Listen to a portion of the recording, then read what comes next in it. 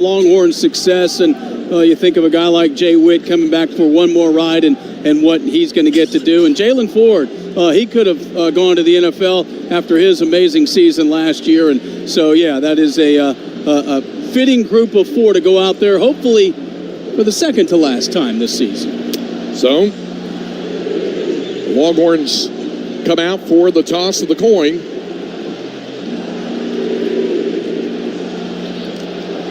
And on for the toss will be the referee, Ron Snodgrass. And let's go down for the toss of the coin.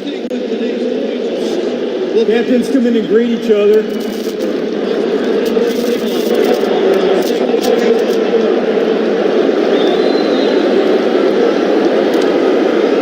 Assisting with tonight's coin toss is Chris DiBiase, Executive Vice President and Chief Legal Officer for the Allstate Corporation. Please welcome Chris. Texas, as visitors at tonight's game, you'll call the toss. Tonight's coin, the Allstate Sugar Bowl logo will be the head. The college football logo will be the tail. I'll ask for your call. Before I flip the coin, you're going to repeat his call. What's your call? Tail. Tail. He's called tails. We're going to let it hit the ground. It's a head. Washington has won the toss. Washington won the toss, deferred their choice to the second half. So the Huskies won the toss. And Roger Wallace, that's been in keeping with just about every coin toss, except the one you missed when you were down in the Bahamas, right? Yeah, their luck in the coin toss hasn't been great. Sometimes they've Texas lost the toss. Will receive at the south goal. Lost the team that won it chose to receive anyway, but now we'll see that Texas offense to start. Well, and of course, that's going to be Quinn Ewers leading it out. As we take a look at some of the keys to the game, I know a lot has been made about the Longhorns' pass defense and having to deal with Michael Penix and Texas pass defense being rated 95th in the country. All of that is absolutely true. It is also true that Washington's pass defense is 123rd in the country. So if the Longhorns are able to get some ground game going, it's going to make Quinn Ewers all the more effective through the air. Goes without saying that Washington's offense is dynamic with Michael Penix Jr. and all the receivers, but Dylan Johnson has been the hammer. 152 yards rushing and 2 touchdowns. They've got to slow him down, echoing what Sark told you, Craig. If they can slow the run game down, a little better chance against the pass. Well, there's a lot of emotion as we get ready for kickoff here. You know, you're so right. There is so much emotion, and that has been building not just today, the whole month. Today, the guys have got to settle in, grab all that emotion, put it in its right place to release it when they get ready to play. And you know what? And one thing that we talked about earlier, just not getting tired, because this game is 60 minutes. It's a long game, may go over in overtime, may go into other things. They've got to be focused and ready to play. Before we kick it off, let's pause 10 seconds for station identification live from the Big Easy. You're listening to the Allstate Sugar Bowl, Texas Longhorn football from Learfield.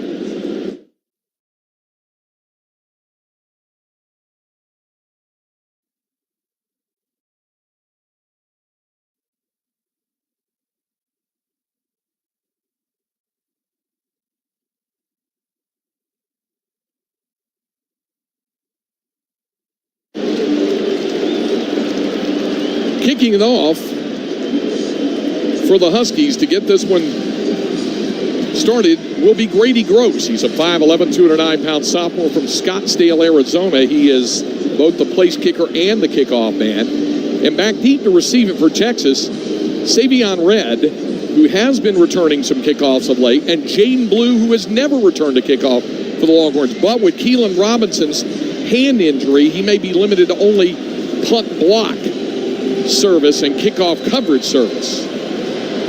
We're ready to go. We're happy with this. The Sugar Bowl is underway, and the kickoff is fielded at the 3-yard line by Jaden Blue. Brings it out to the 20, 25, still on his feet, 30, and up to the 34-yard line. Not bad for a guy's first ever kickoff return. It's a 31-yard return. Quinn Ewers 6'2", 195-pound sophomore from South Lake Carroll has completed 248 of 351 passes for 3,161 yards and 21 touchdowns, completing 71% of his passes with 6 interceptions. Leading healthy rusher, what with Jonathan Brooks out and his 1,100 yards with him. Cedric Baxter's rushed for 595 yards. Xavier Worthy, leading pass catcher, 969 yards receiving.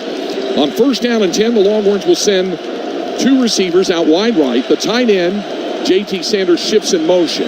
Now back to the right side of the formation. In the first play of scrimmage, and before they get it going, flags fly. There's going to be a penalty against Texas. A false start coming. And here's the call. Snap infraction.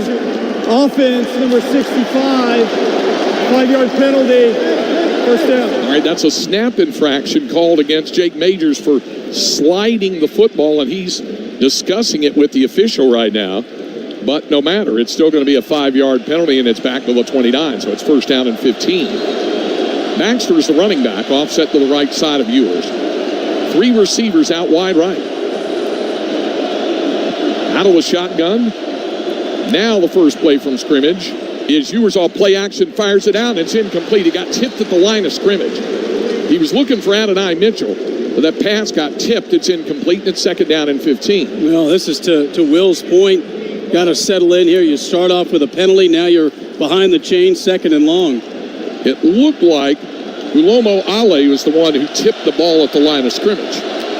On second down, handoff, Baxter sweeping the left, cuts outside, breaks the tackle, 40, and is close to a first down, and in fact has it at the 45-yard line. Alfonso Chuputala made the tackle, but it's a 15-yard gain for C.J. Baxter. That left side of the Texas line, and Washington won the Joe Moore Award, best offensive line. The guys in white are pretty good too. First down and 10, Texas. The ball at the Longhorn 45. Out of the pistol, off play action. Ewers to throw, steps up in the pocket, fires downfield, incomplete. He was looking for Mitchell coming across the middle, who got tangled up, and the pass was incomplete as he ran into Elijah Jackson, the cornerback. Yeah, that's 2 pass plays where they've not been in rhythm. One, the tip ball, and then, Mitchell right down the seam, got bottled up. Now second down and 10 from the just shy of the Longhorn 45-yard line. Out of the shotgun, Ewers has Baxter offset to his left side. Quinn awaiting the snap. Has it now.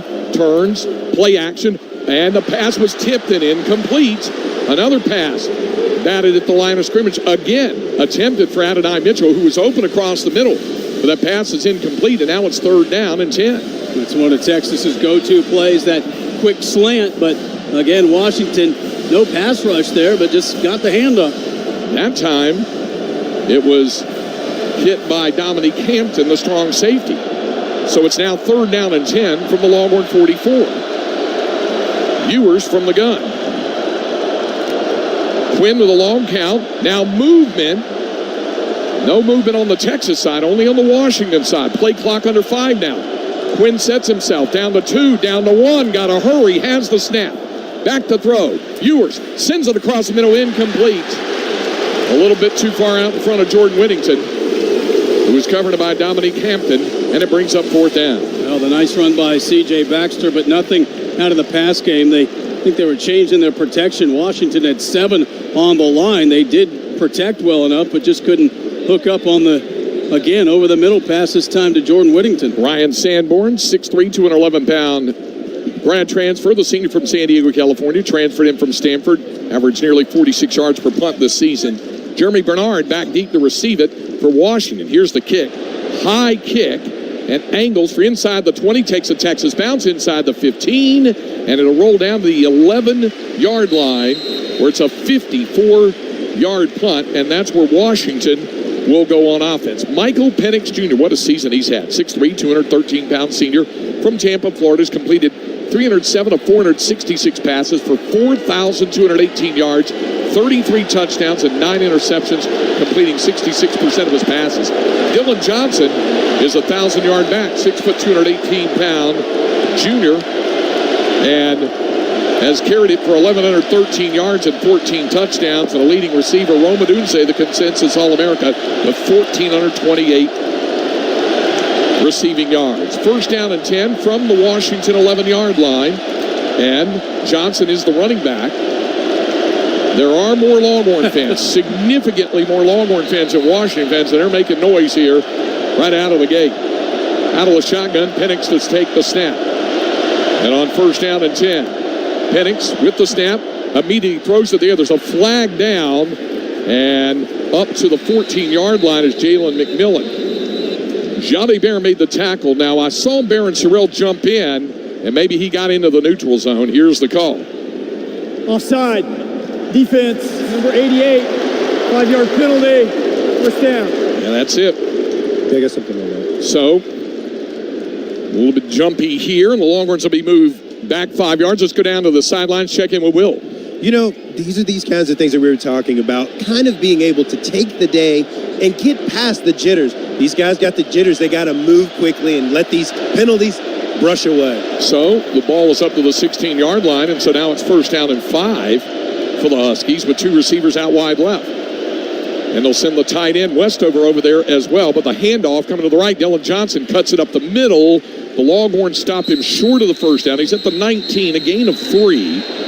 And Aaron Sorrell, along with Jalen Ford, drove him back. But remember, because of the 5-yard penalty, it's now only second down and 2 for Washington. Yeah, I mentioned Dylan Johnson, the Mississippi State transfer, over 1,100 yards, ran for 256 against USC this season. So the ball is at the UW 19-yard line. Second down and 2 for the Huskies. And they'll send 2 receivers on the short side of the field to the left, 2 more wide right. 4 receivers in the pattern. And now we'll shift and put Dylan Johnson in the pistol behind Michael Penix. Tight formation, and it's a handoff. Johnson off the left side. Devondre Sweat wraps him up, but not before Johnson, I believe, reached enough. And he did to the 21-yard line. Needed 2, picked up 2. It's a first down for the Huskies. First and 10, Washington.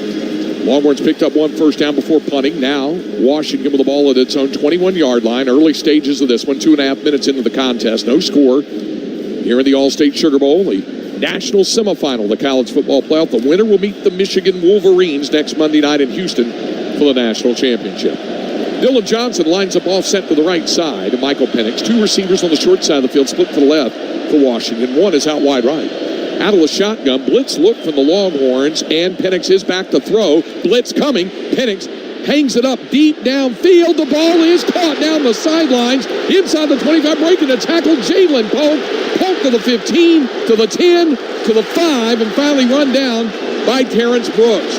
Went deep down that right sideline. The Longhorns just missed on the blitz, and it goes for 77 yards. Well, Polk got ahead of Terrence Brooks, the safety a little late coming over, and Michael Penix so good with that deep ball. First and goal for Washington at the Texas 2-yard line. They started on their own 11. They got a 5-yard offside penalty, picked up a first down on 2 runs, and now a 77-yard hit. Huskies will line up 3 receivers on the right side of the formation. Johnson offset to the left side of the quarterback, Penix. First and goal near the left hash mark for Washington. Handoff, Johnson to the goal line, and he's across. Touchdown for Washington. Dylan Johnson bursting across to give Washington the game's first score. Now you send the blitz, and Penix had time. Washington picks it up, able to throw that deep ball. That's what they're so good at, outside the numbers, and just like that, Washington strikes first. Grady Gross on for the extra point. A perfect 58 for 58 this year on the point after tries. Out of the hold of Jack McAllister, the punter. And the snap to come from Jaden Green, a junior from Gilbert, Arizona. So the big strike makes the difference on the first drive for Washington, and the Huskies take the lead. Here's the extra point kick. It is good. 89 yards in just 4 plays, taking 2:56 off the clock. 11:01 to go in the first quarter here in New Orleans. And Washington has jumped to a 7-0 lead here on the Longhorn Radio Network from Learfield. United States Air Force, and I deployed 3 times. So in 2017, I was serving as an Air Force First Sergeant. Our motto in that role is "My job is people, everyone is my business." But unfortunately in that year, I would lose my own brother, Lance Corporal Adam Jackamick, to suicide. The majority of veteran suicides are from guns. I store my weapons securely, not only for myself, but for my family. Store all your guns securely. Help stop suicide. My service never stops. Brought to you by End Family Fire and the Ad Council. Babes, what are you doing? What? I'm just mowing the lawn. No, it's blazing hot and dry out here. Don't you remember? Smokey Bear says. Avoid using power equipment when it's windy or dry. Where'd you learn this? Oh, it's on SmokeyBear.com with many other wildfire prevention tips. Right. Thanks, honey bear. Because remember, only you can prevent wildfires. Brought to you by the USDA Forest Service, your state forester, and the Ad Council.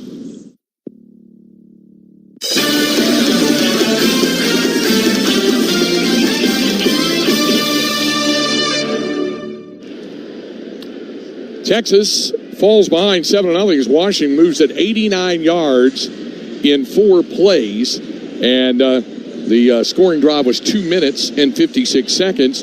And Will brought it out earlier, a little bit of jittery. We saw it on the offensive side and then on the defensive side as well for Texas. And while it was the big play, the 77-yarder that made the difference on that drive, it did help Washington be able to move the chains enough to where they could set it up to take the big stride. Yeah, and the offsides against Texas didn't affect the play, and Longhorns defended that perimeter pass well. It would have been 2nd and 9. Instead, you get the 1st and 5, and then obviously Texas couldn't get there on the blitz. And Sark mentioned to you, Craig, about this Washington team and the way they start. How about in the first half? They've scored 312 points. A little perspective on that. Texas pretty good starting out, but they've scored 249 points in the first half. So Washington just an outstanding scoring team in the first half.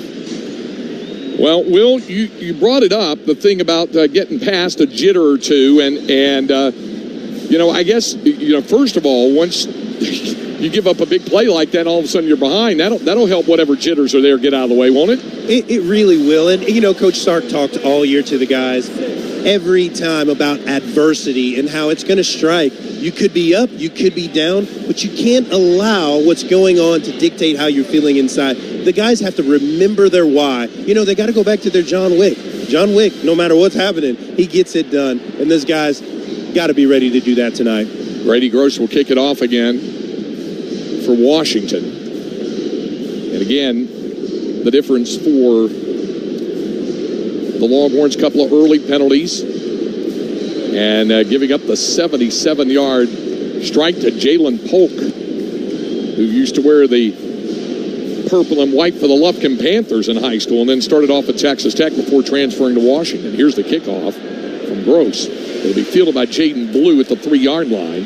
Blue fakes a toss out and goes upfield to the 25, and that's where Texas will begin its second possession. Well, the other thing is, got to get Quinn Ewers in rhythm. Odd to have a couple of balls deflected at the line of scrimmage. So that's some scouting by Washington. They anticipated that slant and got a hand up on that. So see if this offense can find some rhythm. C.J. Baxter, 1 carry for 16 yards. Longhorns will scrimmage from the right hash mark. They'll send Xavier Worthy out wide left, tight end Jatavian Sanders, and also Jaden Blue in slots on the left. Now Blue shifts back into the shotgun and offset with C.J. Baxter as well. 2 men in the backfield for Texas. And on first down, it's a handoff. Blue sweeps to the right side, 30, 32, 33-yard line. Nice first down carry of 8 yards for Blue. Brought down by Carson Bruner, a junior from Woodinville, Washington, in on the tackle. In at middle linebacker. 2nd down and 2 for the Longhorns. Blue remains in the backfield along with Baxter. Adonai Mitchell on the short side of the field, nearest the boundary to the right, and also in the slot on that short side of the right is Xavier Worthy. On 2nd down and 2, play action. Ewers in trouble, got rid of it. Back to the right side, Baxter upfield, 35-40 to midfield. CJ to the 40 and into Washington territory. Takes it all the way down to the Husky 36-yard line. Elijah Jackson finally ran him down, and it looked like Ewers was in trouble. Was able to dump the ball to C.J. Baxter right before he got hit. and it's a catch and run of 31 yards. Great presence by Ewers. We see that play. He spins around, and then he's staring a Husky right in the face, but precision gets it to Baxter, and that thing has been so successful this year. It certainly was there. First down and 10, Texas. The ball to Washington 36. Out of the shotgun, Ewers sending Jaden Blue in motion. Turns off play action. Quinn back to throw with some time. Looks, scrambles left, and now Ewers going to run to the 30. Got a lot of running room. 25 and slides down. Has a first down. Let's see where they mark him down. I think at the 24-yard line. So that'll go for 12 more yards and a first down. Yeah, hasn't run much since the injury in the Houston game, but you're right, Craig. I mean, a lot of deep routes, a lot of man coverage, and Ewers then staring down Asa Turner and made the wise move to take a knee. First down and 10, Texas. The ball at the Washington 24-yard line. Clock moving. 9:10 to go first quarter. Washington leading 7-0. And on first down, out of the pistol, quick fake one way. Ewers steps up in the pocket. Quinn's going to run again to the 20 and down to the 19. He was looking downfield. Longhorn receivers were well covered. So Quinn with a quick decision. They'll mark him down at the 20-yard line. It's a gain of 4. The double screen fake and expecting something down the seam. Not there, so Ewers again doing what he can, and Quinn's come very adept. You get a little nervous with the dive rather than the slide, but it prevents the mark back to where the slide starts, so you save a couple of yards. Worthy checks out for Texas. Jordan Whittington back in. On second down, Blue lines up almost in an H-back set on second down. Now Whittington in motion, handoff Baxter, sweeping to the right, cuts inside 15, 10, and CJ has a first down. It'll be first and goal Texas at the Washington 7-yard line. Asa Turner on the tackle, a gain of 13 yards for CJ Baxter. Now, so far this offensive line doing a great job of run blocking, and now we've seen the rhythm in this offense on this drive. Time to close it out with 6 points. First and goal Texas, the ball at the Washington 7-yard line, under 8 minutes remaining first quarter. Jaden Blue lines up as a receiver on the right, now shifts back in motion to the left side. Whittington is in the backfield. 3 men in the backfield. Now shifting out of the backfield is Baxter. Swing pass to Whittington. Jordan trying to gain the corner. A stiff arm down to the 5. Loss a helmet did the Husky, wrapping it up as Edwan Ulafosio. It's a gain of a couple.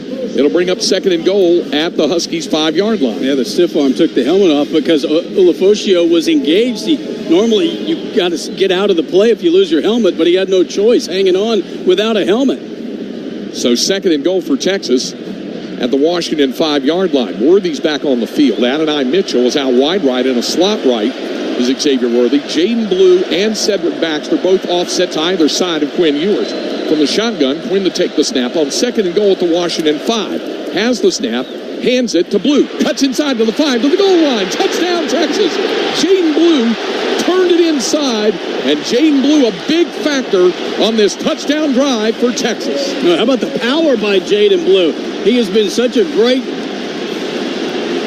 misdirection and speed guy compared to first Jonathan Brooks, now C.J. Baxter, but he took it to the goal line and then lowered the boom, and then some jawing between the two teams afterwards in the end zone. Bert Auburn, the 6', 183-pound junior out of Flower Mound High, 52 out of 52 on point after tries. Out of the hold of the punter, Ryan Sanborn.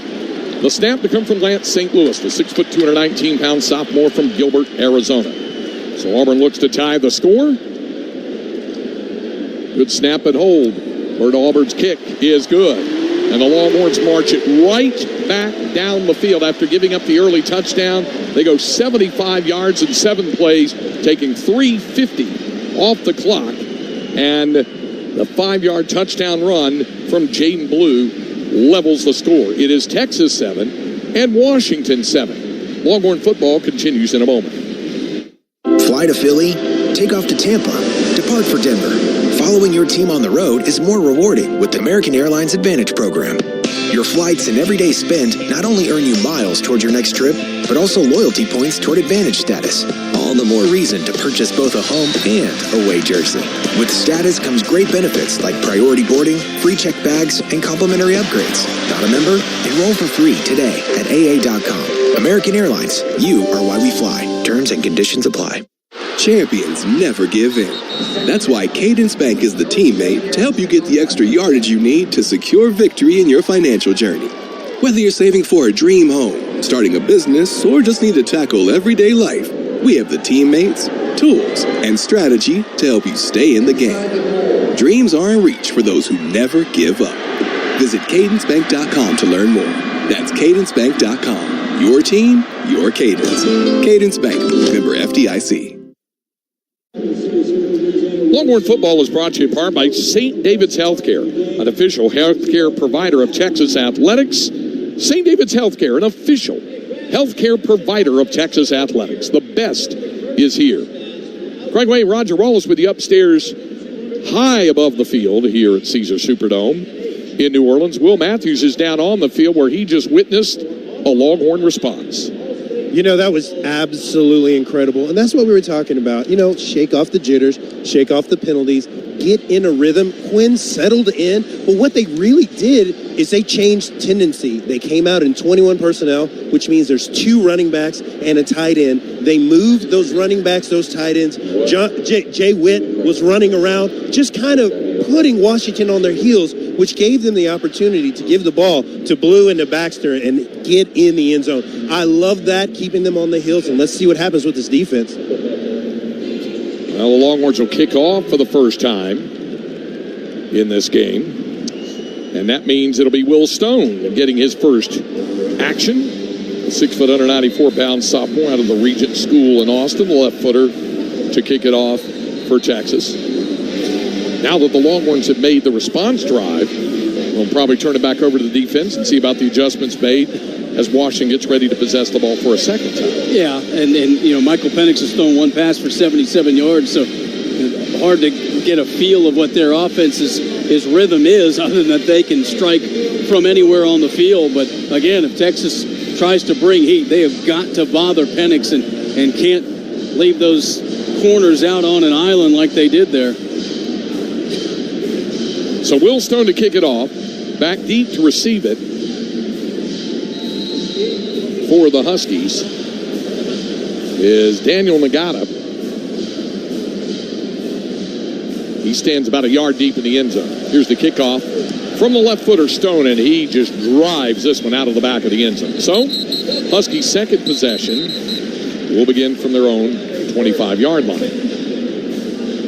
It was Jalen Polk who caught the big pass for 77 yards. He had exactly 1,000 receiving yards coming into the night's game. So now he's at 1,077. Rome Odunze, the consensus All-American, with 1,428 receiving yards coming in. That catch for Polk was his 61st of the year. Odunze has caught 81. Polk shifts out wide left. Odunze is on the short side of the field in a slot to the right, and nearest the boundary is Jalen McMillan. First down.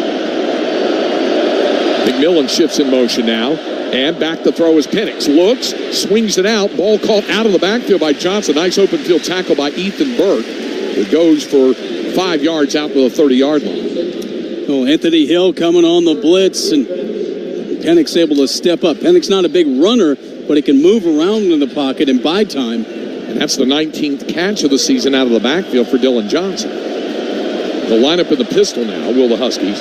On second down and 5 off the right hash mark. Now they shift a lot of personnel back to the right side, overloading the right side of the formation. From the pistol, it is a toss to Johnson. Turns outside, and once more, Ethan Burke comes up to greet him. He'll limit the gain to just a yard to the 31, and it'll bring up third down and 4. Yeah, they overload the right side, and they outnumber Texas, but nobody picked up number 91. So here's your first big third down play for this Longhorn defense. Third down and 4 coming up for Washington. And Longhorn consensus crowd here. They have the larger fan base here making some noise.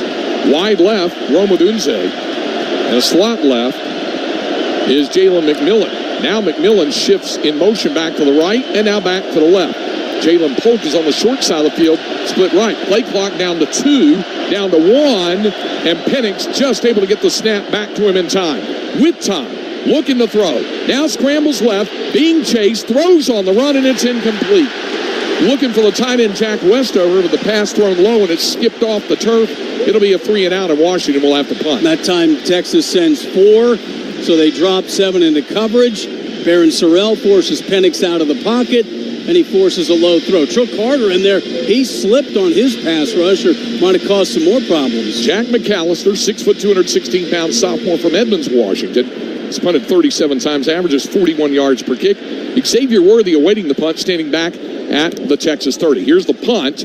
Not a real deep one. Worthy fields it at the 30, sidestep one tackler, still on his feet, outside 35, and he's tripped up there. Nice open field tackle made downfield to bring him down for Washington. So the Longhorns, after a 39-yard punt and a 5-yard return, will have solid starting field position. They'll operate from their own 35 after the official timeout. We have 5 minutes and 25 seconds remaining in the first quarter from here at Caesars Superdome in New Orleans. It's the semifinal round of the national semifinals of the college football playoff here at the All-State Sugar Bowl. It's Texas 7, Washington 7 on the Longhorn Radio Network from Learfield.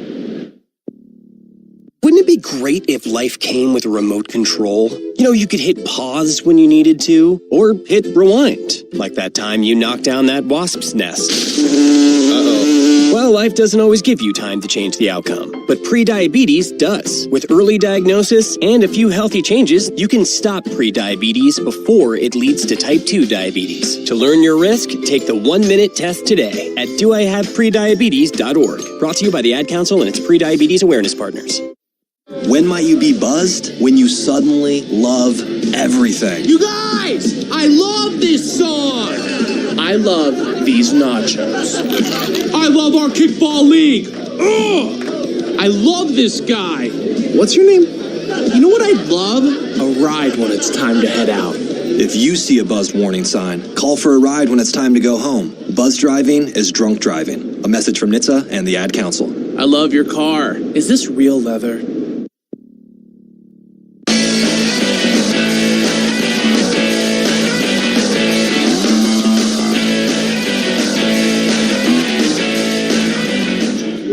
Each team has had the football one time, and each team has punted one time, and each team has scored one touchdown. 7-7 the score. Texas and Washington here at the All-State Sugar Bowl to see who will battle the Michigan Wolverines for college football's national championship next Monday night at NRG Stadium in Houston. How about Michigan having to rally back and win that thing in overtime over Alabama? Yeah, I didn't know if they had it in their offense to make a late drive, but they did. And then Alabama with a curious 4th down and goal from the 4, ran Jalen Milroe, just a little quarterback delay, and he was smothered. So we knew if Texas wins, it's going to be an interesting scheduling game, because obviously they played Alabama. And then next year, game 2 of the season is Ann Arbor against Michigan. Before we go back to play, let's pause 10 seconds for station identification here on the Longhorn Radio Network from Learfield.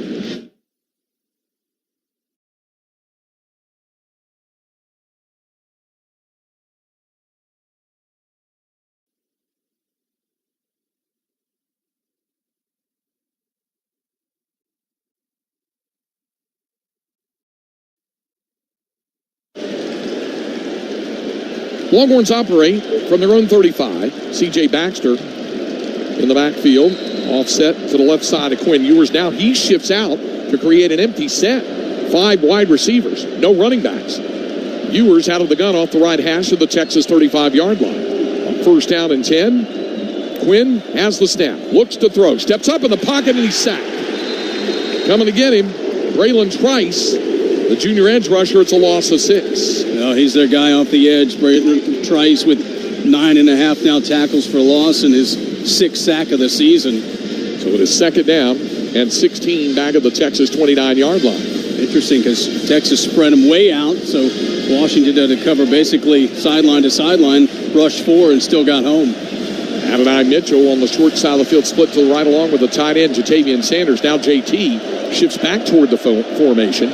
Ewers from the gun on 2nd down, turns, hands the ball to Baxter, and he burrows forward, is only able to gain a couple to the 31. Alfonso Tuputalo on the tackle for UW, and it's going to bring up 3rd down and 14 for the Longhorns from the Texas 31. Washington makes 4 substitutions on defense. Jordan Whittington checks back in for Texas, placing the tight end Gunnar Hill. Nears the boundary out wide right is J.T. Sanders, who now shifts in motion back to the formation. third down, blitz look from the Huskies. Ewers looking over the defense of the Washington Huskies. Has the snap. Quick swing pass out to the left side. Baxter turning the corner upfield, 35-40, but a flag is coming down to Xavier Worthy made the catch, but they may be getting Jordan Whittington for a hold or a legal block. But I think this is going to come back. Well, he's short of the first down. So we'll see what Kalen DeBoer chooses to do here. You're right, Craig. He's taking the penalty. Yeah, Longhorns are going to be moved back. Here's holding, the call. Offense, number 13, 10-yard penalty, third down. It was on Jordan Whittington trying to spring Worthy loose and held on a little too long. So from the spot of the foul, it'll be marked all the way back to the 28-yard line, where it is now third down and 17 for Texas. From the Longhorn 28. Wide right, Adonai Mitchell. On a slot right is Jordan Whittington. On the short side of the field, split left, Xavier Worthy. Also on a slot on that open side, the wide side of the field to the right, is the tight end, Jatavian Sanders. C.J. Baxter, the running back. Ball is on the left hash mark at the Texas 28. Shotgun snap back to Ewers. Has some time. Looks. Now has to scramble to the right. And a flag's going to come down. This is going to be for holding. Downfield pass caught by Baxter. It would be enough for the first down, but again, this is going to come back for holding. It was on the right side of the formation. Might have been DJ Campbell, but it's going to wipe out a 24-yard gain. Here's the call from the referee, Ron Snodgrass. Holding, offense, number 70, 10-yard penalty, third down. It's on Christian Jones, called for the hold. So Washington obviously will accept this penalty because it wipes out a 24-yard gain of what would have been a first down, and the Longhorns keep going backward now with a back-to-back holding calls. Now it's back to the 18-yard line where it's third and 27 for Texas. So third down and 27. Ewers out of the gun. Two receivers out wide right. Worthy's on the short side of the field, split left. The snap, and it's a handoff. Baxter cuts upfield 20-25, and that's it. A gain of 8, or 7 yards rather. And Raylan Goforth, grad transfer linebacker, made the tackle, and it's fourth down. So here's Ryan Sanborn, whose first punt traveled 44 yards. And they'll need him to have another good one here. And Jeremy Bernard is standing back inside the Washington 30-yard line awaiting the kick. Good snap back to Sanborn, and the punt is away. And this is a kick, good kick. It's a beauty. Bernard backpedaling, and it bounces in the 20, went straight, took a right turn out of bounds. That's unfortunate that it did that, but it's going to be out of bounds at the 20-yard line. Nevertheless, a 55-yard punt. And the Longhorns needed that to flip the field position. Ryan Sanborn, as he has done throughout the season, is able to aid in that department. 2:34 remaining in the first quarter in a 7-7 tie here at the All-State Sugar Bowl. Longhorn football continues in a moment. The sound of an ice-cold Corona is music to my ears. Oh, run that back. Dope. Now drop that beat. And hit me with the hook, player. Hey, whatever you do with your fine life, just do you, player. Relax responsibly. Corona Extra Beer, imported by Crown Imports, Chicago, Illinois. Some people like A and others like B. At BMW, we prefer X. Like the dynamic X3, meant for ultimate exploration. The X5, built to conquer even the most difficult paths. Or the pinnacle of comfort and luxury, the X7. And since every X-Range vehicle is packed with performance and versatility, you'll always get the best of X. The BMW X-Range. Your next X-Venture starts here.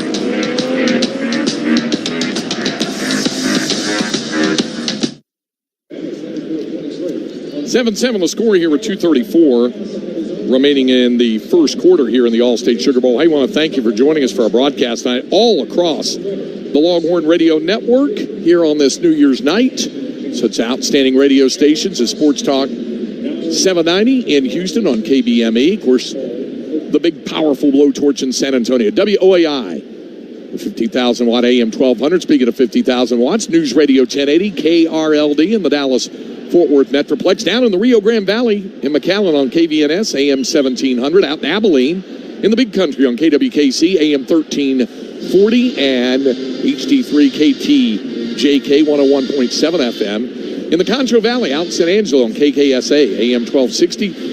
Up at East Texas in Marshall on KMHT, FM 103.9 FM and AM 1450. And, of course, our friends in Carthage on KGAS, AM 1590, FM 104.3. All of these stations, many, many others, a part of the Longhorn Radio Network from Learfield, including our flagship stations, home of Austin's all-time country favorites, 98.1 FM, KVET, Sports Radio AM 1300, The Zone, and also on HD2 FM 103.1 FM. And also greetings to those of you listening across the country on Sirius XM Satellite Radio Channel 82, on at TexasSports.com, on the Texas Longhorn app, however you may be tuned in. Glad to have you with us here in the Final Four of college football as Texas takes on Washington. Third Huskies possession of this first quarter. They start from their own 20-yard line, off the left hash. Texas has had 2 punts sandwiched around a touchdown drive. Huskies had an opening touchdown drive and then a 3-and-out, so this is their third possession. And on first down and 10 for Washington, Dylan Johnson, the running back, offset to the right side of the quarterback, Michael Penix. 2 receivers on either side of the formation. First down and 10. Penix has the snap, hands it to Johnson, sweeps to the left, immediately knocked off his feet by Tavondre Sweats. He's knocked down after a 1-yard carry. Yeah, just sliding to his right and then collared Dylan Johnson for a short gain.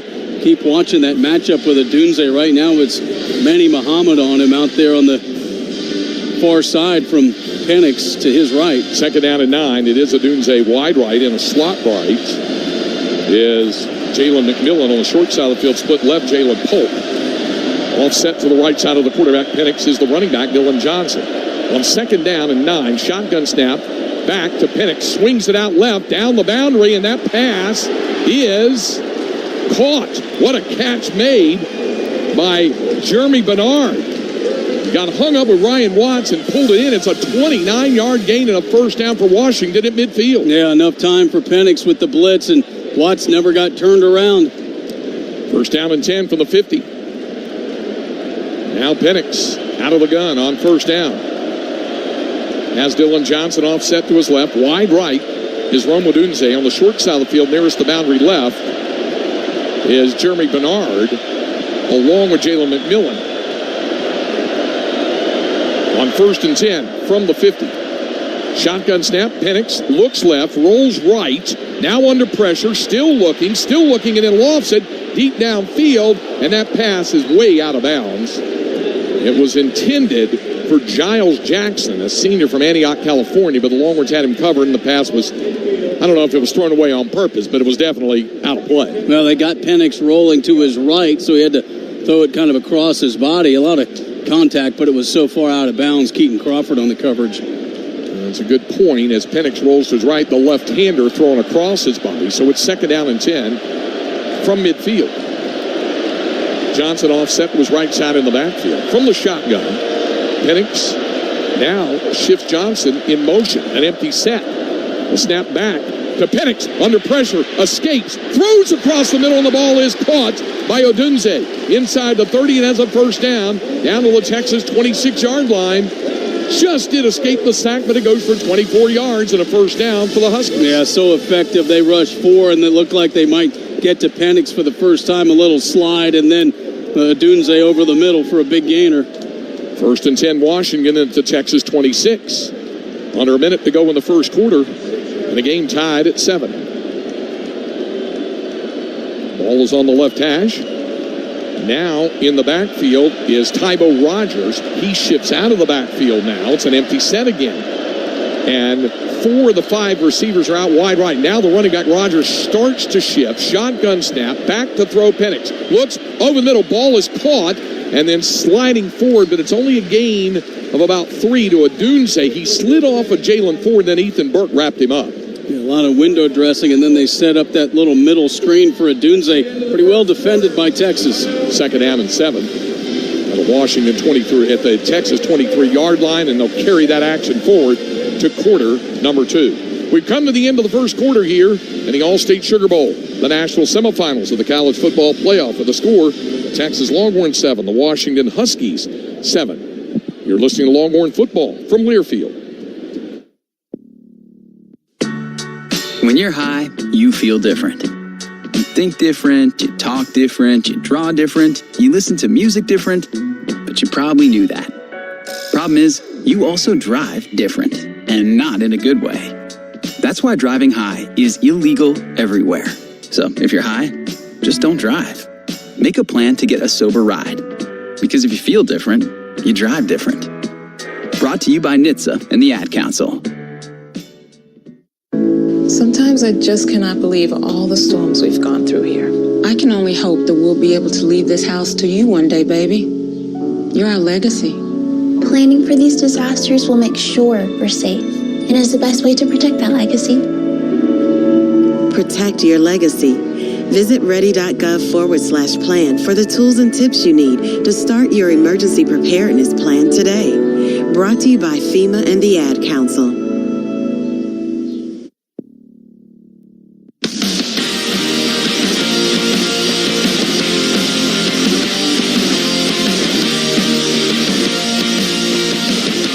Mike Coulter back inside the Learfield Network studios as we take a look back at that first quarter of play. Texas got the football to start the game, got a nice 16-yard run from C.J. Baxter, but would ultimately have to punt. Washington quickly to work on their opening drive, highlighted by a 77-yard connection from Michael Penix Jr. to Jalen Polk down to the Texas 2-yard line. Dylan Johnson capped it off with a 2-yard touchdown run on the next play. Washington 7-0, a 4-play, 89-yard march, 2:59 off the clock, but Texas would respond. Quinn Ewers, a 31-yard pass to C.J. Baxter. Ewers would run for 12 more. Baxter, a 13-yard run, and then second and goal at the Washington 5. Jadon Blue with a 5-yard touchdown run to cap it, tie the game at 7 apiece. 7 plays, 75 yards, 3:55 off the clock. Washington would go 3 and out on their next possession. Texas, a big sack on Ewers on first down, followed by 2 holding penalties, prevented them from doing much on their third possession of the game. Washington right now in their third possession of the game. Penix with a 29-yard completion to Jeremy Bernard, followed by a 24-yard more gain to Adunze. And right now, Washington threatening as we get set to start the second quarter of play. Let's send it back inside the Caesars Superdome in New Orleans. Once again, here's Craig, Roger, and Will. Guys?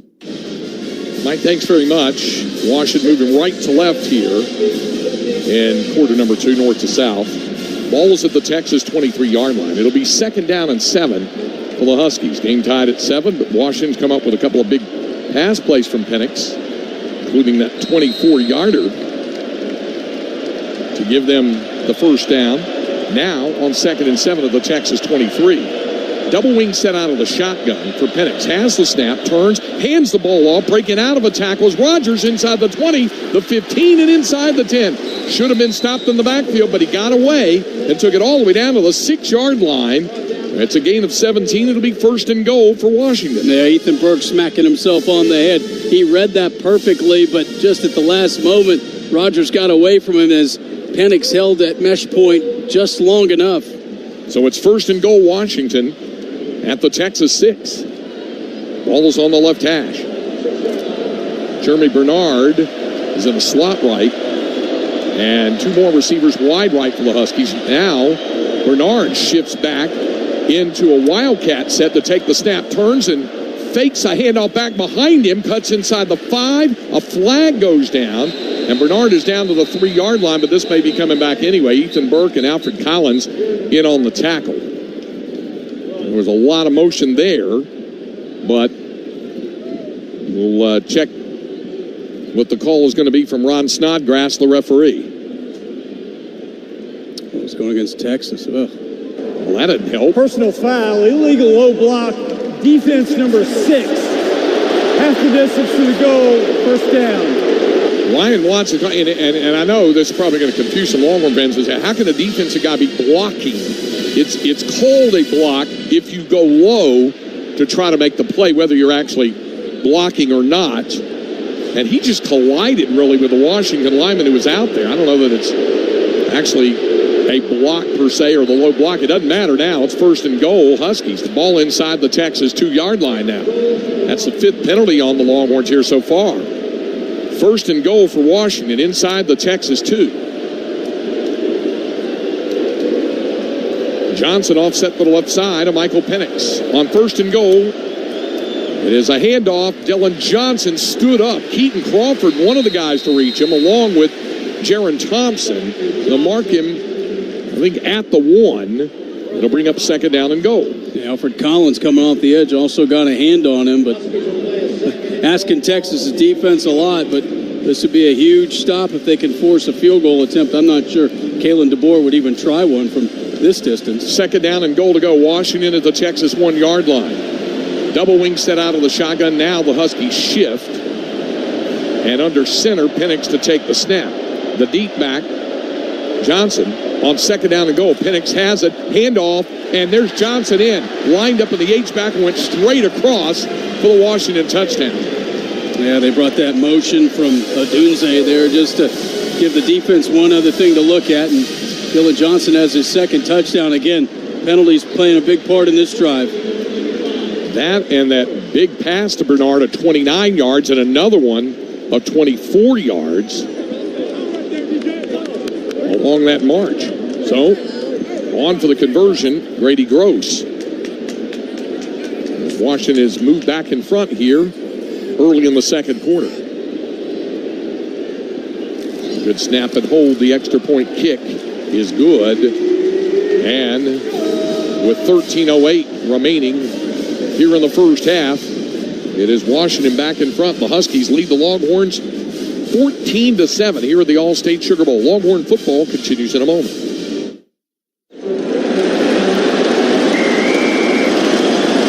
SeatGeek's the ticketing app for fans like the sideline shot caller. Come on, boys, pick up the pace! SeatGeek got him a great deal on seats right near the action, so when he yells, "What are you doing? Block him!" you can be absolutely sure the players heard him. SeatGeek handles the tickets to sports, concerts, and more, so fans can fan. Some people just know that the best rate for you is a rate based on you with Allstate. Not one based on the college football superfan who painted their back window in school colors and their side windows and the mirrors and most of the windshields. Why would you pay a rate based on anyone else? Get a rate based on you with DriveWise in the Allstate app. Not available in California, subject to terms and conditions. Some states participation in DriveWise allows Allstate to use your driving data for purposes of rating. While in some states, your rate could increase with high-risk driving. Safer drivers will save with DriveWise. Allstate Fire and Casualty Insurance Company affiliates, Northbrook, Illinois. Longhorns now trail at 14-7 as Washington moves at 80 yards and 9 plays, taking 4:26 off the clock. 2 big pass plays and a couple of Longhorn penalties along the way made the difference for Washington as the Huskies now have regained the lead at 14-7. Texas Mutual Insurance Company wrote the playbook on workers' comp to get a game plan that protects your people and your business. Go to texasmutual.com. So the last time Washington scored, Texas answered. Longhorns will try to do that again here. First drive, nothing. Second drive, impressive. And then the third drive really stalled with penalties, but it is apparent they are going to have to find a way to bother Michael Penix Jr. in the pocket. We saw when they flushed him, forced a couple of errant throws, but if he has time, it is asking a lot of that secondary to hold up for 4 or 5 seconds. And Will Matthews, one thing that is apparent, if the Longhorns are going to send the blitz, and Pete Kwiatkowski does like to send them on occasion, but that rush has got to get home because otherwise Penix can pick that secondary apart. You know, it really does. And we talked about it all week with ex-guys and talking about being able to get somebody like Tavondre Sweat in the face of Penix. But the way that he releases is so quick. Texas has got to find a way to get in his face and like Roger was saying, just bother him so that they can change his timing and kind of control the game, because when Penix has the ball and he's got time, as we saw, he is super dangerous. Washington to kick it off. Seen Jaden Blue have a couple of impressive kickoff returners for Texas, especially in the fact that he had not returned a single kickoff coming in to the season. But Blue is upfield, and it's Savion Red who's back deep for the Longhorns. Here's the kick. And there's Blue back there. I said it was him. It was 33, not 23, but no chance to return it anyway. It's going to be a touchback, and the Longhorns will start from their own 25. Well, Gross might have been told, dude, get it into the end zone. These guys have had good returns, and Blue was close to popping one on that first one. So Texas begins this drive on the 25 with 13:08 remaining in the first half. Sellout crowd here in New Orleans. Tickets went pretty quickly. A lot of burnt orange in the seats. Ball is on the left hash. Adonai Mitchell is out wide right. Xavier Worthy's in the slot right. Jaden Blue is the running back offset to the left side of Quinn Ewers. From the left hash on 1st down and 10. Ewers with a snap, turns, play action, sets up to the left side to J.T. Sanders, and he's dropped in his tracks for a loss. Edifon Ulafosio drops him back to the 23-yard line. It's a loss of 2. Yeah, all Pac-12 first team, 83 tackles. He just came knifing in there. Got to get these receivers involved. Worthy, Mitchell, they don't have a touch. 2nd down. And 12 back at the Texas 23. Ewers out of the gun, turns, all play action, steps up in the pocket, swings it out to left side, in and out of the hands of Xavier Worthy, tightly covered there by his opposite, number 1, Jabbar Muhammad, the former Oklahoma State Cowboy. It's incomplete. Now it's 3rd down and 12. Yeah, and Quinn Ewers is having to move around in the pocket just about every time. And you're right, Muhammad was just draped on Xavier Worthy, and here they are in another 3rd and long. 3rd down and 12 from the Texas 23. Jordan Whittington and Adonai Mitchell on the short side of the field, split left. Wide right, Xavier Worthy, and the tight end, J.T. Sanders. Now Whittington shifts in motion to the right. 3 receivers in a triangle on the right side. On 3rd and 12. Ewers, quick snap, throws a slant screen upfield to the 30 to the 31. Whittington the catch and run, but he's short of the 1st down. He picked up 8 yards, but it's going to bring up 4th down and 4 as Zion Tupelo-Fetui made the tackle.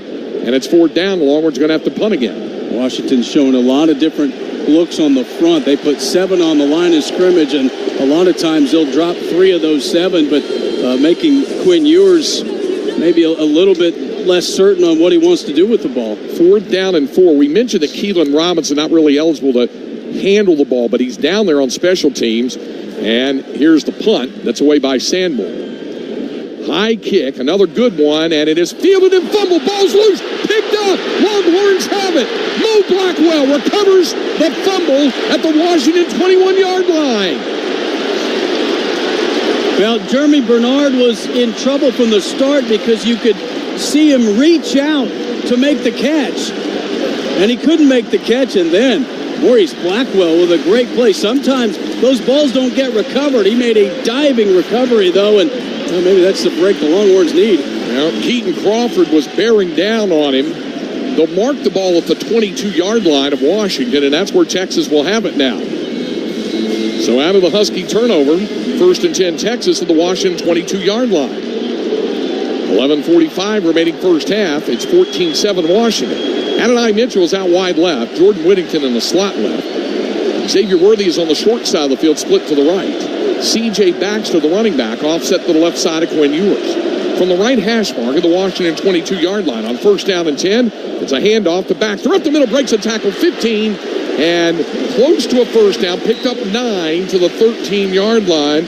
Dominique Hampton, the tackle for the Huskies. They'll bring up 2nd down and 1 for Texas.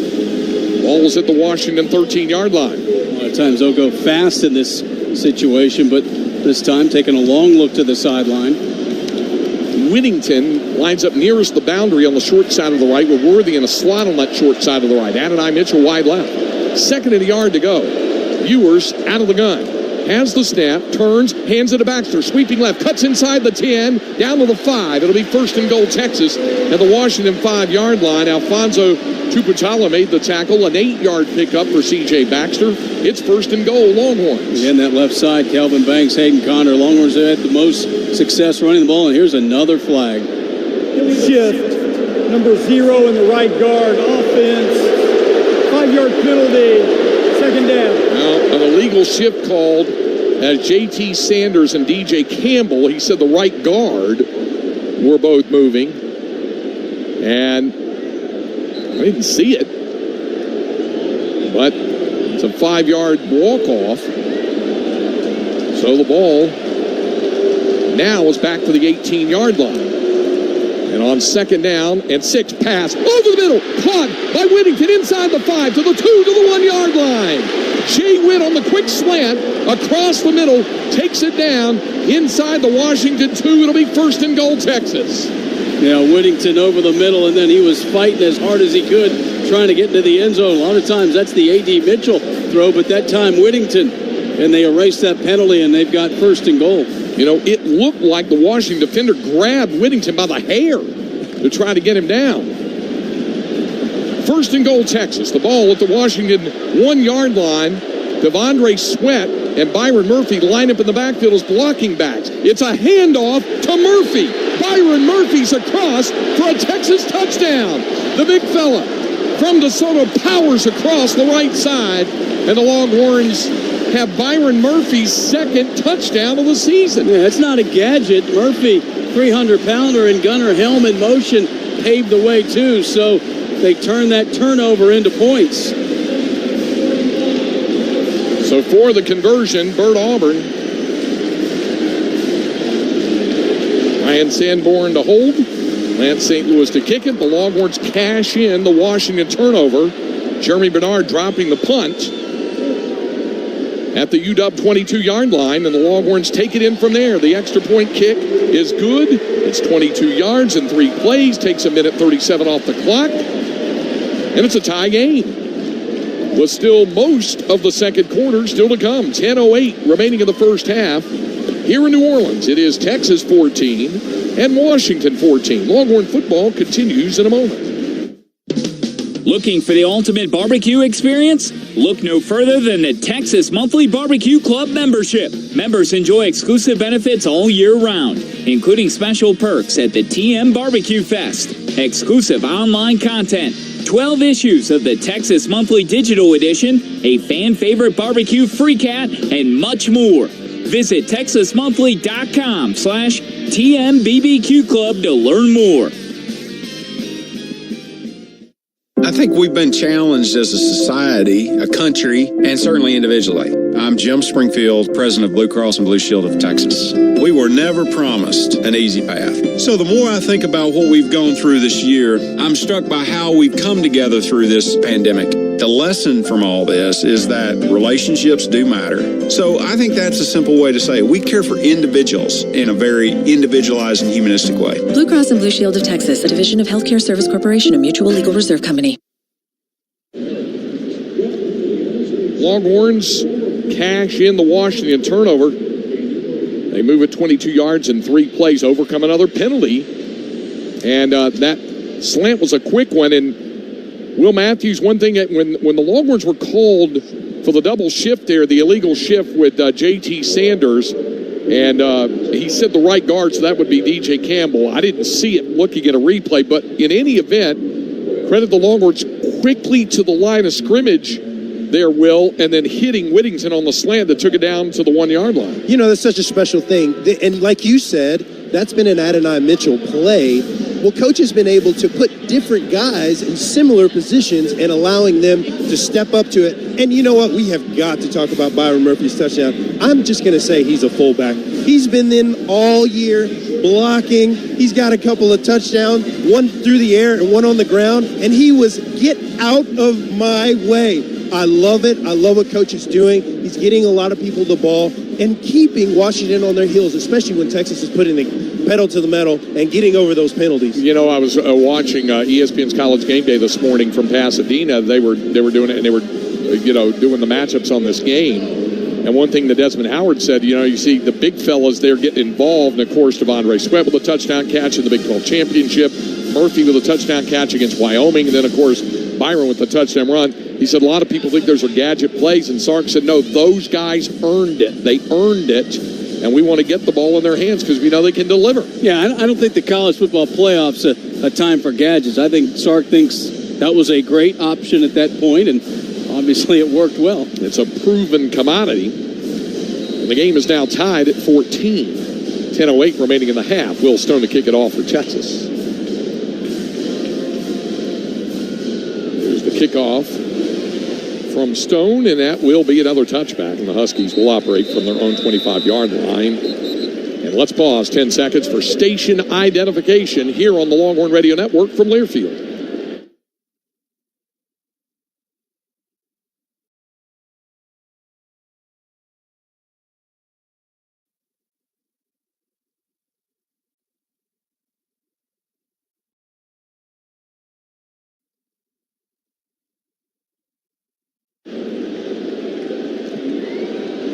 Craig Way, Roger Wallace, Will Matthews with you from Caesar Superdome here in New Orleans. College Football Playoff National Semifinal, the All-State Sugar Bowl. Game tied at 14. Washington will have it first down and 10 from the Huskies' 25-yard line. Dylan Johnson is the Washington running back, offset to the left side of the quarterback, Michael Penix. Penix out of the gun on first down, and all play action rolls, looks to set up to throw, fires deep, downfield, and that pass is caught. Downfield, Rome Odunze was able to catch that over the top of Ryan Watts, and that one goes for 52 yards. Well, it's hard to describe how accurate that was. He dropped it right in. Ryan Watts was running with him, but again, can't get that head around and wasn't able to get a hand up. Gets a hand up, he's going to deflect it. Ball is down to the Texas 23. First down and 10, Washington. They'll line up in the pistol. Johnson, the running back, directly behind the quarterback, Michael Penix, and the officials have stopped play. They may want to review this about whether there was possession all the way through the catch. Officials timeout for the line to gain equipment. No, they had the first down marker at the line of scrimmage. Yep, had to bring that downfield. I thought it was a catch all the way through, although what could they be stopping this for? Let's get the chains right. Got a little tangle of the chains. This is usually, by the way, at the point in a football broadcast, and I've heard dozens and dozens like everybody else has, where somebody always says, do they really need to use the chains anymore? That always seems to come up. Didn't we have a chain replacement this season? We did. Early on? There was. All right, chains are now fixed, untangled, respotted, and the ball is at the 23 of Texas. Tybo Rogers is the running back. Now Dylan Johnson shifts back into the pistol behind Michael Penix. On first down for the Huskies, Penix with the snap, turns, tosses it out to Johnson, and he stood up by Michael Tapp as he crossed inside the 20 and down to the 17-yard line. So he's able to pick up 6 yards on the play, and it's second down and 4. Boy, a lot of things for that defense to look at pre-snap. I think 4 guys were moving at one point. They run that pitch out. Tapp hit him high, and Johnson went through him for another yard or two. Second down and 4 at the Texas 17. 3 receivers and a triangle out to the right side of the formation for Washington. That's the open side of the field. Out of the shotgun, Penix to take the snap, shifting a tight end in motion, hands the ball to Johnson off the right side. Tavondre Sweat with him step for step. About a yard shy of the first down. Byron Murphy there went low. Sweat went high. It's a gain of 3, and it's third down and 1 for UW. Yeah, so now Washington going power. See if they do that again on third and 1, figuring that they're going to have 2 cracks at this. It's at the Texas 14-yard line. Third down and a yard to go for Washington.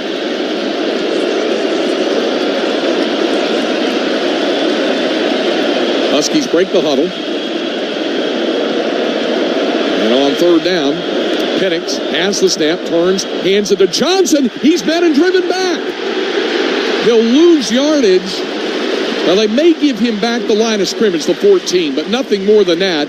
David Benda in on the run stuff. Now, what does Kalen DeBoer do on fourth and a yard? He's leaving the offense on the field. What a play by Benda. He's screaming at his defenders, trying to get them in position. Almost looked like he wasn't ready, and then he just shot the gap to make that play. Justice Finkley is out there on the defensive run. He's imploring the Longhorn fans to make a lot of noise, and they oblige. Fourth down and 1 for Washington at the Texas 14-yard line. Dylan Johnson to take the direct snap out of the Wildcat. Has it. Runs forward. I don't think he got it. The Longhorns hit him at the 14-yard line where they're coming up. Dylan Johnson did not pick up the first down. Jaron Thompson, Mo Blackwell stuffed it. Justice Finkley on the bottom of the pile there, and they may need to measure this, but from where the side judge came up, it looked like it was well short. So they just untangled the chains. Where that ball is down, it does not look like it's enough. Yeah, unless the chains were off, which we had a problem with them. Looks like it's a yard short. The nose of the football may be barely just inside the 14, but the chain spot is at the 13-yard line. And that's why I think it's at least a half yard shy. The officials will put it down. They'll extend the chains. He is short by plenty. The Longhorn defense holds, and Texas takes over at its own 14. Well, it kind of feels like a turnover, doesn't it? Washington in scoring Timeout position. on the field. That's a big moment there. Out in Pasadena, where Michigan defeated Alabama 27-20.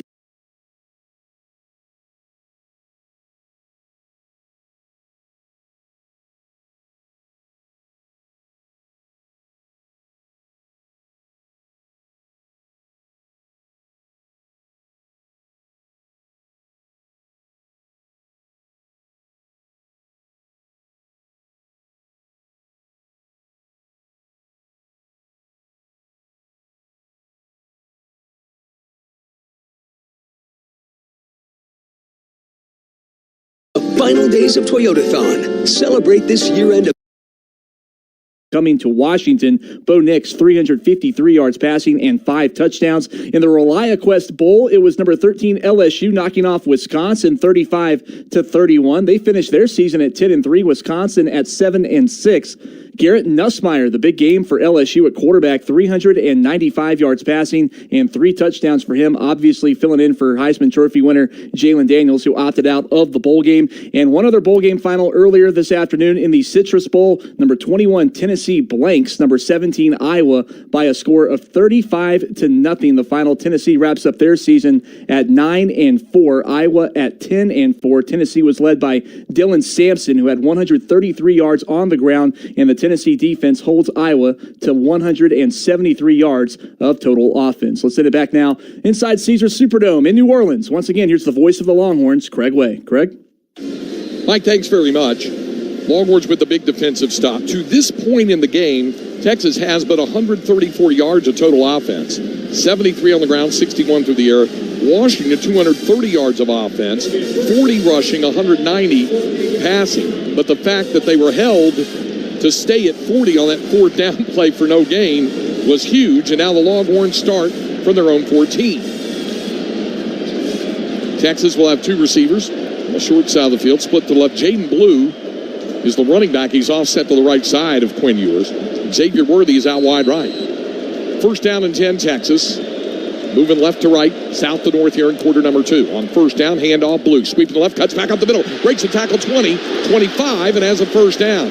He was one broken tackle away perhaps from taking it 86 yards. He'll settle for 12. Asa Turner the tackle. Now the Longhorns move with a quicker tempo. The ball at the 26. 1st and 10. Ewers the snap. Back to throw. Quinn looking. Going deep. He's looking for Worthy down the right boundary, and he can't get to it. And I'll tell you what, Jabbar Muhammad did a good job of using the boundary as an extra defender there to keep Worthy from getting to the ball, and it's incomplete. Yeah, and you like the concept from Sark. You just hit him with a good run, so you go play action. But, boy, Muhammad all over Xavier Worthy on that play. And I mean legally, just great coverage. 2nd down and 10. 3 receivers jammed together on the short side to the left. It's a handoff to the right. Trouble now stepping out of a tackle, but still Jaden Blue goes down to the 24-yard line. It'll be a loss. Braylon Trice, the tackle, a loss of 2. Well, they overloaded the line of scrimmage that time. Texas calls a run play, and Washington had 8 bodies up on the line of scrimmage, just nowhere to go. Now 3rd down and 12 for the Longhorns from the Texas 24. Jordan Whittington is out wide left. It slots to the left, Adonai Mitchell and Xavier Worthy. On the short side of the field, in the slot to the right is the tight end Jatavian Sanders. Now Whittington lines up in the slot on the left. 3rd down and 12. Shotgun snap to Ewers. Going downfield, looking, and too much on it intended for Worthy. He had to get rid of it because there was pressure coming in the face of Quinn Ewers. He had to get rid of the ball, and it's incomplete, and it's 4th down. Yeah, I don't think X even saw that ball. He was a little tangled, but Washington getting a lot of pressure to force some errant throws there. And, boy, just like that, you get the great 4th down stop, and you lose yardage, have to give it back after one good 1st down. Well, to punt it will be Sanborn. Ryan has punted it 3 times, averaging 49 yards per kick on those 3 punts. And this one is away, and it's another good one. And a fair catch called for by Bernard, and he makes that fair catch at the 24-yard line of Washington. That's another outstanding punt, a 52-yard punt. So Washington will have it when we come back. 5 minutes, 55 seconds remaining in the first half. The score is Texas 14 and Washington 14 here on the Longhorn Radio Network from Learfield. Patrick.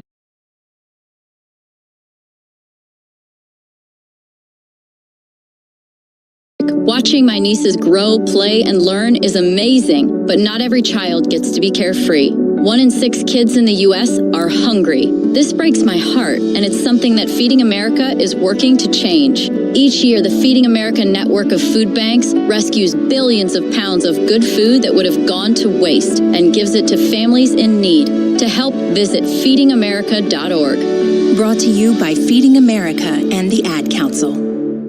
You took the first step and quit smoking, but even former smokers may still be at risk for lung cancer. That's why SaveByTheScan.org wants you to know about a new low-dose CT scan that can detect lung cancer early. It takes only 60 seconds and could save your life. You took the first step, now take the next. Visit SaveByTheScan.org for a simple quiz to see if you're eligible and talk to your doctor about screening. SaveByTheScan.org is brought to you by the American Lung Association's Lung Force Initiative and the Ad Council.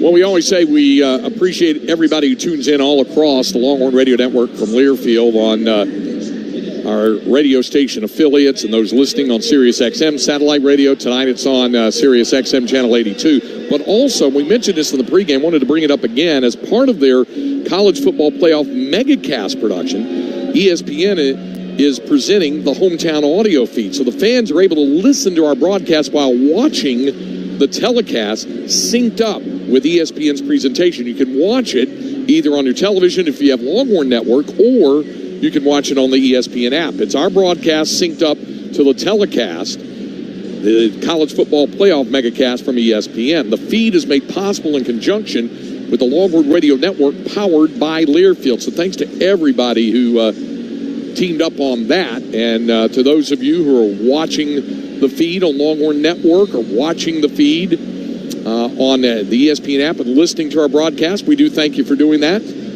Craig Way, Roger Wallace, Will Matthews, as Washington will have the ball, the 24-yard line. Will Matthews, you got any ideas about how to defend that deep ball that Michael Penix is hanging up there? Well, you know, what you've got to do is the guys have got to put the plays away. Those bad plays and the plays that didn't go their way, they've got to flush them down the toilet, and they've got to know that they are good on good. These are great players too, and keep going. This is when you want, and you say, look, you and me, let's go. We're going to do this all day, and you're going to win some, I'm going to win some, but I'm going to keep winning some. So they got to focus up and get it done.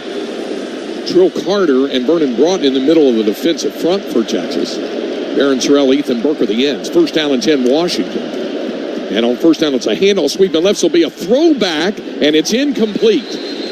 It was a handoff to Jalen McMillan. He went to the right and then went to throw back to Penix and short-hopped it. It's incomplete. Yeah, he's kind of throwing a fadeaway there, and I'm not sure that would have ended well for Penix because Ethan Burke was right there bearing down on him. So it is second down and 10 from the Washington 24-yard line. Penix out of the shotgun, 2 receivers wide right, 2 more on the short side, split left, and it's a handoff. Johnson sweeps to the left side, and a nice second-round carry of 6 yards on second down, takes it up to the 30. Anthony Hill and Jalen Ford on the tackle, but it's a manageable third down situation for the Huskies. 3rd and 4 from the UW 30. Well, nice coverage by Jalen Ford from his middle linebacker spot. Ethan Burke, the only defensive lineman, he was taken out of play there, but Burke came shooting in there with Hill. Longhorn fans asking the defense once again to respond. It's 3rd down and 4 for Washington from the Husky 30-yard line with 3 receivers out wide right, the tight end tight to the formation on the short side to the left.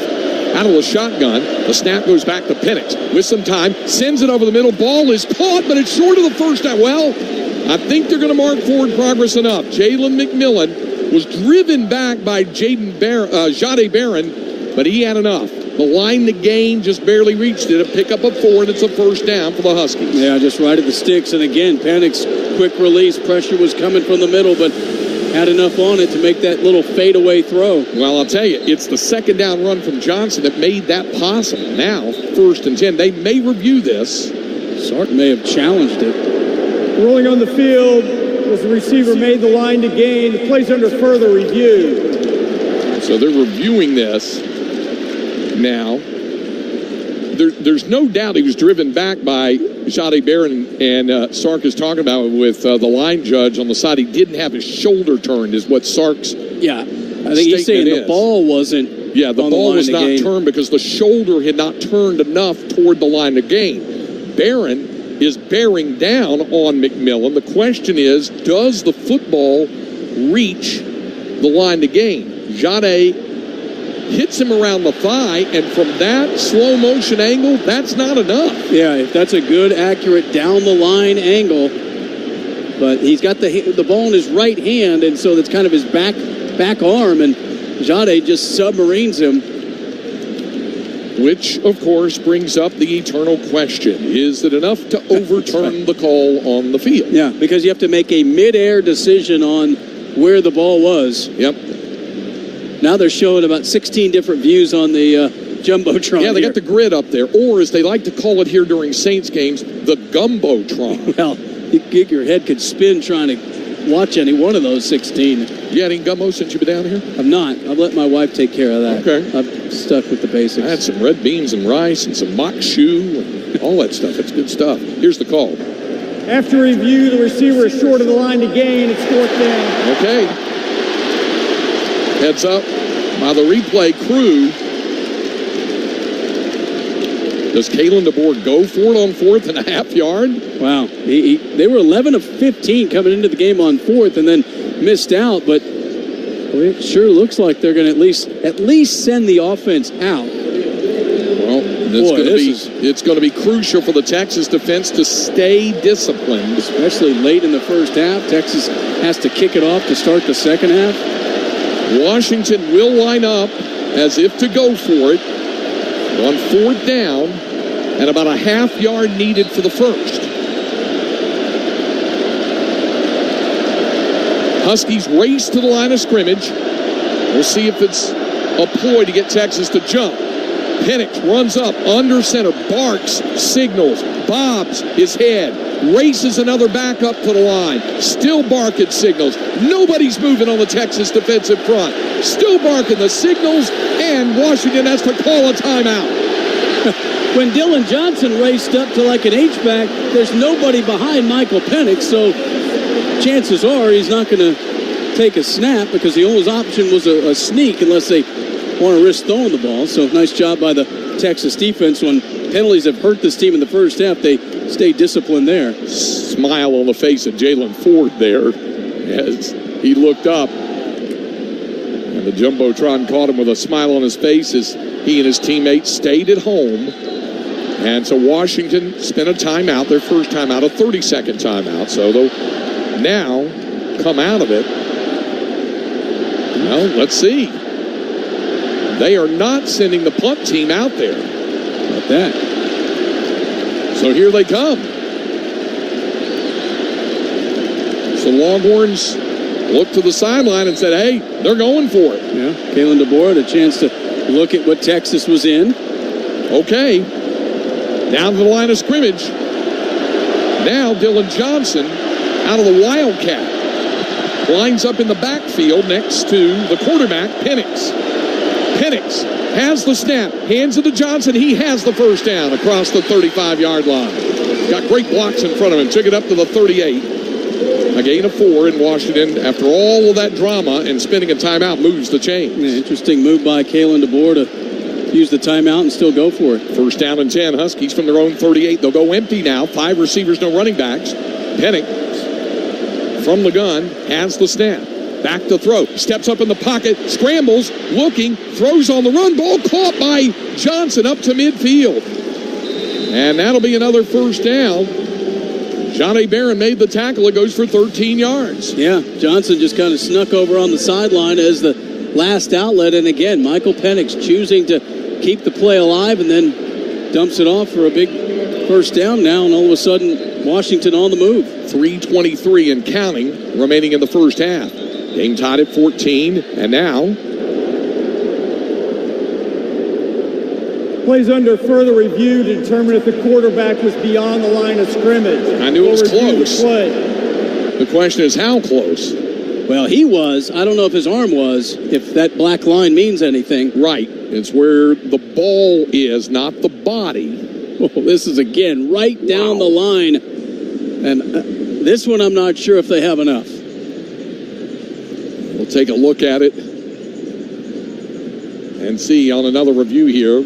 Right now, 3 minutes, 24 seconds remaining in the first half. Well, fans are looking at the review, and clearly the feet are ahead of, apparently, the line of scrimmage, what appears to be the line of scrimmage.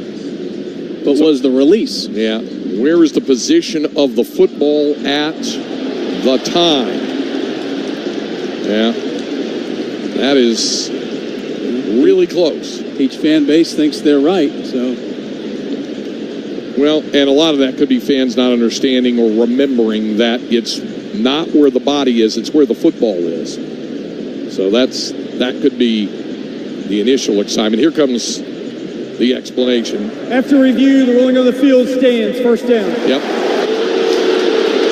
And the Longhorn fans are upset, maybe the ones who don't understand. It's not where the body is, it's where the football is. Yeah, and it was so close again. That might be one if they called it beyond the line. Not sure if they could overturn it the other way. So instead, the ball is at the Texas 49-yard line.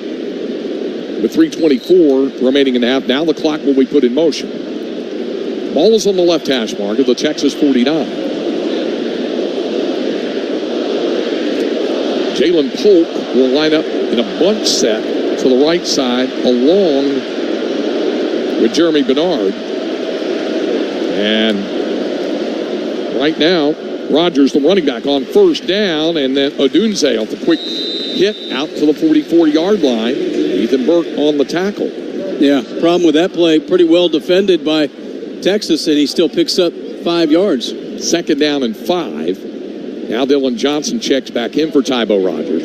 He'll line up as a receiver for the moment anyway. He'll line up on the right side in a single file out on the right. 2 receivers to the left now on second down. A lot of substituting for Washington. Texas not making it, and now the Longhorns will. As Mo Blackwell checks in along with David Benda, Jalen Ford checks out. Take a timeout.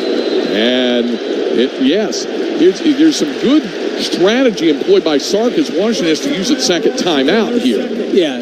Because Washington made substitutions, I won't say late in the play clock, but it had been running. And because of that, then Sark waited just a moment, or PK, and then sending the substitutions out. Well, by the time they get out to the field with the center judge positioned over the football, the play clock then is down to 5 and counting down, and Kalen DeBoer had to use his second timeout. Yeah, and they may not have wanted to sub for the play, but they did it for the situation of the clock winding down and knew they were going to force Washington to take a timeout rather than a delay of game. So the ball is at the Texas 44-yard line.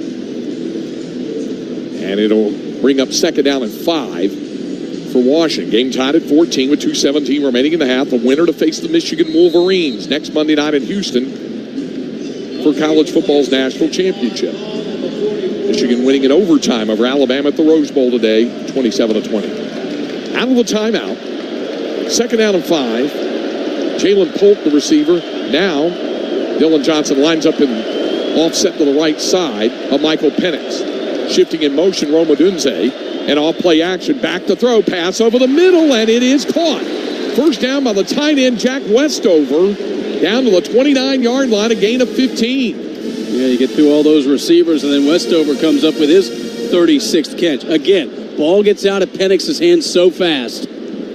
First down for Washington, the Texas 29. Under 2 minutes remaining in the half. Washington's going to get the football to start the second half. Longhorns really need a stop here and hold the Huskies to no more than a field goal. They'll line up in the pistol. Johnson directly behind the quarterback, Michael Penix. 2 receivers out wide right. On first down and 10.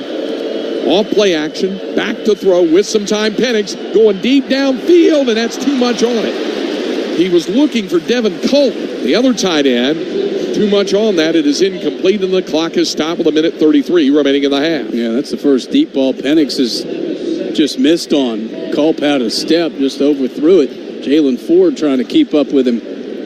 2nd down and 10 for Washington. Each team makes substitutions. Aaron Sorrell, Ethan Burke on the ends for Texas. Byron Murphy, Tavondre Sweat in the middle of the defensive line. Out of the shotgun, Penix to take the snap. Dylan Johnson offset to his left with 3 wide receivers out right. Now Johnson shifts in motion to the left, back to throw, looking that way. Penix escapes a tackler down the middle, and it's caught off the tip. Jalen Polk caught it. Manny Muhammad got his hands on it, tipped it in the air, and in stride, Jalen Polk made the catch for the touchdown, a 29-yard strike. Well, once again, Michael Penix steps up in the pocket, had some pressure coming, and then the concentration from Polk. Muhammad, as you said, got a hand on it, but it popped up a pretty room service hop, and just like that, Washington back in front. There is 1:27 remaining in the half, and the Longhorns do have all 3 of their timeouts. But they'll be trying to get it downfield to get a game-tying touchdown before the first half is done. Grady Gross for the conversion.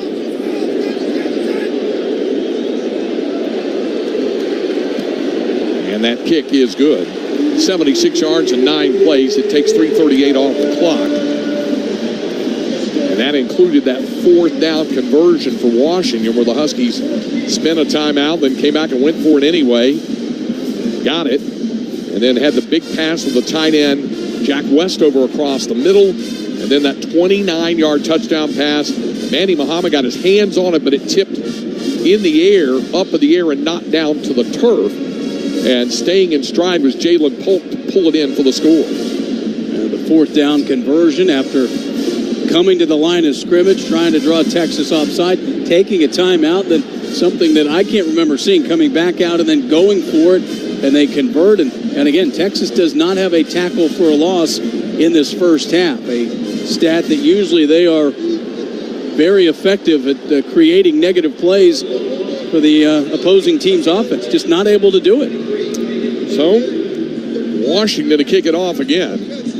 With 1:27 remaining in the half, and the Huskies now in front by a score of 21-14.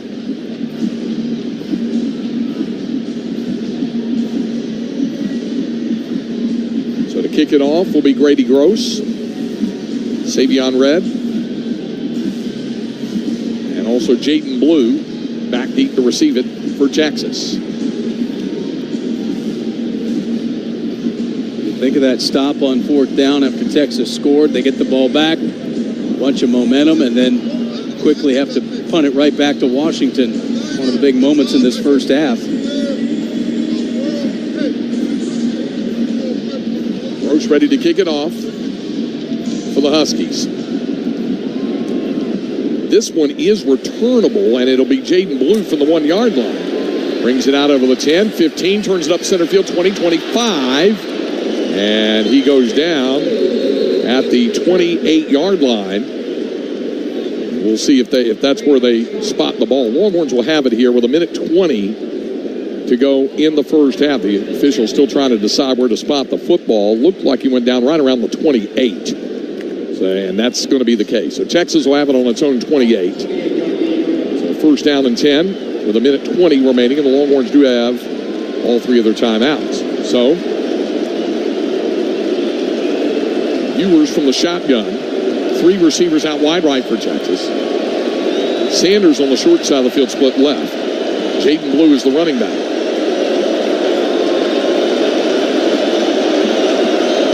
First down, shotgun snap back to Ewers. Quinn with some time. Pass deflected to the turf. 3rd time that's happened. And it's not like Tuli Ledu Asaganoa is that tall. He's 6'1", but he got a hand extended and knocked it down. Yeah, and it was to Jaden Blue over the middle, and it looked like he had some room to accelerate. So it's 2nd down and 10. 1:15 to go in half. Adonai Mitchell wide left and a slot left. Xavier Worthy Jordan Whittington was out wide right. Now he shifts back to the left. And on second down and 10, Ewers the snap to throw. Out to the right. Ball caught. 30, 35 is Blue. And Jaden out of bounds with a first down at the 39-yard line. And that's a gain of 11. And he steps out of bounds. It stops the clock with 1:10 remaining in the half. Well, nice job. But again, Texas has to find a way, you would think, to get these wide receivers involved. First and 10 for the Longhorns from the Texas 39. Again, 3 wideouts, all out left. Mitchell, Worthy, and Whittington. Sanders, the tight end on the short side, split to the right. From the right hash mark of the Longhorn 39. First down and 10, shotgun snap back to Ewers. Quinn going deep, looking for Blue down the sidelines. He can't hold it. Oh, my goodness. Definitely would have had a first down and more. Maybe a chance to outrun the defender to the end zone, but could not hold it, and it's second down and 10. Great throw by Quinn Ewers right there. Dropped it right in, and Blue looked like he was going to be able to hang on and make a big play. Had a couple of steps on Ulofoshio, the linebacker, who could not hold it, and now it's second down and 10. Wide left, Adonai Mitchell.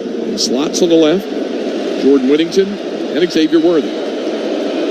The tight end, Jadavian Sanders, is tight to the formation on the short side of the right. C.J. Baxter, the running back now for Texas. Second down, shotgun snap to Ewers. Quinn swings it out, ball caught in a first down. Out of bounds is J.T. Sanders in Washington territory at the Husky 47-yard line. That's a gain of 14. Good protection by the offensive line. Let that play develop with Sanders running over the middle. First and 10 at the Washington 47-yard line. 59 seconds remaining in the half.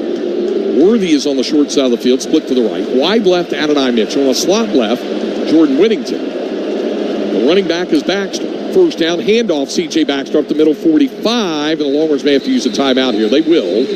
Baxter's held to a 2-yard carry. And the stop made by Boy Tanufi, junior from South Jordan, Utah. So that's the first Texas timeout. They have 2 remaining. 54 seconds remaining in the half. And it's second down and 8 for Texas, and we'll pause 10 seconds for station identification here on the Longhorn Radio Network from Learfield.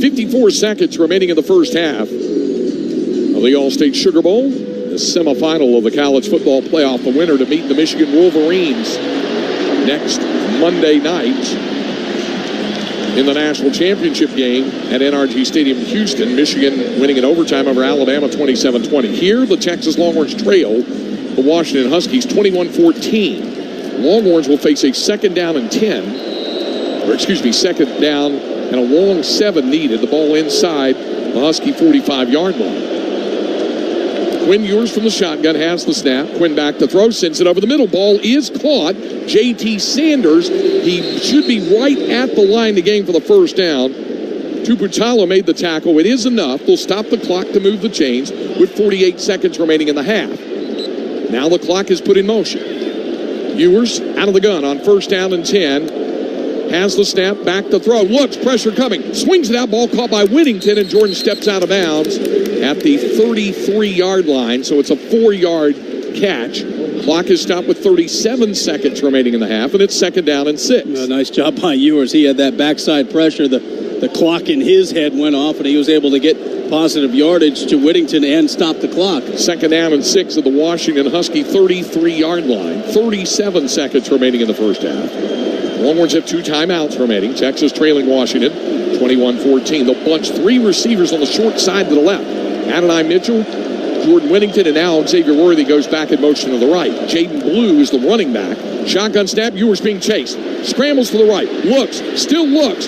Will tuck it in and run and steps out of bounds short of the first down at the 29-yard line is Ewers. A gain of 4, and it's now third down. Let's see where they mark it. If they put it to 29, it would bring up third down and a short or a short 2 needed. They're going to mark it at the 28. So really 3rd down and less than 1 needed for the first down with 29 seconds remaining in the half. Longhorns need to be just short of the 27 to move the chains. Savion Red in the ball game. He lines up as a receiver out wide left. The lineup in the pistol with Baxter directly behind Ewers. 3rd down, play action, back to throw. Ewers scrambles, got to do something, and he runs 20, 10, and slides down in a late hit. Yep, it'll be 1st and goal. Asa Turner hit him after Ewers slid down around the 7-yard line. It'll be half the distance to the goal line. Now, the Longhorn offensive line has got to keep its composure. Another flag has come down. They went to protect the quarterback, but that doesn't help when you have that type of situation. He's definitely hit, but then the Longhorn offensive line gets upset about it and get in there, and that may be what they're sorting out. Here's the call. To the play, personal foul, late hit, defense in the corner, after this is to the goal. Fortunately, that's the only thing. 2 flags were thrown on the same play, but you saw Jake Majors, you saw several Longhorn offensive linemen come running up and go, hey, you can't hit our quarterback. It's a 21-yard run for Quinn Ewers. Yeah, you get that. It wouldn't be offsetting because it was post-possession, post-play, but you'd lose those yards back. So fortunate for Texas there. And now, great chance here. Longhorns trying to punch this in. The ball is placed on the 3-yard line. 20 seconds remaining in the half. Longhorns can run it. They've got 2 timeouts. 1st and goal, Texas, at the Washington 3-yard line. Ewers out of the shotgun, has the snap, turns, hands it, Baxter, touchdown, Texas! C.J. Baxter plows forward for the score, and the Longhorns strike right back. Well, a great answer for the Longhorns offense again. 3rd time tonight they've come back to tie the ball game, or at least an extra point away, and now with 17 seconds, it's that old kind of negating the kickoff in the second half, because unless Washington does something crazy here, they'll take it to the half and then get it to start the second half. For the conversion, Bert Auburn. 3 times the Longhorns have come up with a response to Washington touchdowns. The extra point kick by Auburn is good. And with 17 seconds remaining in the first half, the All-State Sugar Bowl is tied at 21, and the freshman C.J. Baxter, his 3rd touchdown of this first half, capping a 72-yard, 10-play drive that took 1:03 off the clock. Again, we saw Quinn Ewers early in the season, Kansas, Baylor, big touchdown runs, and then he got hurt against Houston, and he was a little more selective on what he did running the ball, but after a month off and obviously everything on the line, his legs have been a big part of this first half, and the Texas offense, again, just trying to find a way to get A.D. Mitchell and Xavier Worthy involved, but they got J.T. Sanders involved. Jaden Blue's been big, and here we go, 21 all here with just 17 seconds to go in the half. Well, Quinn Ewers on that run then was able to turn the first 3rd down conversion for the Longhorns on that 3rd and 1 when he went for 21 yards. They're now 1 for 6 in the 3rd down department. A big one here. So Will Stone to kick it off for Texas. 17 seconds remaining in the half. And again, Washington will get the football to start in the second half, but as Roger just mentioned, that touchdown should negate the possession thing because they'd be getting the football anyway. Here's the kickoff by Stone, and it will be unreturnable. So we'll see if Washington just elects to put down a knee, and then you just do the exercise all over again to start the second half. Well, and the Texas defensive staff will go in there, and I don't know how you find a way to get pressure on Penix because he gets rid of it so quickly, but got to do something in the second half to slow down this passing attack that's already over 250 yards for the game. Will, how about the response for the Longhorn football team on that drive? You know, all year long, Coach Sark has talked about the guys finding ways to win, and they're doing that. It's not coming through the usual guys like a Worthy and an A.D. Mitchell, but they're doing it. Putting down the knee will be Penix. That'll do it for the first half. And what a ball game. We thought this would be quite the game. Into the first half. In this college football playoff national semifinal with the All-State Sugar Bowl, the Texas Longhorns 21, the Washington Huskies 21. Coming up, Mike Coulter in our Longhorn Radio Network studios with a look at the other bowl action today, Longhorn basketball team in action and more. All of that and more coming up when Texas Longhorn football continues in a moment. Hi, I'm John Ewald with Ewald Kubota. If you have big dreams or big projects, we hope you'll consider Ewald Kubota.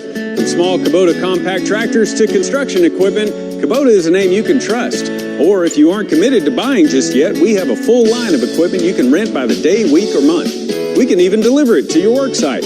Ewald Kubota is committed to providing excellent customer service and satisfaction. So come by one of our 11 locations. We look forward to serving you. Or visit us on the web at ewaldkubota.com. Spins with a drop step, went reverse side and scored. What a pretty move. Want to get in on the action at Moody Center? Texas Farm Bureau Insurance is proud to offer its members 2 free tickets to select Longhorns men's or women's basketball home games this season. Visit texassports.com/Texas Farm Bureau for complete details on how members can request tickets. That's texassports.com/Texas Farm Bureau for your free tickets to see the Horns on their home court. Brought to you by Texas Farm Bureau Insurance. Rooted in orange, Texas Disposal Systems is proud to have been doing business in Austin since 1977. As the preferred sustainability services provider of Texas athletics, Texas Disposal Systems provides recycling, solid waste, and composting services for Texas athletics games as well as the Central Texas area and beyond. TDS's commitment to environmental sustainability fuels its desire to partner with others for a more sustainable future. Visit TexasDisposal.com to learn more. Texas Disposal Systems, noticeably different, noticeably better. The sound of an ice cold Corona is music to my ears. Oh, run that back. Dope. Now drop that beat. And hit me with the hook, player. Hey, whatever you do with your fine life, just do you, player. Relax responsibly. Corona Extra Beer, imported by Crown Imports, Chicago, Illinois. It's halftime on the Longhorn Radio Network. Now let's head to the Learfield Network studios. Mike Coulter back inside the Learfield Network studios. A back and forth first half of play in the Sugar Bowl as Texas and Washington are tied up at 21. Michael Penix with several long completions on the money. Texas with the responses coupled with the capitalization of a Husky miscue on special teams. Coming up on the halftime report, we'll take a closer look back at the opening 30 minutes of play. I'll get you up to date on scores from college basketball along with bowl action this New Year's Day, and Craig will get you all the first half stats. At the break, Texas and Washington are tied at 21, and our halftime coverage continues after this timeout on the Longhorn Radio Network from Learfield. My simple solution to the problem was remove people from the scene and help them feel safer. In response to attacks against Asian Americans, Maddie Park raised over $250,000 to donate cab rides to the Asian community. There is so much more work to be done. We really need to come together and tackle this issue as a community. Support the Asian community. Learn how at lovehasnolabels.com. Brought to you by Love Has No Labels and the Ad Council. Put your phone on D&D. That means that do not disturb when you're driving. And when you're going from point A to B, I need you to stay safe, please, so always sing with me. So put your phone on D&D. That means that do not disturb when you're driving. And when you're going from point A to B, I need you to stay safe, please, so always remember this beat. Don't drive distracted. A message brought to you by the National Highway Traffic Safety Administration, Project Yellow Light, and the Ad Council. Hey, son, how are you feeling? I'm fine, Pops. What's on your mind? I can't explain it.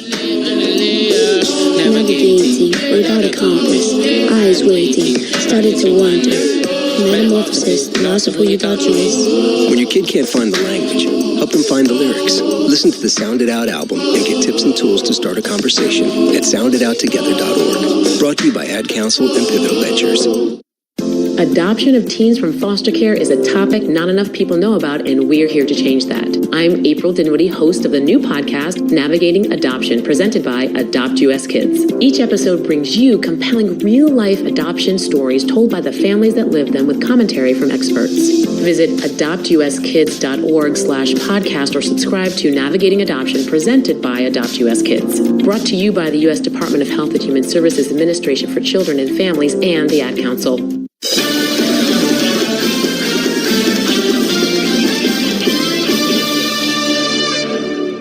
Our halftime coverage continues. Mike Coulter again with you inside the Learfield Network studios. Texas and Washington tied at 21 in the Sugar Bowl, the college football playoff semifinal. Second game today. Taking a look back at that first half, Texas got the ball to start the football game. A nice 31-yard kick return from Jaden Blue and a 16-yard run from C.J. Baxter got things started. Unfortunately, the Longhorn possession would stall, and they'd have to punt it to Washington. The Huskies quickly went to work. Michael Penix Jr., a 77-yard pass to Jalen Polk down to the Texas 2-yard line. Dylan Johnson, the Mississippi State transfer, punched it in from 2 yards out on the next play, and Washington was in front quickly, 7-0, a 4-play, 89-yard drive, 2:59 off the clock.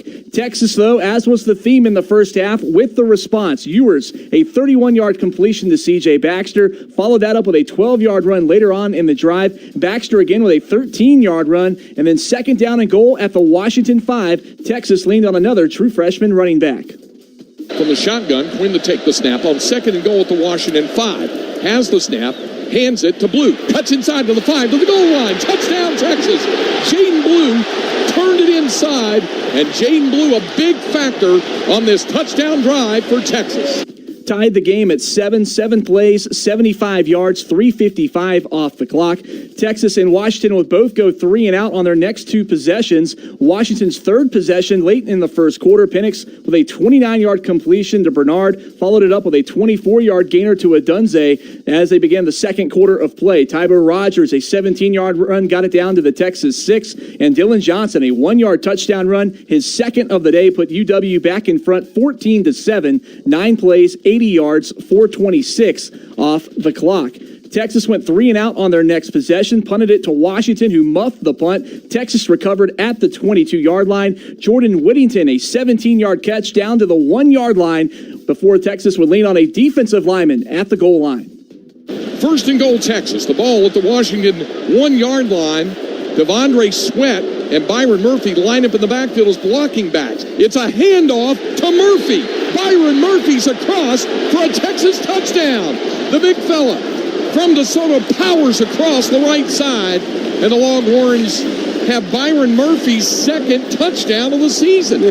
Tied it at 14 apiece, 3 plays, 22 yards, a minute 37 off the clock. Washington's next possession, another long Penix completion to Adunza, this time for 52 yards, got it down to the Texas 23-yard line, but the Texas defense would hold on both third down and fourth down and a yard to gain. Turnover on downs, gave it back to Texas. Unfortunately, Texas could not do much with it. They would punt it back to the Huskies. The Huskies with a methodical drive as they converted a 4th down and 1 at their own 33-yard line. Dylan Johnson, a 4-yard run, got it down into deep territory on a couple of passes before Penix connected with Polk on a tipped pass for a 29-yard score, and Washington was up 7 again, 21-14, 9 plays, 76 yards, 4:28 off the clock, but Texas again with the response. Blue, an 11-yard catch. Chatavian Sanders, a couple of nice catches for 14 and then 7 more. Ewers, a 21-yard run inside the 10, followed by a late hit penalty as he slid down before Texas again leaned on a young running back. This time it was C.J. Baxter's turn. Ewers out of the shotgun, has the snap, turns, hands it, Baxter, touchdown Texas! C.J. Baxter plows forward for the score, and the Longhorns strike right back. Washington would elect to go on a knee on their next possession. That Texas touchdown just before halftime. 10 plays, 72 yards, a minute 10 off the clock. And that's where we stand after one half of play, tied at 21. Take a timeout. Come back with more of the halftime report as Texas Longhorn football continues in a moment. In the the game of business, information is your playbook. It's the thing that keeps everyone on the same page so that each player has the knowledge they need to perform their role, work together, and give your team a competitive advantage. The trick, of course, is executing that playbook. And that's where Rico comes in. We're a proud sponsor and business technology provider of Texas Athletics, and we're ready to play for your team whenever you want an edge. We love TMI. Hook 'em horns, Rico. Imagine change. At St. David's Healthcare, we talk a lot about being the best. It's not just talk. We show it through innovation, hard work, heart, and of course, victories. St. David's Healthcare is proud to be an official healthcare provider of Texas Athletics. And as UT Athletic Director Chris Del Conte would say, the best is here, and together we are changing the world. Hook 'em.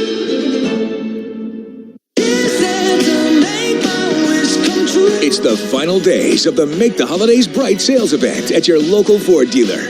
Don't miss your chance to get special offers on our adventure-ready Ford SUVs or on our great selection of Ford trucks. Choose from a large inventory of Ford vehicles equipped with technology, space, and flexibility for any season. So hurry in to your local Ford dealer today during the final days of the Make the Holidays Bright sales event. Rooted in orange, Texas Disposal Systems is proud to have been doing business in Austin since 1977. As the preferred sustainability services provider of Texas Athletics, Texas Disposal Systems provides recycling, solid waste, and composting services for Texas Athletics games as well as the Central Texas area and beyond. TDS's commitment to environmental sustainability fuels its desire to partner with others for a more sustainable future. Visit TexasDisposal.com to learn more. Texas Disposal Systems, noticeably different, noticeably better. Mike Coulter back in studio here on the halftime report. Texas and Washington tied at 21 at the break. Taking a look at this WinStar World Resort studio report. An exciting finish in the Rose Bowl, the other college football playoff semifinal. Michigan rallied with a late touchdown to tie the game at 20 with 1:34 left. They went to overtime against Alabama. The Wolverines scored on a 17-yard Blake Corum touchdown run to make it 27-20. Alabama would march it inside the Wolverines' 5-yard line, facing 4th and goal, needing a touchdown to send it to a second overtime. Can the Wolverines survive and advance? Both huddles are broken. Michigan's defense takes the field. This time Alabama splits 3 wide, 2 to the left, 1 to the right. Roydell Williams in the backfield. Jalen Milroe in a shotgun. Game on the line. 4th and goal from the 3. Milroe puts a man in motion, empty backfield, low snap, quarterback run up the middle. Yeah! He's not going to make it! Nowhere close as the Michigan defense stuffs Jalen Milroe, and the Wolverines will play Go to Houston, baby! Championship 1 week from tonight. Doug Karsh and company from Learfield with that call. Michigan wins 27-20 and, of course, awaits the winner of tonight's matchup between Texas and Washington in next week's college football playoff national championship game. Texas Longhorn basketball in action earlier today, and they knocked off UT Arlington 79-62 to up their record to 11-2 on the season. Max Abesmith, another solid game for him with 18 points. Next for the Longhorns, Saturday conference play begins against Texas Tech at 7 p.m. Texas Tech knocked off North Alabama on the hardwood 85-57, and TCU over Texas A&M Commerce 77-42 in that one. At halftime, Texas and Washington tied at 21 in the Sugar Bowl. Craig's got your first half numbers after this timeout on the Longhorn Radio Network from Learfield. Tom has been a teacher for over 40 years. One day, I think one of the students had asked the question and he didn't remember the answer. And I also noticed that he was letting his class out earlier than they were supposed to let out. I was really starting to worry. Levi and I talked about how it would change our lives, but he was there beside me. When something feels different, it could be Alzheimer's. Now is the time to talk. Visit alz.org/ourstories to learn more. A message from the Alzheimer's Association and the Ad Council. Victor deployed for the first time to Afghanistan in 2003. He sustained a moderate traumatic brain injury. One of the most important elements of caregiving is taking care of yourself. For many military veteran caregivers, their caregiving journey starts earlier in life and lasts longer. Visit aarp.org/caregiving for a free military veteran's guide to navigate your caregiving journey and better care for your loved one and yourself. Brought to you by AARP and the Ad Council. Don't you wish your life came with a warning app? Stop. That dog does not want to be petted. A heads up before something bad happens. You should not send that text. Uh-oh. Life doesn't always give you time to change the outcome, but prediabetes does. With early diagnosis and a few healthy changes, you can reverse prediabetes and prevent or delay type 2 diabetes. To learn your risk, take the 1-minute test today at doihaveprediabetes.org. Brought to you by the Ad Council and its prediabetes awareness partners. Uh-oh, Brad's buzzed. Oh, yeah? Yeah, he's starting with the whoops. And now a speech. I just want to say that friendship is about heart and brain. Who's with me? Good thing is, he knows when he's buzzed. And my brain is saying, when it's time to go home, somebody call me a ride. Love that guy. Me too. Know your buzzed warning signs? Call for a ride when it's time to go home. Buzz driving is drunk driving. A message from NHTSA and the Ad Council.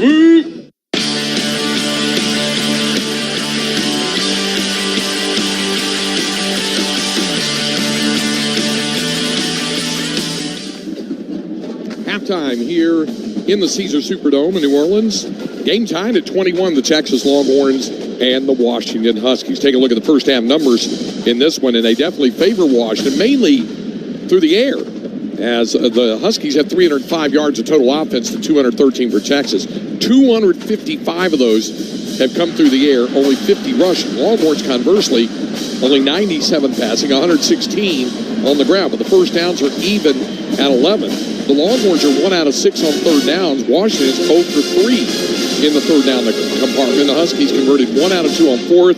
They were stopped inside the 15-yard line in the second quarter, but converted the fourth down on their third touchdown drive. The Longhorns ran a total of 36 plays in the first half to 31 for UW. Washington had averaged nearly 10 yards per play, 9.8 to 5.9 for Texas. And the time of possession favored the Huskies a little under 17 minutes to a little over 13 minutes for Texas. Only one turnover, and it was a big one. The fumbled punt for Washington by Jeremy Bernard helped set up the second Longhorn touchdown. Individually, the Huskies' leading ground gainer is Dylan Johnson, but only 30 yards on 13 carries, has scored 2 of the 3 Husky touchdowns. Through the air, Michael Penix, 11 of 14 for 255 yards and a touchdown. That touchdown pass went to Jalen Polk. He's caught 2 passes for 106 yards. Roma Dunze, 4 catches for 84 yards. 2 for Dylan Johnson out of the backfield. 1 for 29 yards for Jeremy Bernard. 1 for the tight end, Jack Westover, for 15, and 1 for Jalen McMillan. Quinn Ewers, 9 of 18 for 97 yards for Texas, having to check down a lot as the Longhorns have just 1 reception from Xavier Worthy and none from Adonai Mitchell in the first half. Jordan Whittington is the leading pass catcher, 3 for 29 yards. Tavian Sanders, 3 for 19. 1 for 31 out of the backfield for C.J. Baxter. 1 out of the backfield for 11 yards for Jaden Blue. Baxter, the leading ground gainer in the contest, 7 carries, 53 yards, and a touchdown. Jaden Blue, 4 for 24 yards and a score. And Byron Murphy with a big run to take it over for a touchdown. So each of those guys scored 3, the total of 3 first-half touchdowns, 1 touchdown apiece. Ewers, 5 carries for 36 yards, including that 21-yarder right before the first half expired. So the score is 21-all, and we'll pause 10 seconds for station identification. Live from New Orleans, this is the Texas Longhorn Radio Network from Learfield.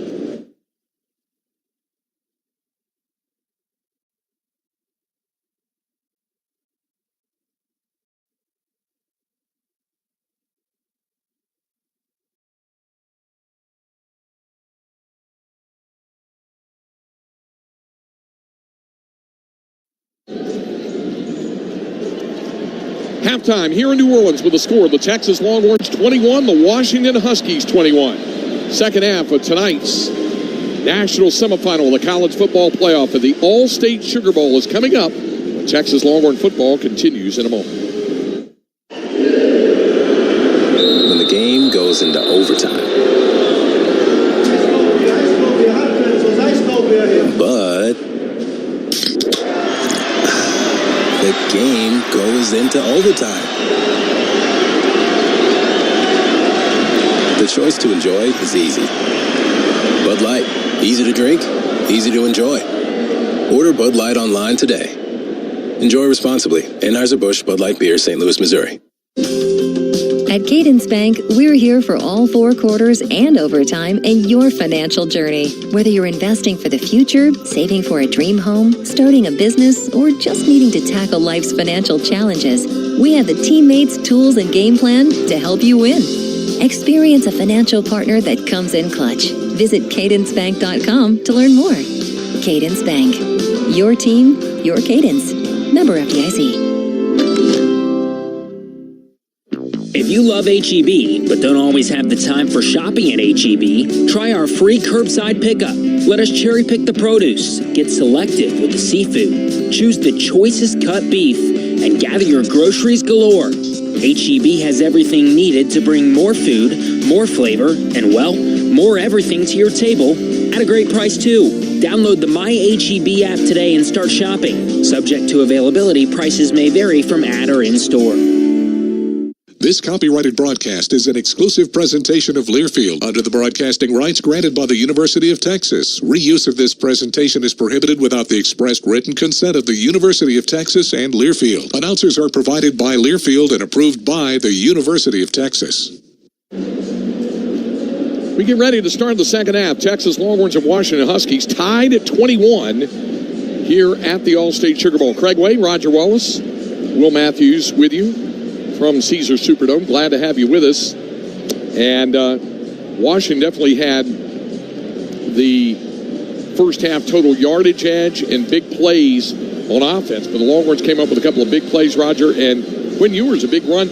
Saw him running much like he did pre-injury in the Houston game. Remember, he had a 29-yard touchdown run this year and a 30-yard touchdown run. Yeah, and he's used it as a weapon. We saw him dive trying to get that first down on that last drive, and Washington's left some running lanes open. But you look at some of the hidden numbers, Craig, and a big one jumps out to me.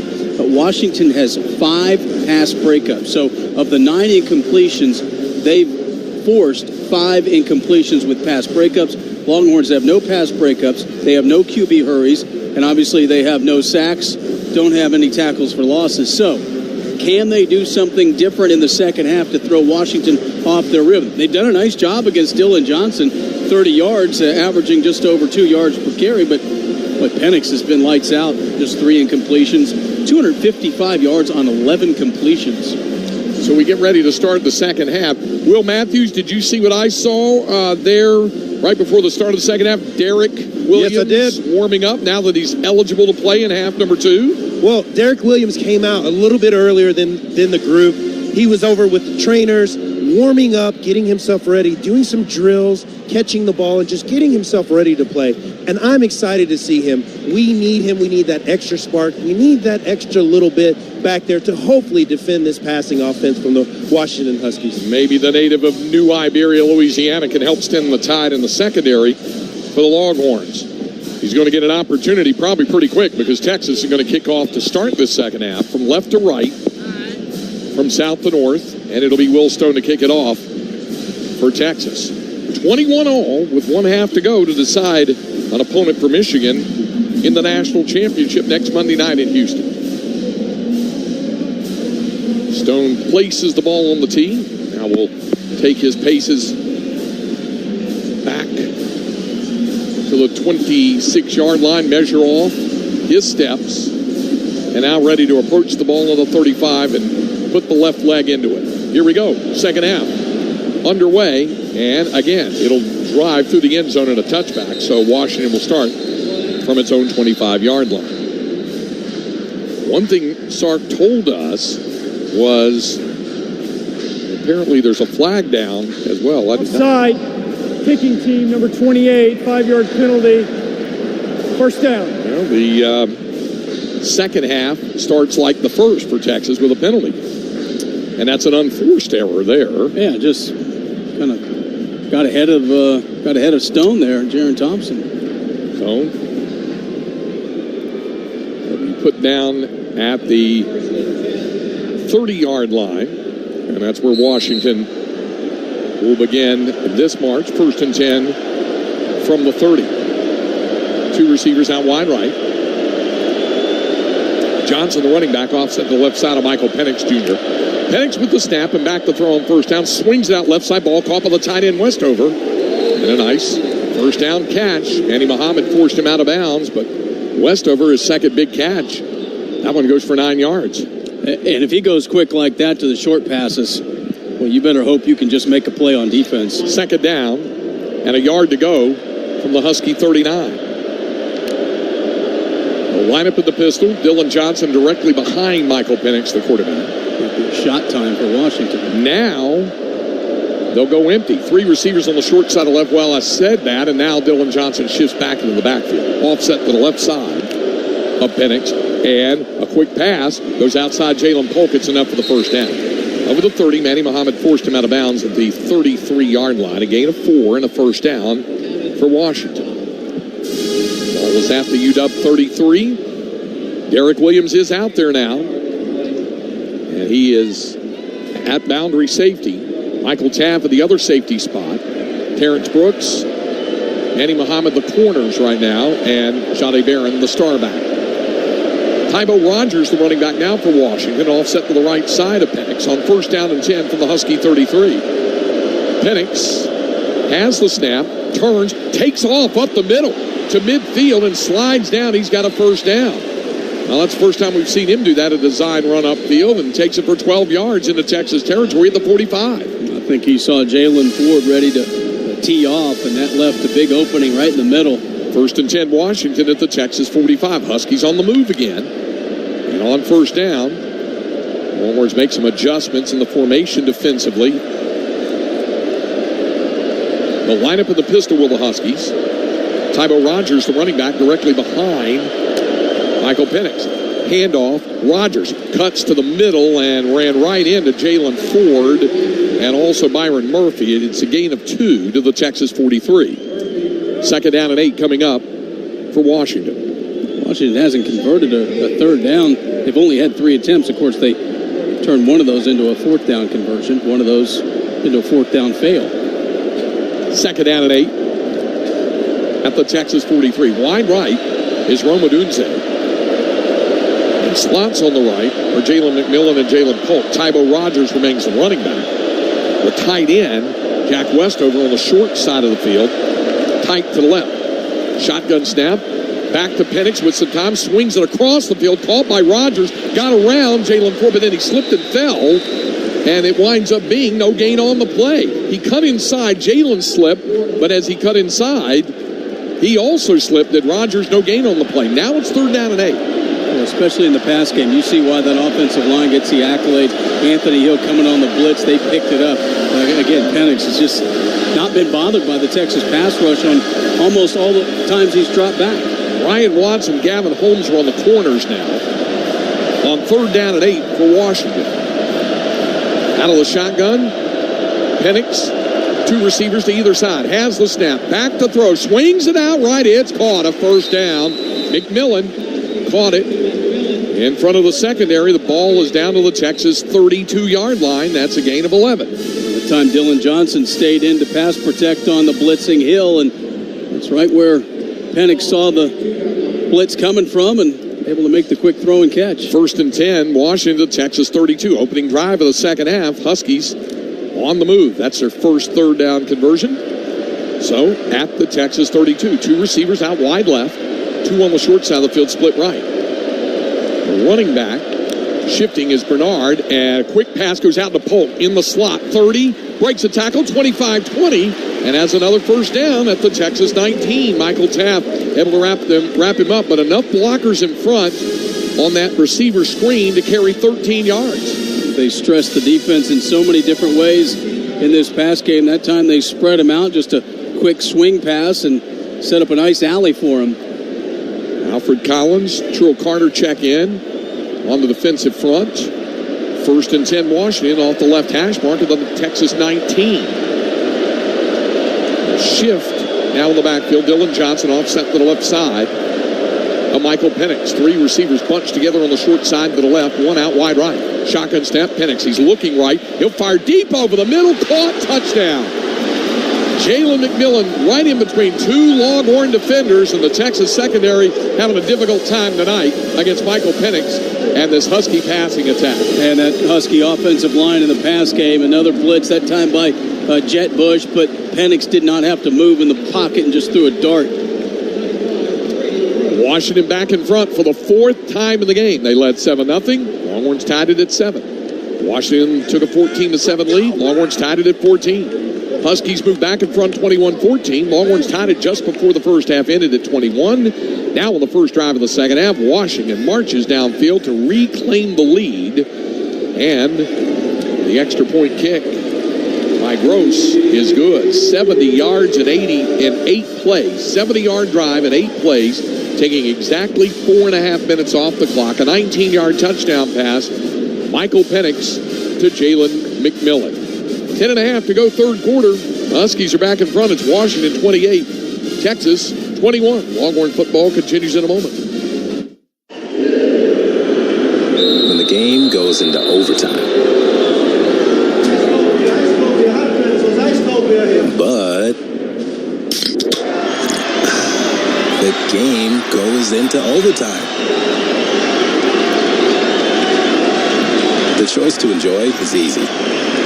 Bud Light, easy to drink, easy to enjoy. Order Bud Light online today. Enjoy responsibly. Anheuser-Busch Bud Light Beer, St. Louis, Missouri. At St. David's Healthcare, we talk a lot about being the best. It's not just talk. We show it through innovation, hard work, heart, and of course, victories. St. David's Healthcare is proud to be an official healthcare provider of Texas Athletics. And as UT Athletic Director Chris Del Conte would say, the best is here, and together we are changing the world. Hook 'em. Well, a Washington Husky drive to open the second half, 70-yard touchdown drive. The final 19 of it on the pass to Jalen McMillan. The Huskies are back in front, 28-21. 10.5 to go in the third quarter. Hey, Will Matthews, we were talking about how the Longhorns are going to have to find a way to make some adjustments defensively, especially through the air, because right now very little is working against Penix, starting from the fact the Longhorns haven't been able to get to him and get him on the ground yet. You know, Texas all year has been able to find a way to get to different quarterbacks and get them on the ground, frustrate them, and get in their face. And tonight, it just has not been the story when they've been playing against Michael Penix. Came out early. He was very quick with the ball, getting the ball to players all around, which really softens the defense and allows for those kinds of plays. Like even some of our best players like Jahdae Barron and Derek Williams caught unawares on that one. So the guys have got to focus and begin to mitigate these kind of moves. Can they get to him, or can they stop the ball as soon as it's caught? Whatever they need to do, but they've got to slow them down. Yeah, they go over the top, they're effective. They go underneath, and all of a sudden they spread things out and they hit those. And how about that drive? Penix 6 of 6, 56 yards, a third down conversion, 56 of the 70 yards through the air. And most of it was taking what was there, like the outside route to the tight end or to the running back, or just enough to move the chains until he was able to hit the big strike. So definitely something the Longhorns will try to button up the next time they're out there defensively. Now it's up to the offense to try to respond again. So kickoff to come for Washington. And here's Gross with the kick. This is a little shorter kick. It's going to bounce around the 15 where it's fielded by none other than Keelan Robinson. Brings it out over the 25, so the end result is the same as a touchback. He's down at the 25-yard line. So Keelan Robinson, we were told, would be available on special teams, but probably would not be in the flow of the offense because of a hand injury, but carried that one up to the 25-yard line, and that's where the Longhorns will start their first possession of the second half. You know, they changed the strategy. Instead of kicking away, where Texas has had good returns and really close to great returns. C.J. Baxter is the running back. He's offset to the left side of Quinn Ewers. Ball is on the right hash of the Texas 25. Xavier Worthy and Jordan Whittington on the short side of the field, split right. Now Worthy goes behind the formation to the left. Handoff. Baxter to the right. Spins forward to the 30. To the 31. He fumbled it. Ball loose. And let's see who came up with it. Huskies say they've got it. And they do. The Longhorns had not committed a turnover. Baxter got spun around and lost the ball. And the ball was recovered by Asa Turner. Yeah, trying to fight for an extra yard or two, and the ball got dislodged, and the one thing you think couldn't happen just did. Yeah, so it did pop out. Washington with the turnover. Turnover's now even at 1, and the Longhorn defense now will be tasked with trying to stop Washington and prevent this from becoming a 2-score game. It's at the Texas 33. Alfred Collins, Baron Sorrell on the defensive line, along with Byron Murphy and Ethan Burke. First down and 10, Washington. Dylan Johnson, the running back, offset to the right side of Michael Penix on first down. Penix shifting his tight end Jack Westover in motion to the right, has the snap, pumps, going deep up the right side. That pass is caught by Westover, the tight end. That's his third big catch of this ball game, and it's down to the 14-yard line, a 19-yard play. Boy, he just put that 6 inches over the fingertips of Jahdae Barron.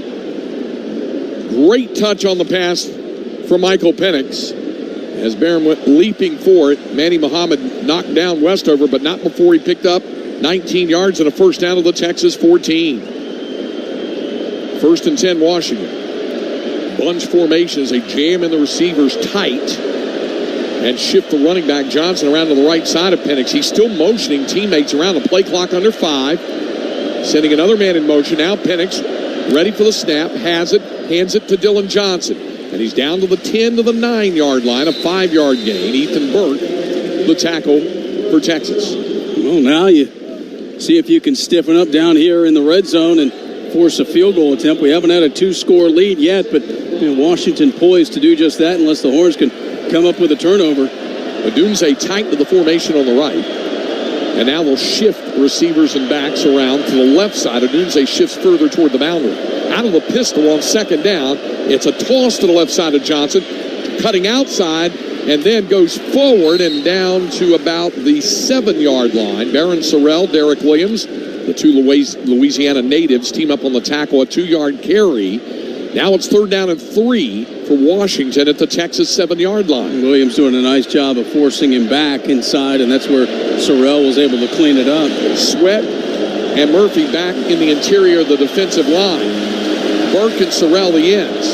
Third down and 3, Washington at the Texas 7-yard line. Jalen Polk nearest the boundary on the short side left, and a slot on that short side left, Jalen McMillan. Wide right is Rome Odunze. The running back, Dylan Johnson, offset to the left side of the quarterback, Michael Penix. Third down and 3. Handoff, Johnson. He's met in the backfield and driven back. Byron Murphy and Ethan Burke drop him for a 2-yard loss back to the 9, and it brings up fourth down. And a player down for Washington. Looks like Devin Culp, the tight end. It's going to force the Huskies to settle for a field goal try here. It would give Washington a 2-score lead, but it would be a 10-point ball game instead of 14 as we approach the midway mark of the third quarter. Yeah, good time for their first tackle for a loss. Essentially a 4-point play, assuming they kick the field goal. There's a timeout taken with 7:57 to go in the third quarter. The score, Washington 28, Texas 21. Longhorn football continues in a moment. Agriculture. It's the backbone of what makes our world go round. For more than a century, Capital Farm Credit has been providing agricultural financing to Texans. Our mission goes beyond making loans. We put agriculture first. We're your partner. We're your trusted advisor. We're your friend. Because together, we're better.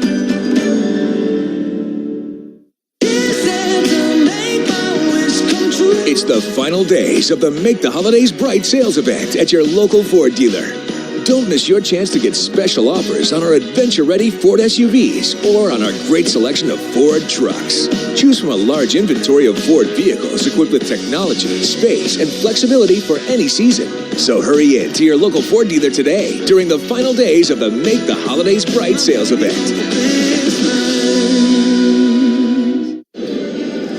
Devin Culp able to lead the field on his own power and in to the medical tent for Washington. Longhorn defense stiffens on 3rd down and 3 of the Texas 7. The team-up tackle of Ethan Burke and Byron Murphy drives Dylan Johnson back for a 2-yard loss back to the 9. So it'll be 4th down and 5 for Washington at the Texas 9-yard line, and the Huskies are going to look to settle for 3 points here. Grady Gross is 13 out of 17 this season on field goals. You compare that, it's interesting. Bert Auburn has attempted twice as many field goals when the Longhorns especially were having some red zone issues. He's 28 out of 34. Gross, 13 out of 17. This should be around a 26-yarder or so. And he's 4 for 4 in the 20 to 29-yard range. Has had 1 field goal blocked this season. Yeah, doesn't get a whole lot of work when you look at the numbers. Hasn't attempted a field goal longer than 47 yards. This high-powered offense scoring a lot of touchdowns. Well, this ends up being a 10-point game, a small victory for the Longhorn defense to keep it from being a 14-point game. But now you got to get something going with your offense. It's one play here in the half, and looking to be down 2 scores all of a sudden when it was tied at halftime. So here's Grady Gross on the try. A 26-yard field goal. It's just inside of the right hash mark, so almost straight on. And out of the hold of the punter, Jack McAllister, and Jaden Green, the snapper. 26-yard field goal try for Grady Gross.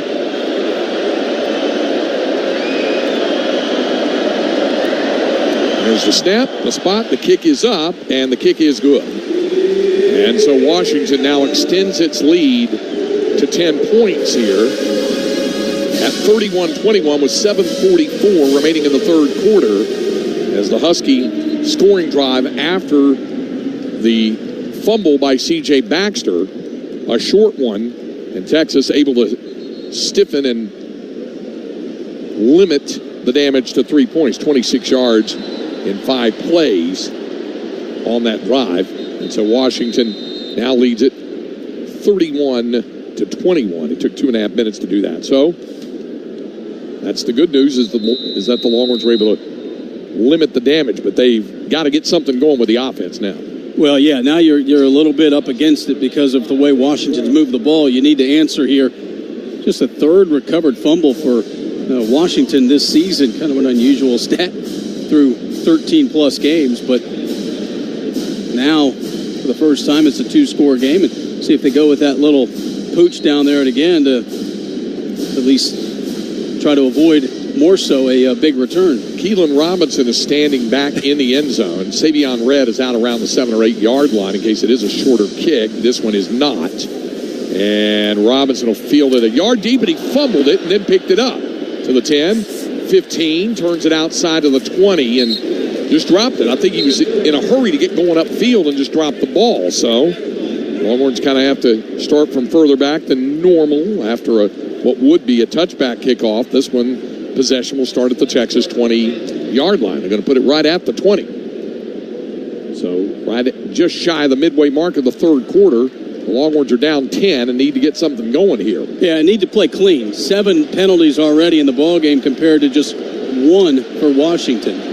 Jaden Blue will be the running back, offset to the right side of Quinn Ewers. Adonai Mitchell, who still does not have a catch tonight, is out wide left. Jordan Whittington in the slot left. The short side of the field split right. Xavier Worthy. On 1st down, handoff. Blue breaks through up the middle to the 30, 35, and up to the 36-yard line goes Jaden Blue. Dominic Hampton, the tackle. It's a 16-yard carry for Blue. Boy, he makes that one cut, and he just bursts through the hole. Now the Longhorns go with a quicker tempo. 1st down and 10 at the Texas 36. Ewers the snap, turns and hands it to Blue again. Up the middle, breaks another tackle across the 40 to the 41-yard line, a 5-yard carry. And Edfuan Ulofoshio on the tackle. 2nd down and 5 coming up. The Longhorns able to run the ball at times tonight. Now they face a 2nd and 5. Again, a 3 wide out set. Blue the running back. Ewers from the gun. Shifting Jordan Whittington in motion from left to right, and they're going to get Kelvin Banks for moving. Now that'll turn 2nd and 5 into 2nd and 10. A false start on the left side of the line. Offense, number 78, 5-yard penalty, 2nd down. It's on Kelvin, so it'll go back to the 36, and it quickly becomes 2nd down and 10. Whittington checks out. Gunnar Helm, as the second tight end, reports in. Adonai Mitchell is wide left. Xavier Worthy in a slot left. Helm lines up in an H-back on the right side of the formation behind the other tight end, J.T. Sanders. Now Helm shifts in motion back to the left. From the shotgun, Ewers, the snap, turns, play faction, across the middle, caught by Mitchell, his first catch of the night. He regains the 5 yards, lost on the penalty. Jabbar Muhammad made the tackle, but now it's 3rd down and 5 for Texas. You can see Ewers take a peek over to the left side. Muhammad giving Mitchell some room there on a 2nd and long, and now, boy, you got to convert right here for Texas. 3rd down and 5. Baxter is back in at running back for the Longhorns. They'll line up 3 receivers in a stacked single file to the right. Sanders at the top of that line, Worthy in the middle, Whittington behind him. Mitchell on the short side, split left. 3rd down and 5 of the Texas 41. Shotgun snap, Ewers under pressure, has to get rid of it, incomplete. Well, they came with a blitz, and the Longhorns just didn't handle it. Raylan Trice got in on him, and now it's 4th down and 5. Well, so much of this game, they put 6-7 on the line and then dropped 2 or 3. Didn't that time, just came with all 6, and it was effective. And now Texas really needs to buckle down. Ewers just had no chance there. So it'll be a punt coming from Ryan Sanborn on 4th down and 5. Has the snap. Here's the kick. Little knuckleball kick. Takes a Texas bounce, however, inside the 20, and it'll be down at the 19-yard line. 40 yards without a return. But now it really is incumbent upon the Longhorn defense to come up with a stop as Washington will take possession of the football on its own 19-yard line with 5:39 to go in the 3rd quarter, and the Huskies leading by 10. It's Washington 31, Texas 21 on the Longhorn Radio Network from Learfield. Hey, so what's a great way to spread awareness that driving high is illegal everywhere? A catchy song, of course. You can run, or you can't drive high. You can run, or you can't drive high. Friendly reminder, don't drive high. If you feel different, you drive different. Brought to you by NHTSA and the Ad Council. When it comes to making plans, you are the best. What about those round trips, which are perfect on your way there and perfect on your way back? Or those meetings with friends, surprise parties, camps, birthdays. The same way you plan for the important moments, start planning to protect you and your loved ones from a natural disaster. Sign up for local weather and emergency alerts. Prepare an emergency kit and make a family communications plan. Get started at ready.gov/plan. Brought to you by FEMA and the Ad Council.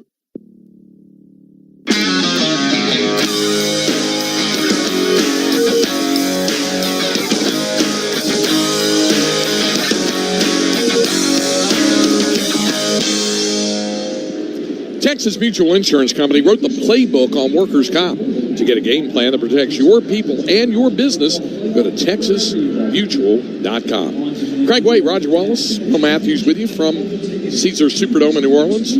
5:39 to go 3rd quarter here in this college football playoff semifinal at the All-State Sugar Bowl. Washington with a 31-21 lead on Texas, and Will Matthews, boy, does it become crunch time for the Texas defense. They have got to make a stand here.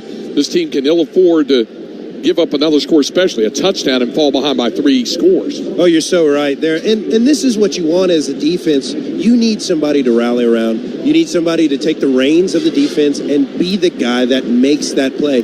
For us, it was Derek Johnson. He was able to get in there, pop balls loose, give us the extra edge to get that offense back out there on the field. And right now, Anthony Hill, Jalen Ford, Tavondre Sweat, we need you guys. You got to step it up and make something special happen. Washington will scrimmage from its own 19, moving right to left, north to south. Here in the third quarter, the Huskies will snap it from the left hash mark, the Washington 19-yard line. Jalen Polk will shift wide right. In a slot on the short side to the left is Rome Odunze. Nearer the boundary on the left is Jalen McMillan. Now they'll shift, and McMillan shifts into the backfield as they shift the running back Johnson out wide right. On first down, out of the shotgun, back to throw. Penix swings it out left. There's McMillan unmarked, and he'll have a first down. Takes it out to the 30-yard line. Just unaccounted for there, and it's an 11-yard gain. Well, you bring the blitz, and Penix doesn't really even have to move in the pocket, and that one took a while to develop. First and 10 at the Washington 30-yard line now. McMillan remains in a slot. To the left side is the bunch, 3 receivers, including the tight end Jack Westover. Now he shifts to the right along with McMillan. Odunze remains in the slot on the short side of the field to the left. Jalen Polk now shifts in motion from right to left. Shotgun snap, Penix deep drop, now steps up, got away from Longhorn, and he slides down. Oh, my goodness. How many times are we going to say so close tonight? Justice Finkley was so close, but close doesn't count. It's a 6-yard carry. Yeah, you got to get a hand on Penix, and you got to wrap. He's not going to go down easily. He's so slippery. He is. Second down and 4 from the Husky 36. Out of an empty set now. 5 receivers. Now the running back Johnson shifts back into the backfield. And on second down and 4, shotgun snap. Penix swings it out left. What a catch made just shy of the first down by the tight end Westover. Another catch made that inside of Jade Barron. It went for 3. It's third down. Boy, it's 3 7/8. It's third down and just inches from another Washington first down. Yeah, and that time Westover helping out his quarterback as he threw it down. Crowd wants him to review it for a ball hitting the ground, but here comes Washington. On third down and less than 1. Out of a shotgun, Penix has the snap, hands it. Johnson has the first down. Dylan Johnson across the 40 and up to the 41-yard line. But again, like it was on that earlier touchdown route, the pass to Westover is really the bigger play so far. Yeah, no doubt. And the first time we've seen Penix run for positive yardage or run for yardage rather than move around in the pocket. So now they add that element. And all of a sudden, we're down to 3.5 minutes here to go in the third quarter. And field position starts to become a factor here as Washington has moved it beyond the Husky 40-yard line. First down and 10 for UW. 2 receivers on the short side of the field, split to left. One is out wide right. Penix from the shotgun off the left hash. Long count, has the snap, back to throw, rolls to the right, sets up, rolls back to the left, and now throws it on the run, and the catch is made at the 49-yard line by Odunze. Came back to get it and got a foot down. In fact, they may even put it down at the 50. So that would be a 9-yard catch. The ball is just shy of the 50-yard line, but it's second down and just a long yard needed for the first. Penix making that happen. Yeah, and Samuel Peacock got a piece of Ethan Burke, knocked him down. He was the contain on that side, but he was on the ground. Well, they're going to review this to make sure Odunze had a foot inbound. Timeout on the field. So they're going to review this as they go over to look at it, and we haven't had a look at it yet, but Odunze was right by the boundary, and that's why I hesitated, because the official hesitated before making the call that it was indeed a catch. Looking at it now, that is a catch. Well, they saw the ball slip, so that's why they're looking at it, but I think he had it. And then as he pulled it down, it slipped going out, but I don't know if it's enough to overturn the call. Put it that way. They'll take time to review it. We'll take time as well. 2:42 to go third quarter. It's 31-21 Washington. Longhorn football continues in a moment. Dulce Vita Blanco Tequila will give you a winning taste in every sip. Made with 100% organic blue agave harvested in Los Altos, Mexico, Dulce Vita Blanco is additive-free and great in a classic margarita. Try the Dulce Vita fruit-infused tequilas that are all natural, low in calories, and made with real fruit. Whether it's spicy pineapple jalapeno, refreshing grapefruit, or mouth-watering lime, Dulce Vita is a hit every time. Dulce Vita Tequila, pure and simple. 40% alcohol by volume. Imported by Dulce Vita Spirits, Austin, Texas. Grilling is a year-round tradition in Texas, and H-E-B has everything you need to become the master of the grill. So get everything to satisfy your cravings, from H-E-B Prime 1 dino ribs and brisket steak burgers to traditional cuts like beef inside skirt steak, available in premium grades like H-E-B Wagyu and H-E-B grass-fed. Now you know. Come to H-E-B to fire up your grill to enjoy a delicious barbecue with friends and family. H-E-B. Here, everything's better. Bud Light, proud sponsor of Texas Athletics. Easy to drink, easy to enjoy. Review, call stands, completion, second down and 1 for Washington. You know, Michael Penix was the runner-up in the Heisman to Jaden Daniels, the LSU quarterback. He's having a Heisman night tonight. I mean, 21-24, 353, 2 touchdowns. He has been spectacular, and we also see why this offensive line has earned the Joe Moore Award as well. Longhorns trying everything possible to try to get some pressure. Just hasn't happened yet tonight. So it'll be up second down, and a long yard needed for the first for the Huskies. Out of an empty set. Penix now shifting Jeremy Bernard into the backfield and then on beyond to the right. Shotgun snap. It's a swing pass out to Bernard. Got a big block. Turns it in to a first down. Boy, bearing down on him was Jade Barron. And he got one huge block, turned into a 14-yard game before Anthony Hill wrapped him up. It's a first down at the Texas 36. It was one of those offensive linemen, right tackle Roger Rosengarten, got out there on Barron. Yep, Jade was closing in, would have had him for a loss. Instead, it's first down, Huskies at the Longhorn 36. Down to 2 minutes and counting in the third quarter. Washington in front 31-21. 2 receivers out wide left for the Huskies. One on the short side of the field, split right. The ball is on the right hash at the Texas 36 on first down. Running back, Tybo Rogers shifts in motion. Shotgun snap, Penix, blitz coming. Got rid of it, and then Rogers couldn't hold it. Now, that was one time where the blitz did force a hurried throw from Penix where he couldn't step into it enough to lay it out to Tybo Rogers, and he couldn't handle it. That time they bring a safety blitz, I think for the first time. Jaron Thompson coming from the backside, but still, Rogers will say he should have made that catch. Yep, catchable pass there. Second down and 10 at the Texas 36. Penix has Tybo Rogers, the running back, offset to his left. Ball is on the right hash. Penix with a long count. Has the snap. Turns. Keeps it himself. Up to the 30, 25, and run down from behind by Justin Spinkley. That's a first down. Penix normally does not run a great deal, but he's had 2 big runs here in this third quarter. Yeah. That one goes for 13. Yeah, that was his own read by Penix, and he just took it right up the middle. Longhorn defense back on its heels right now, trailing by 10. Down to a minute 15 to go in the quarter. Rogers lines up with a pistol behind Penix on first down. It is a handoff. Tybo Rogers cuts back inside, and he'll go down right at the line of scrimmage. No gain on the play. Alfred Collins wraps him up. It is second down and 10. Collins was on the ground and from his knees just kind of reached out and made the tackle. Second and 10 at the Texas 23-yard line. Inside a minute now to go third quarter.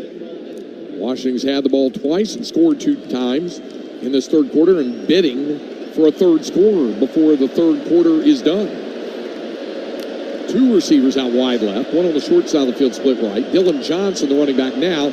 Pass quickly to the left side. Ball caught by Bernard to the 20 and wrestled down by Jalen Ford at the 18-yard line. So it's a gain of 5, and it's third down and 5, and that's probably going to be the final play of the third quarter. Washington's going to take its time, head the other way, 15 minutes of football remaining here in the college football playoff, and the Longhorns are up against it. Into the third quarter. Here in the All-State Sugar Bowl, the score of the Washington Huskies 31, the Texas Longhorns 21. Fourth quarter coming up on the Longhorn Radio Network from Learfield. My name is Teresa Barber. I was in the United States Navy, and I served overseas in the Middle East and Africa. Early on in my career, I had a commander that taught our suicide prevention training, and the very next day, he took his own life. 90% of suicide attempts involving a gun are fatal. My way of continuing my service is to help protect my community by being a responsible gun owner and by storing firearms safely. Store all your guns securely. Help stop suicide. Brought to you by End Family Fire and the Ad Council. This message is for Karina, our mom who finished her high school diploma at age 28. Hi Mom, it's Emmettith and Nicholas. Congratulations on getting your diploma. You worked so hard and have taught us so much. We love you. When you graduate, they graduate. Finish your high school diploma for you and for them. Visit finishyourdiploma.org to find free and supportive adult education centers near you. Brought to you by the Dollar General Literacy Foundation and the Ad Council.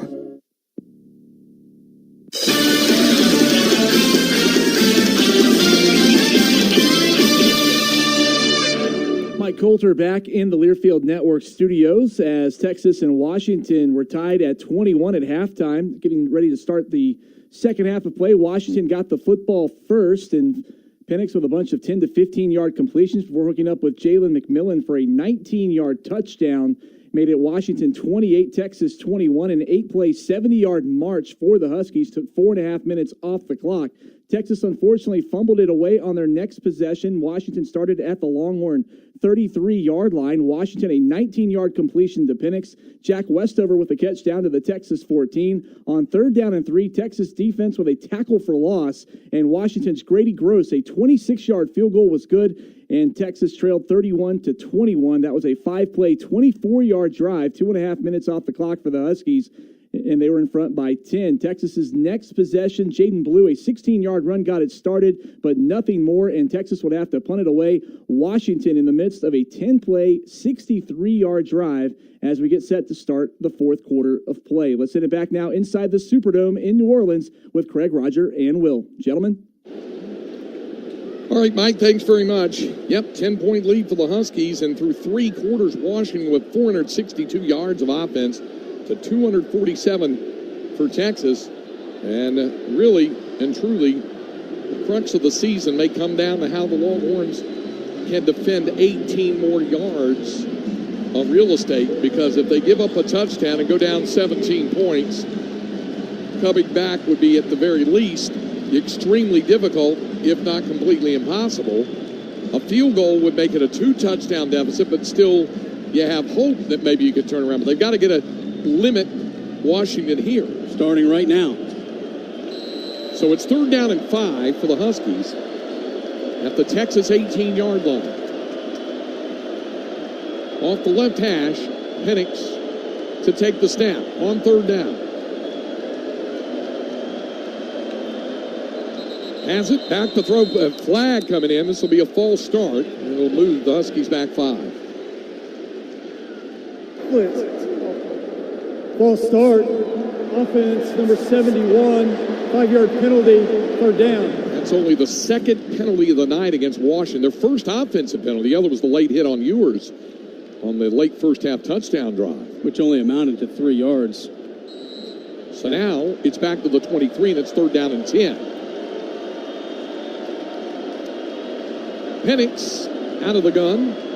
Dylan Johnson offset to his left. 2 receivers out wide right. 2 on the short side of the field, split left. Ball is on the left hash. Now Johnson shifts out, creating an empty set. Shotgun snap back to Penix. Lofts it way too much on this one. Out of play. Johnny Barron had the coverage on Jalen McMillan. So the Longhorn defense does hold Washington out of the end zone. A field goal for the Huskies here would push the margin to 13, but it would keep it a 2-score game, and Grady Gross is coming on to try the field goal right now. Yeah, maybe a big penalty. I was thinking if it's 5 yards, maybe you have 2 cracks at it, thinking, Kalen DeBoer thinking, well, we'd still only be up 2 scores with a field goal. Touchdown may be the nail, but Yeah, here we go with a field goal attempt. 40-yard try. Off the left hash for Gross. Snap is there. There's a flag down. The kick is on the way. The kick is good.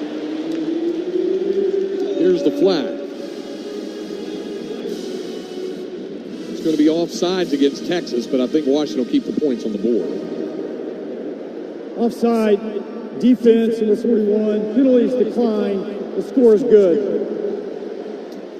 The score is not good from the Texas perspective. The field goal was good. The score is not good.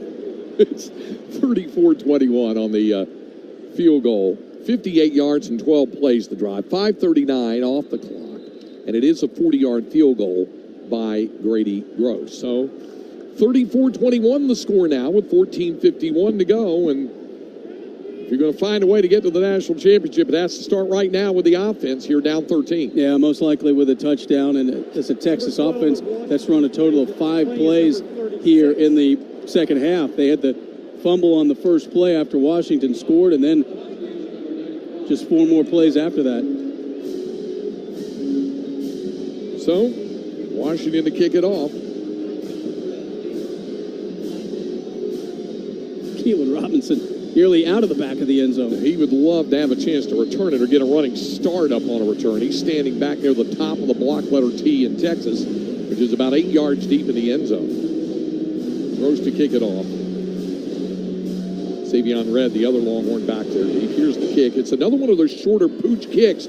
Robinson has to run up on it, fielded about the 9. He fumbled it again, picked it up, 15, and he's going to go down. Boy, that just is a killer when fumbling it. And unfortunately, now Longhorns have to start on their 15-yard line. They were going to have to field it unless they had called for a fair catch, and they didn't. So, unfortunately, the fumble slowed down the chance at short hopped on Keelan, and then when he picked it up, he was brought down at the 16-yard line, and that's where Texas will have to start. Yeah, that little dink kickoff, so there's no chance to get to it to call the fair catch, and then twice they've mishandled it, so Washington made the adjustment after Longhorns did a nice job in the return game in the first half. Well, here come the Longhorns in a must-drive situation. Baxter and Blue both in the backfield for Texas. Ewers from the shotgun on first down and 10. Quinn with the snap, turns, hands it to Blue. Sweeps to the right side and out across the 20 to the 21-yard line. A pickup of 5. Brings up second down and 5. Thaddeus Dixon, a junior transfer at corner, makes the tackle for the Huskies. Now second down and 5 from the 21. Wide left, Adonai Mitchell, a slot left. Xavier Worthy. Baxter in the backfield, offset to one side now. Blue shifts out of the backfield. Shotgun snap, Ewers back to throw. On second down, looks, swings it out. Deep seam route, sliding catch made by J.T. Sanders at the 36-yard line. 15 yards and a first down. Offensive line there, giving Ewers a clean pocket and allowed Sanders to come across the middle. First and 10, Texas, the ball at the Longhorn 36. Clock moving, 13:50 to go. It's a 34-21 lead for Washington. Adonai Mitchell is wide right. Slots on the right are Xavier Worthy and J.T. Sanders. Blue, the running back, offset to the right of Ewers. Ball on the left hash of the Texas 36-yard line. On first down and 10, Blue shifts out of the backfield in motion. Shotgun snap to Ewers, steps up, swings it over the middle, ball caught. Here's Sanders, 45, midfield, still on his feet, and then stepped out of bounds. But that's a first down at the Washington 43-yard line. A catch and run of 21 yards by Jatavian Sanders. Yeah, well-designed play there. They just dragged Sanders to the right side. Pass rush was closing in on Ewers. Longhorns move quickly now, out of the pistol on first down and 10 at the Husky 43. Play action. Quinn to throw. Sets up. Looks. Swings it out the Blue. Jaden with a cut. 40. Cuts inside 35, 30, 25. And Blue with a first down. Takes it down and the ball came out, but he was already down at the 22-yard line. So Blue takes it down to the 22. And that'll be a first down for Texas. A catch and run of 21 yards. You know, Gunnar Helm was downfield trying to block, and Jaden kind of got tangled up with him, and Xavier Worthy is still down at the 24-yard line. Oh, boy. Now, looking at the replay, it looked like the ball may have come out. That's why you're hearing this roar. No, he's down. The ball was down. He's on the ground. It's wrestled out of his grasp afterwards. The entire Washington sideline going crazy. He Plays in a further review. Yep, you're right. He juggled it. You're right. Timeout on the field. He did juggle it, and it did come out, and this may go over to Washington. Well, that's unfortunate after Blue caught it. And there were a couple of Huskies came there. I saw Blue try to get back. See, then the ball gets ripped back out again. He was juggling it as he went down to the turf. X walking off.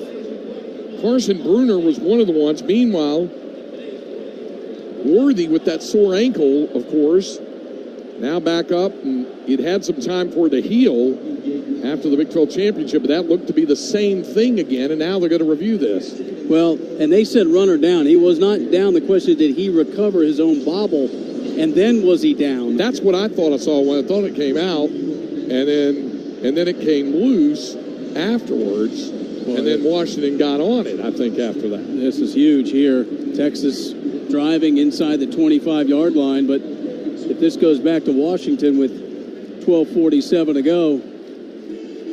Yes, because time's a factor and score's a factor. Plus, it would put to an end the best drive of the second half for Texas. That's the other thing. And you got to go out and defend Washington. So, and what they've shown, they've kind of made some adjustments, gone with more of the short passing game after taking all those shots in the first quarter. After review, the runner fumbled the ball, was recovered by the defense. First down, Washington. Something the Longhorns have not done much of this year is turn the ball over with fumbles, but it's happened there for the second time tonight.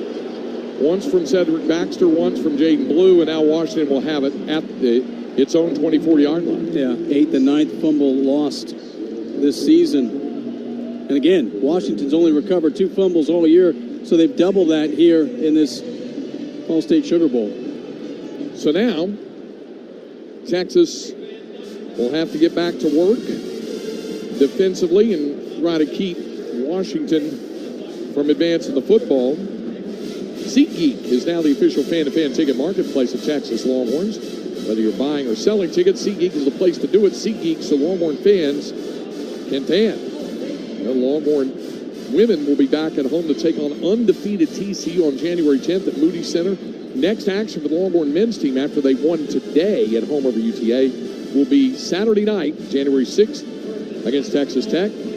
Also, Trevor Noah coming up at Bass Concert Hall January 24th through the 28th. Washington with the football from the Husky 24-yard line with 12:47 remaining. And a 34-21 lead. On first down and 10, Penix out of the shotgun. Dylan Johnson, the running back.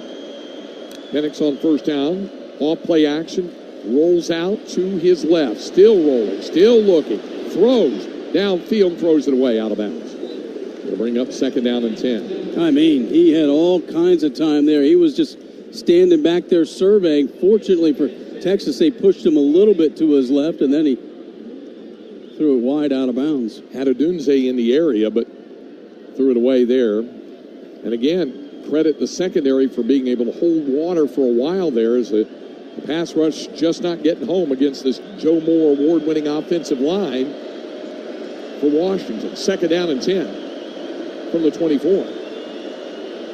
Penix from the gun, has the snap, looks to throw again. Retreats, sets up, cranks it up deep, and he's got a man wide open downfield, and it's incomplete, but the flags are going to come down. Gavin Holmes was just well behind the play of Odunze, who just blew past him, and he had no choice but to commit the pass interference. It'll be 15 yards and a first down. Interference, defense, number 8, 15-yard penalty, automatic first down. It's Terrence Brooks was called for it. It is Brooks called for the pass interference. I said Holmes, but it was Brooks down the boundary. Now, that was one that was actually underthrown, and if Brooks gets turned around, he's got a chance to make a play because the ball hit him in the back of the head or the shoulder pad, but he was all over Odunze. So now it's out to the 39-yard line with 12 and a half to go. First down and 10, Washington. Penix will take the snap from under center. And on first down and 10, turns and hands it to Johnson. It's a reverse, a flip back, a throwback on a flea flicker. Penix being chased, has to get rid of it downfield, and it's incomplete. Longhorns had it stiffed down and well covered, and it winds up being an incomplete pass with all of the eye candy and all the stuff that happened there. Yeah, and for Washington, that might have been the best result because Penix had retreated about 20 yards and was able to at least just make it second down and 10. So the ball at the 39. Denzel Boston is out wide left for Washington. They have two receivers on the short side of the field, split to the right, including the tight end Jack Westover, who now shifts into the slot on the right side next to Jalen Polk. Tybo Rogers, the running back, he shifts out of the backfield. An empty set, shotgun snap, a blitz throw, and what a big hit that Michael Taft laid on the tight end. Jack Westover to knock it incomplete, and now it's third down and 10. No, that blitz didn't get there, but it bothered Penix. Jet Bush came in, and he had to get rid of that ball, and you're right, Michael Taft was all over it. Oh, here you go. Got to have a stop here, you would think. Third and 10, the ball at the 39. 12-18 remaining in the game. Washington up 34-21. Wide left, Rome Odunze, and a slot left, Jalen Polk. The running back, Dylan Johnson, offset to the right side of the quarterback, Michael Penix. Third down and 10 for Washington. Shotgun snap to Penix. Back to throw. Pressure coming. Scrambles left. Looks. Gets rid of it. Ball caught well short of the first down by Johnson. Run down by Jalen Ford. He ran him out of bounds. It's fourth down, and Washington will have to punt. Big Alfred Collins trying to track Penix, and he did a nice job, and then Jalen Ford cleaned it up. So they overcome the pass interference, and looks like they'll get it back. Still a lot of time. Just under 12 minutes to go. Well, we saw them have their best drive of the second half offensively, did the Longhorns, before the turnover. Xavier Worthy back deep to receive the punt. Jack McAllister to punt it. On fourth down.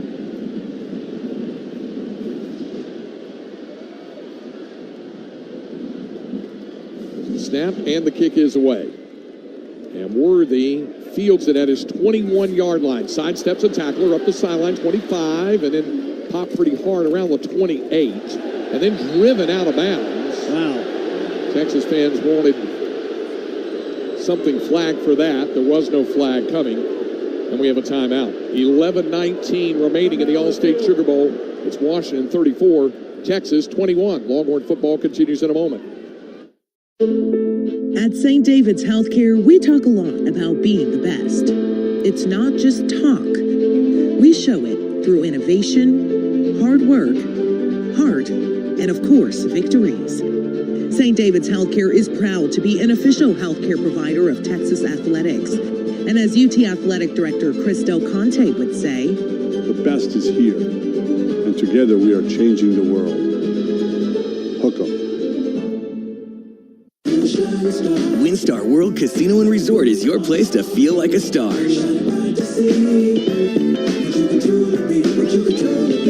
Catch some of the biggest names at the brand new Lucas Oil Live. Dine in style with countless restaurants and bars.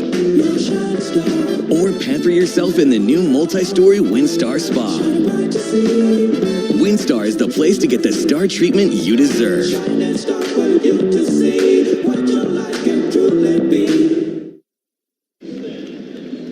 Bud Light, proud sponsor of Texas Athletics. Easy to drink, easy to enjoy. 11:19 to go here in the fourth quarter. Washington leads Texas 34-21. We're at the All-State Sugar Bowl College Football Playoff Semifinal. Winner of this one will face Michigan a week from tonight at NRG Stadium. All right, Will, Longhorns got the stop they pretty much had to have, and now got to figure something out with the offense. The other thing, Will, the offense hasn't gotten many chunk plays through the air, and well, this would be a good time for it here as they need a touchdown and another possession and another score. Yeah, they really do. They've got their work cut out for them, but I believe in the team. The team has found a way all year long. They've found a way to make it happen, and this is the time where you can start to rely on your guys, and you don't have to do it the same way. It doesn't have to go to Worthy every time, which it hasn't this game. You can go to whoever you need to, whether that's Jay Witt JT Sanders, or even Blue, making sure that the running backs get back into the game, feel the game, and can make those plays. We got some playmakers, and the guys got to focus up and get it done. It's all about leadership now. Let's pause 10 seconds for station identification. This is the Texas Longhorn Radio Network from Learfield.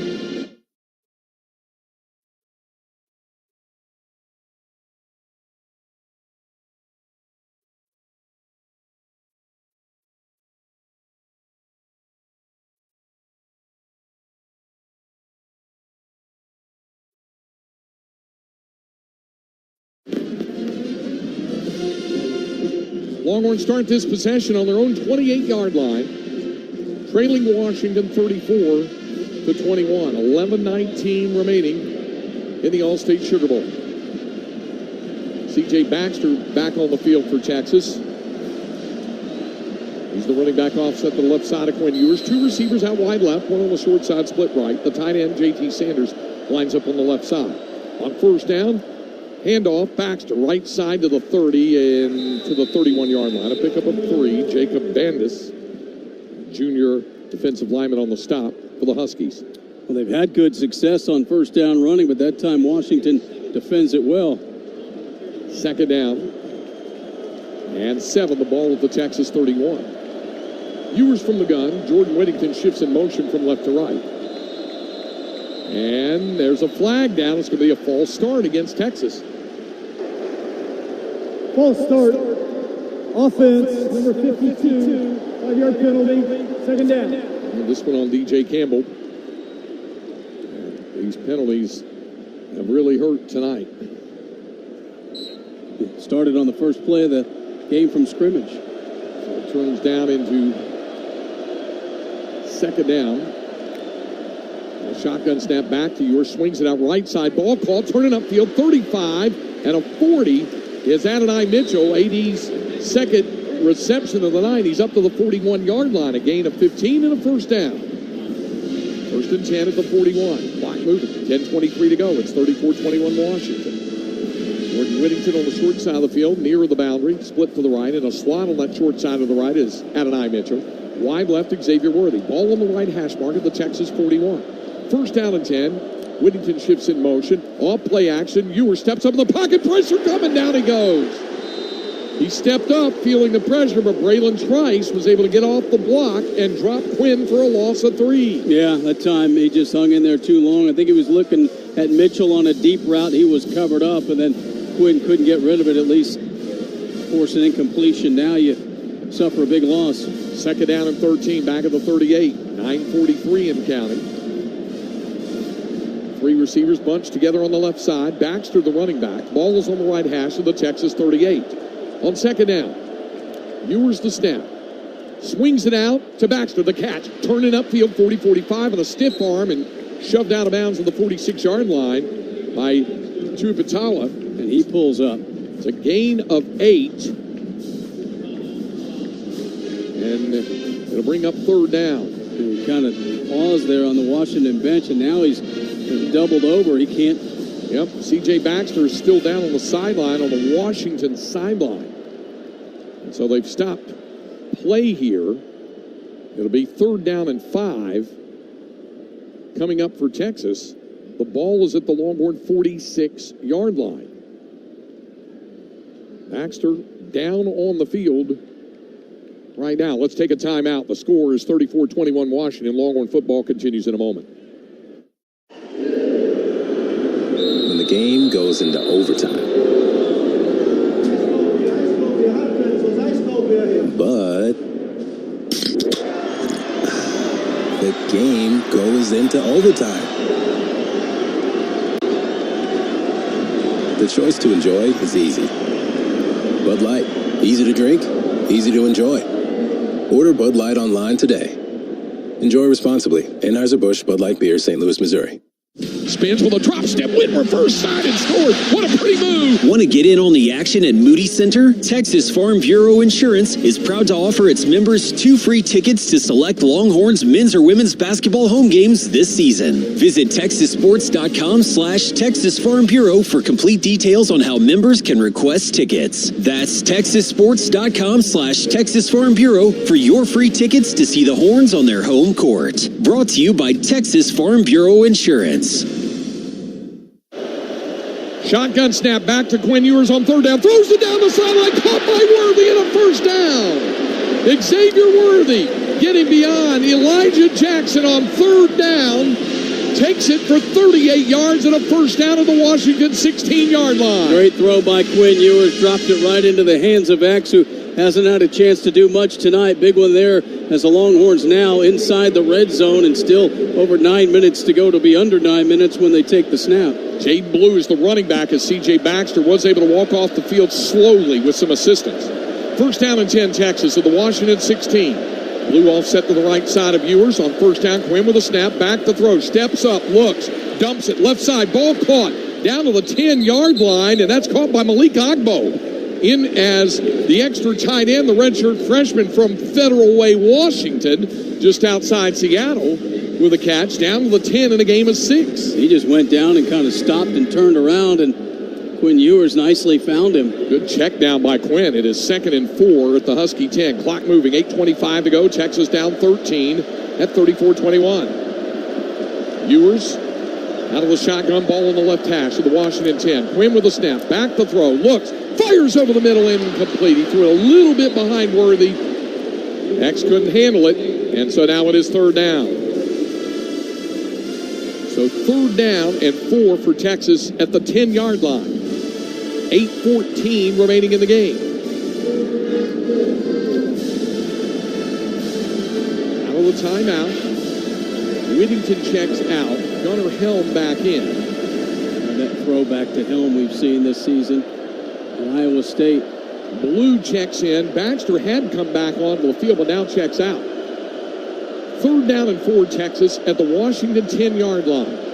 Ewers from the shotgun, the snap, tosses to the right side. Blue turns the corner, outside, Jaden to the 5. Blue inside the 5 and out of bounds. It'll be first and goal at the 3-yard line. So it's a 7-yard pickup. Blue skirting the corner. It'll be first and goal, Texas. Had to step out of one tackle, and he was able to do that. First and goal, Longhorns. Clock moving, 8 minutes to go. Ewers from the shotgun on first and goal. Handoff, Jaden Blue down to the 2 to the 1-yard line. Is Blue. Dominique Hampton the tackle. C.J. Baxter checks in now. It is second down. Slow to get up is J.T. Sanders, but he is up. He got rolled up from behind. Second down and goal to go. Texas at the Washington 1-yard line. Baxter, the running back, offset to the right side of Ewers.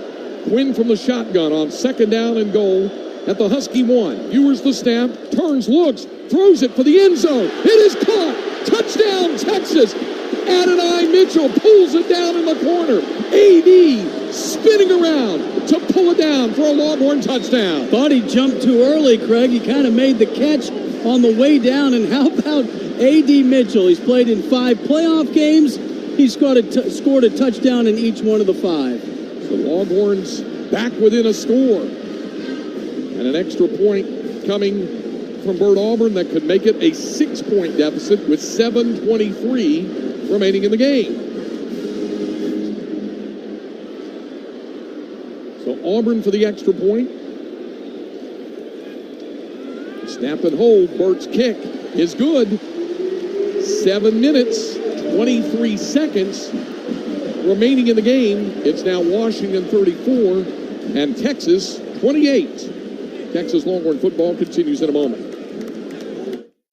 In the game of business, information is your playbook. It's the thing that keeps everyone on the same page so that each player has the knowledge they need to perform their role, work together, and give your team a competitive advantage. The trick, of course, is executing that playbook. And that's where Rico comes in. We're a proud sponsor and business technology provider of Texas Athletics, and we're ready to play for your team whenever you want an edge. We love TMI. Hook 'em horns, Rico. Imagine change. With so many distractions in life, are you finding it hard to focus on the present, constantly looking down instead of looking up, feverishly trying to capture the moment instead of taking it in? Feel Free Tonic by Botanic Tonics can help. The calm, relaxing effects of kava root, coupled with naturally caffeinated cola nut, lion's mane mushroom, and rhodiola, make for the perfect balanced boost to help keep you in the now. Discover the magic of kava with Feel Free Tonic. Texas fans can save $40 on their first order with code BEVO40. That's code BEVO40 at botanictonics.com. Longhorns back within 6, 34-28. They march at 72 yards in 10 plays. Take 3:56 off the clock. Adonai Mitchell only had one catch going into this drive, but he came up with two big catches on the march, including the touchdown grab on the pass from Quinn Ewers. And the Longhorns are back within 6. It's a 1-yard touchdown catch, and Will Matthews, here's that belief you're talking about. Now the belief has to extend over to the defense to come up with another stop. It really does, and I think it actually came from the defense earlier, the play before when they were able to stop to get the ball for the offense. But what really, momentum is just such a powerful thing. It's when belief and confidence come together, and you can just see the bench, you can see the crowd, and the whole Superdome starts to gravitate towards momentum just so they can do it. Even Coach Sark ran out to the middle of the field, turns back to his team and just goes, "Let's go," jumping in the air, because he knows that these guys have what it takes to get it done. Even though it's been turnovers and penalties, but it doesn't matter. It's time to win now. You think about Texas scoring, and Mitchell with the touchdown catch, Xavier Worthy the 38-yard catch, so we got the receivers involved. And now, Craig, maybe a little pressure on the Washington offense to do something here, because last thing they want to do is give it back to Texas up by 6 with the Longhorns a chance to go for that go-ahead drive, maybe a winning drive. Well, Will Stone to kick it off. We talked about Keelan Robinson injuring the hand and being out there and back. He's there on kickoff coverage team for Texas. Of course, more pressure on the Texas defense to get a stop. Let's not misunderstand. First and foremost. Yes, exactly. So the kickoff to come from Ewers. Or excuse me, not Ewers. He did just about everything else in the drive, but he won't get Will Stone to kick it off. Here's Stone with the kick. And this one once more, well, let's see. Yep, it'll be a touchback. So Washington will start from its own 25-yard line. Plenty of time.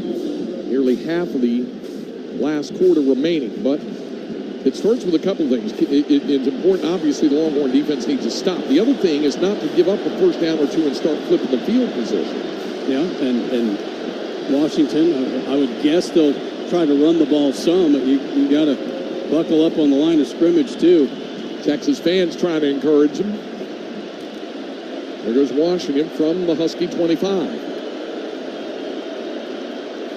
First down and 10. Johnson, the running back, and Penix to take the snap from under center.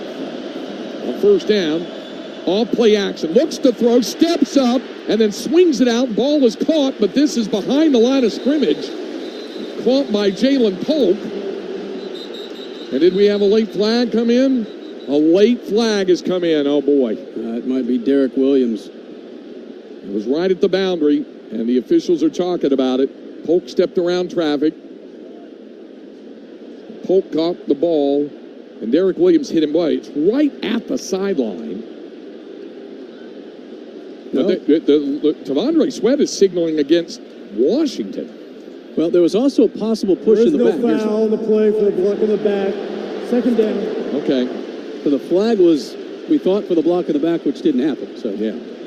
So it ends up being, because it was caught behind the line of scrimmage, that's why it's not a block in the back off that. Sark asked him for the explanation. They're telling him it's because it was behind the line of scrimmage. That's why. So it is second down, 11 after a 1-yard loss back to the 24. On second and 11, Penix, the snap. Looks to throw, swings it out left, ball caught by Westover. Short of the first down, but he's across the 30. Anthony Hill made the tackle, and he's up to the 33-yard line. So, going to bring up third down.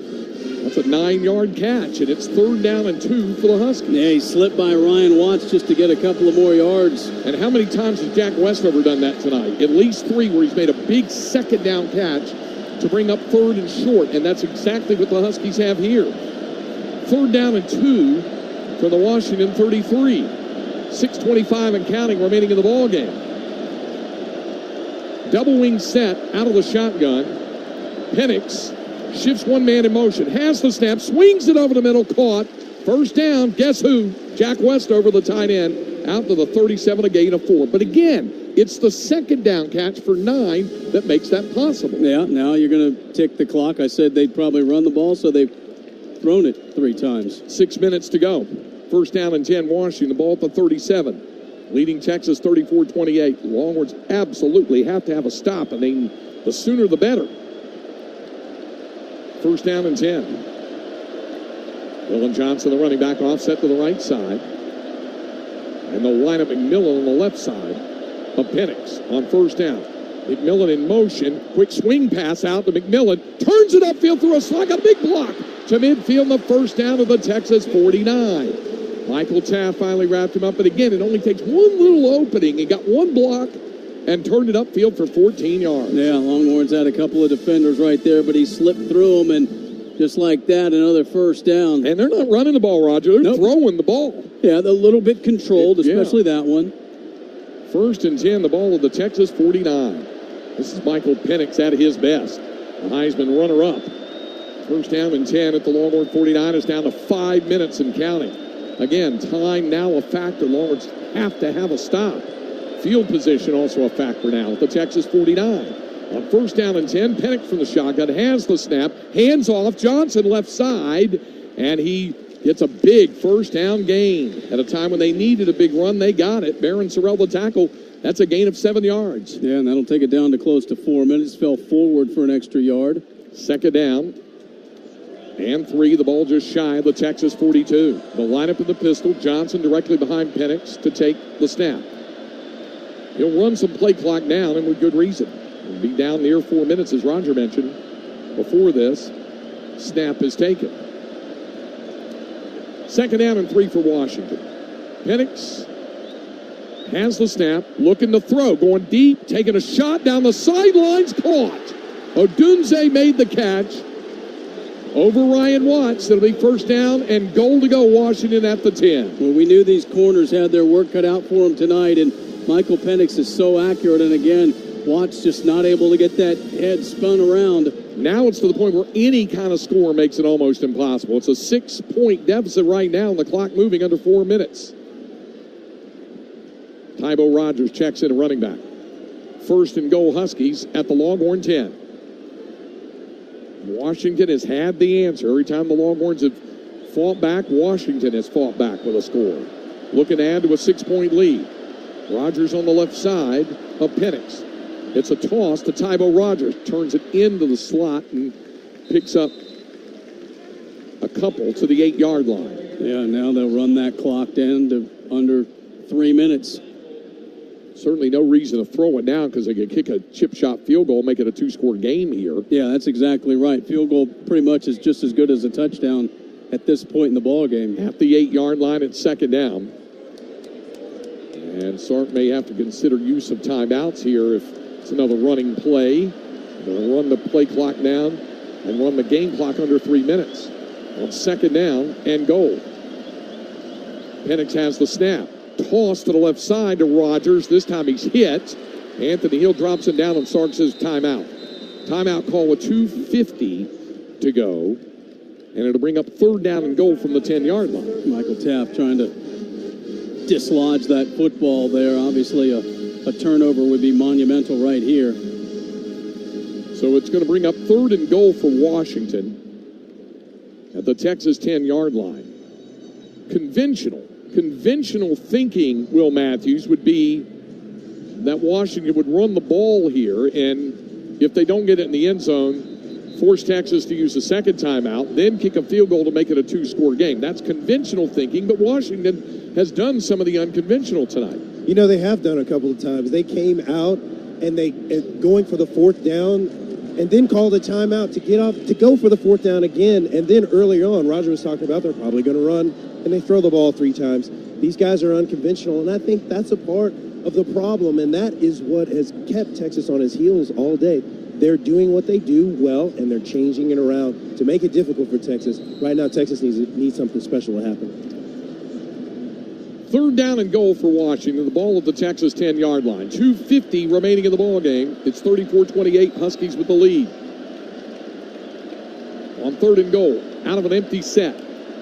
Shotgun snap, back to throw. Penix being chased, got away, looks, throws it incomplete.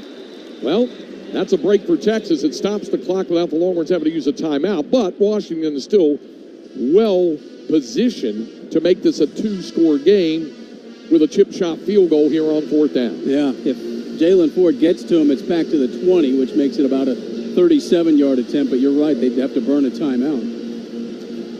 So, Grady Gross on for just beyond extra point range. This is a 27-yarder. Try to put Washington up by 9 with 2:44 to go.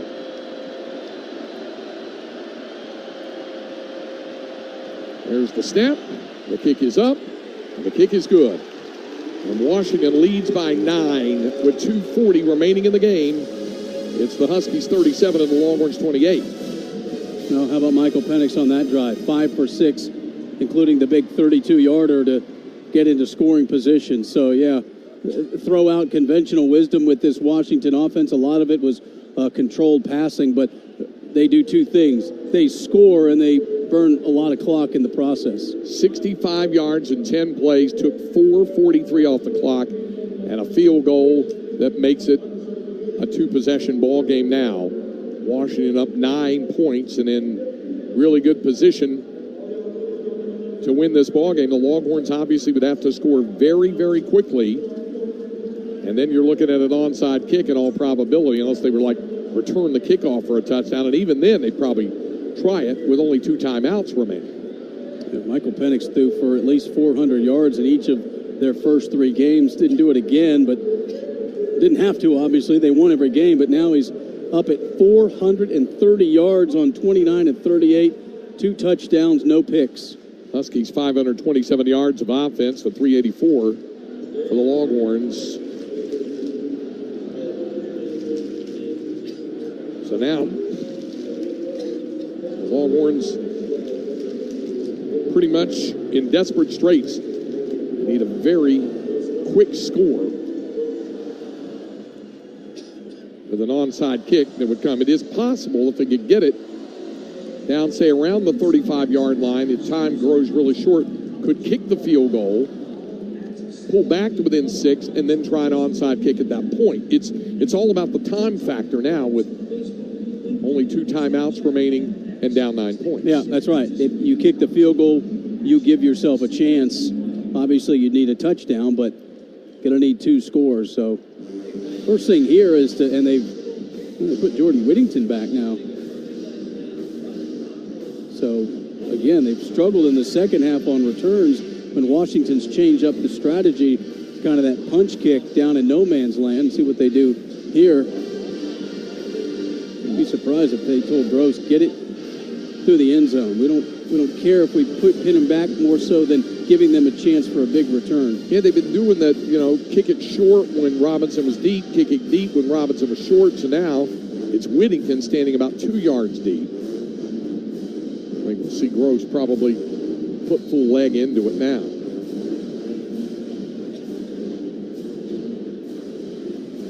Here's the kick. No, it's a squibber down the middle, and Whittington will field it at the 11-yard line. And he's in trouble at the 20, still on his feet, and after all is said and done, he's at the 25-yard line. Yeah. So 6 seconds lost out of that. There you go. That's what Washington gained. Yeah. But the Longhorns now have to get it 75 yards downfield and into the end zone, or at least get it close enough to get a field goal to get it back to a 1-possession game and then recover. Either way, they'd have to recover an onside kick and have a score, but they're going to have to do something really quick. Unless maybe they hit one right here for 75. True. 3 receivers out wide left. One on the short side of the field, split right. Ball is on the right hash mark of the Texas 25-yard line. Ewers from the shotgun. Quinn with the snap and back to throw. Looks right, throws right. Ball is caught. Yeah, A.D. Mitchell with a catch. It's a first down at the 36-yard line. Now the clock continues to move as that one goes for 11 yards because it's outside of 2 minutes. They got to move quickly now. Ball is at the 36. Ewers with Jaden Blue offset to his left. On first down, has the snap. Quinn looks, still looks, pressure coming. Ewers to run. 35-40, 45, first down, and steps out of bounds at the 49-yard line. A 13-yard carry for Ewers. Well, nice decision. First of all, they're just rushing 3, so it's going to be tough. So he took what the defense gave him there. You get yardage, and you get the clock stopped momentarily. 13 yards on it. Now they put it back in motion again. Yeah, that's a worse with just over 2 minutes. Yep, so it's running now. First down and 10. Ewers from the gun. Quinn with the snap, back to throw.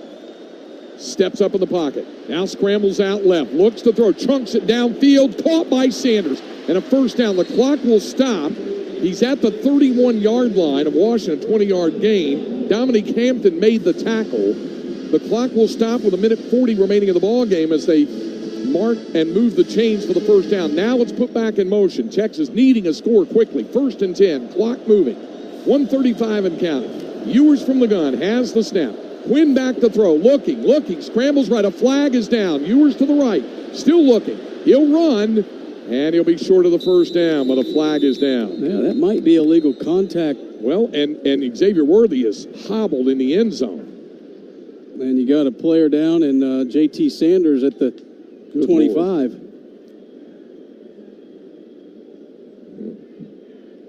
Wait on the call. Worthy, meanwhile, I think that sore ankle really bothering him again. Holding, defense number 7, 10 yards penalty from the end of the run, first down. Okay. That's big. You add on the penalty yardage. Yep. So the ball is at, they'll mark it from the 23, 10 yards down to the 13-yard line. Well, Quinn stepped out of bounds. Ewers stepped out of bounds at the 23. So it was an 8-yard run. And then a 10-yard step off. Actually, it was, well, now they, at the 13-yard line. That's where Texas will have it.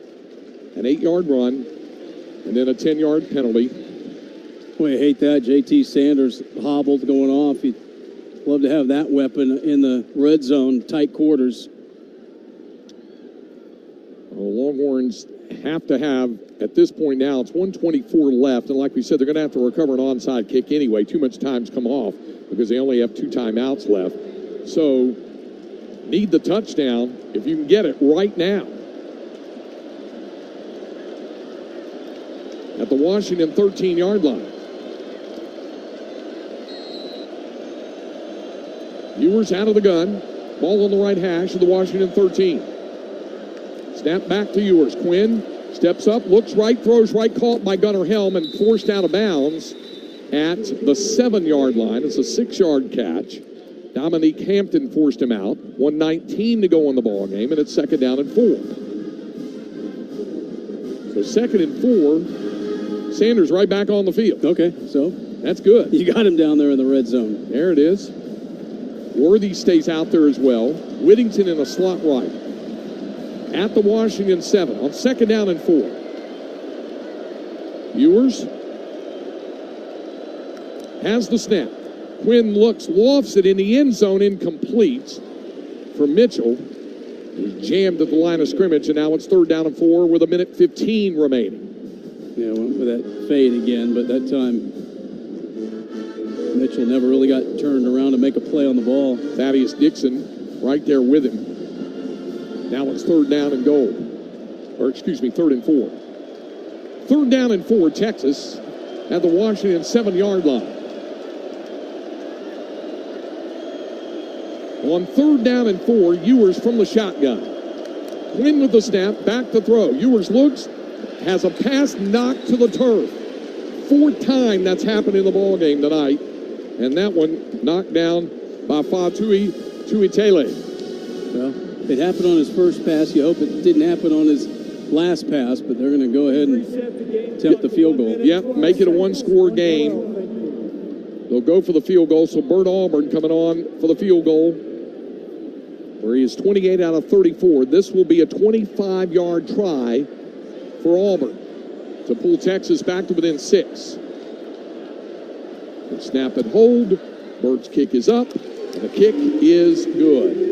This season, Allstate will make a contribution to the University of Texas General Scholarship Fund for every field goal and extra point made by Texas. Thanks to Allstate, you're in good hands. Well, Texas back within 6. Everybody in the world knows what's coming next here with 109 to go. Well, they haven't had one this year, obviously. The only loss was Oklahoma when they lost on the final second. So see if they can pull a rabbit out of their hat here and give themselves a chance. And if they do, there's plenty of time with 109. 68 yards and 8 plays, taking a minute 25 off the clock. 25-yard field goal by Bert Auburn. Let's pause 10 seconds for station identification. This is the Texas Longhorn Radio Network from Learfield.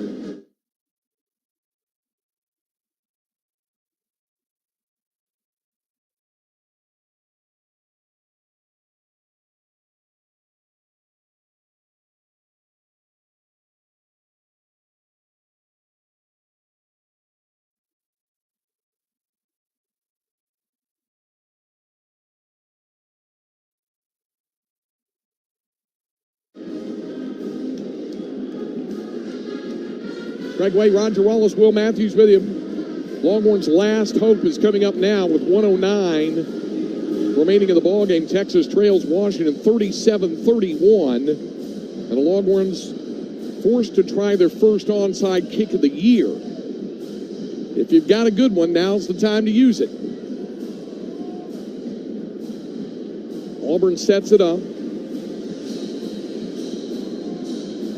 And now the officials stop play because Washington uses that timeout, having seen the Texas setup. Because, you know, Will, this is unusual because they haven't seen a Texas onside kick on film, on tape. They haven't seen that. So that's why Kalen DeBoer used the timeout there as the Longhorns line up. It's the first time we've seen the Longhorns line up to try an onside kick. It definitely is. And Texas just really hasn't had to use that set all year long, so no one has seen it. So, of course, Coach would call a timeout just so he can get a look. But this, I wonder if Coach Sark would see that and change that and maybe do something a little bit different, maybe change the setting up a bit, because this has got to be magic. This has got to happen. But this is college football, and this is what we live for. We've got 4 to the left. One of them's X, and well, he's visibly hobbled a little bit as he went back to the huddle on that timeout. See if they change it up to the right. Over on the right, you got Helm, you got Mitchell. Bert Auburn sets it up for the onside kick. 109 to go. Auburn kicks it. Ball squibs around on the ground, and Washington is on it. The Husky dived on it with 43 seconds to go, and that should do it. Longhorns have 2 timeouts, but there's only 109 left in the game. Yeah, didn't get 10 yards, so Texas had to wait, and Washington able to field it, so never got a hop, never got a big bounce, turned it into a basketball rebound situation. So at the Texas 44, again, the Longhorns could stop it twice, but only twice. Penix will try to run a little clock, I'm sure, if he keeps it himself before going down, but he's got Johnson in the backfield with him now. He shifts back in, and he does hand it to Johnson, who's immediately knocked down in the Longhorn spin. Timeout number 2, 106 to go. Karen Thompson, Jade Barron team up on the tackle. After seeing that tackle, Kalen DeBoer might say, let's not have an exchange anymore, because they kind of knocked Johnson off his pins a little bit, and you expose him. They needed to run a little bit of clock because the Longhorns will spend another timeout. But put it this way, if it's another short play like that, it'll force Washington to have to do something on 4th down, even if it's just a pooch punt or a punt of some sort. They wouldn't have an opportunity to run out all of the clock unless, of course, they picked up the first down. Yeah, he could take Penix here and just sprint him as far as he can go and then slide down. That's what I thought they might do on 1st down. Now, Johnson is in the backfield with Penix. Out of the timeout, 2nd down and 8 at the Texas 42. Penix has the snap, turns, and hands it to Dylan Johnson again. Burrows forward down to the 39. Longhorns use their final timeout. Alfred Collins a stop. 1:02 to go. So unless Washington picks up a first down, they will have to snap it on 4th down, and there might even be a few seconds remaining for Texas to try something desperation, but they got to stop it on 3rd and 5 first. Well, twice they've handed it to Johnson, but unless they think he can pick up 6 yards or enough to just go ahead and go for it on 4th down. And that's certainly a possibility as well, that they could get close by keeping it on the ground. Not risk a exchange, a punt. So 3rd down and 5. 1:02 remaining in the ballgame. Longhorns out of timeouts now.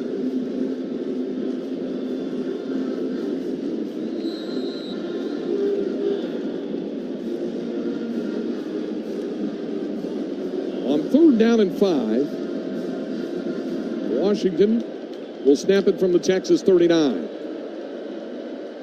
Penix to take the snap, turns, hands it to Dylan Johnson, goes straight forward. The Longhorns knock him down. Now the clock will run. Alfred Collins made the tackle, and it's 4th down. Yeah, you're at about 15-second difference.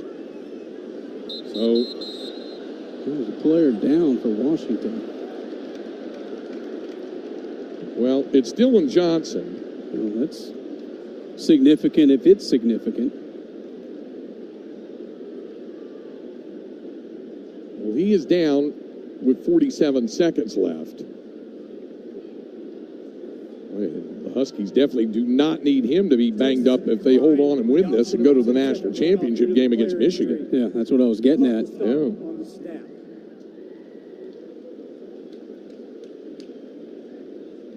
That will save Texas some time.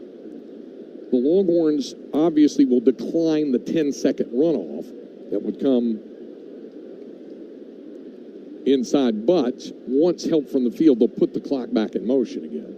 And there's 25 on the clock at that point. You're at 22. Yeah, when they'd have to snap it. And they'd probably run it down and then take a timeout right then at about 22. Before, then perhaps pooch punting it or just punting on 4th down. Meanwhile, the concern certainly is for Dylan Johnson, who's down on the field. Well, the 1st down run, he got hit pretty good low, and then Jahdae Barron kind of cleaned it up, and they ran him a 2nd time and now a 3rd time. Sitting up now.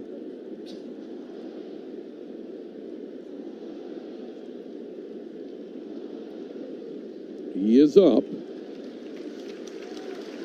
Well, he's going to need help getting off the field.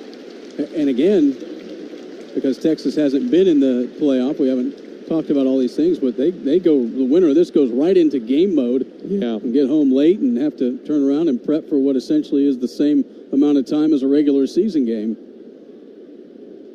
Johnson being helped from the field. Boy, he's not putting much pressure at all on that left foot, and he's in a lot of pain. So now it's 4th down. And coming out the punt will be Jack McAllister.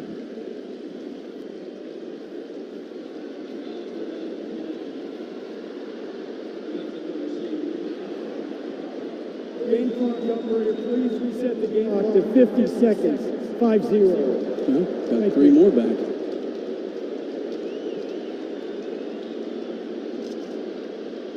So, the 50 seconds, and now they'll punt on 4th down.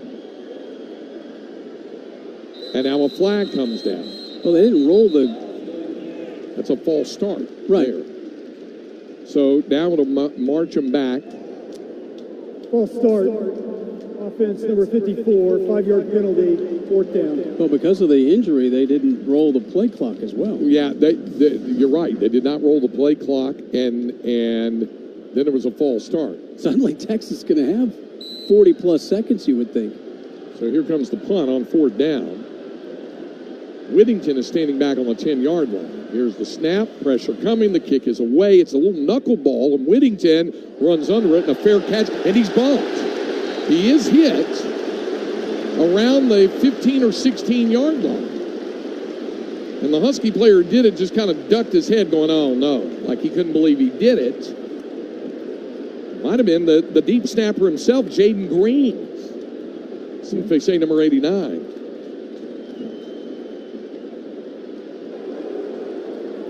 Kick catch interference, kicking team number 89, 15-yard penalty, first down. Yeah, that's the deep snapper, Jaden Green.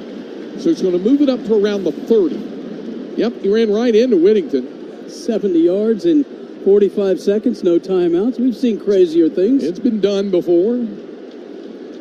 Well, they're going to get a last shot anyway. It's up to the 31-yard line, so it would technically be a 69-yard drive. Jaden Blue is out at running back, so one last hope for the Longhorn offense. Well, you want to get it where they can get it to the end zone. So Viewers from the shotgun on 1st down.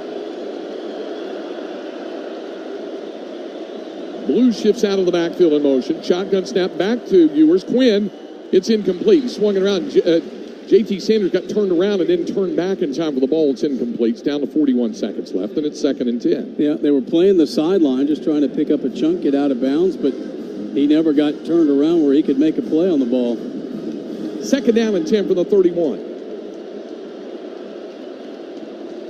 41 seconds to go, no timeouts. Texas trailing 37-31.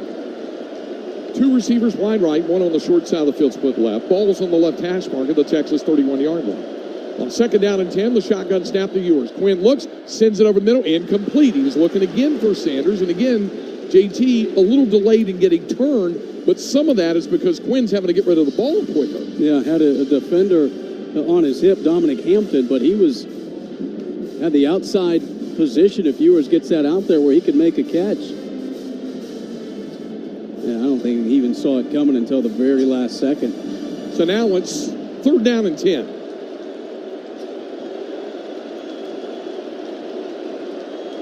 Third and 10 for Texas at the Longhorn 31.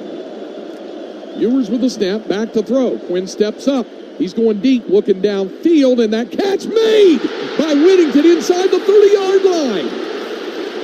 1st and 10, Texas. They're not dead yet with half a minute to go. Well, they got several shots at the end zone here.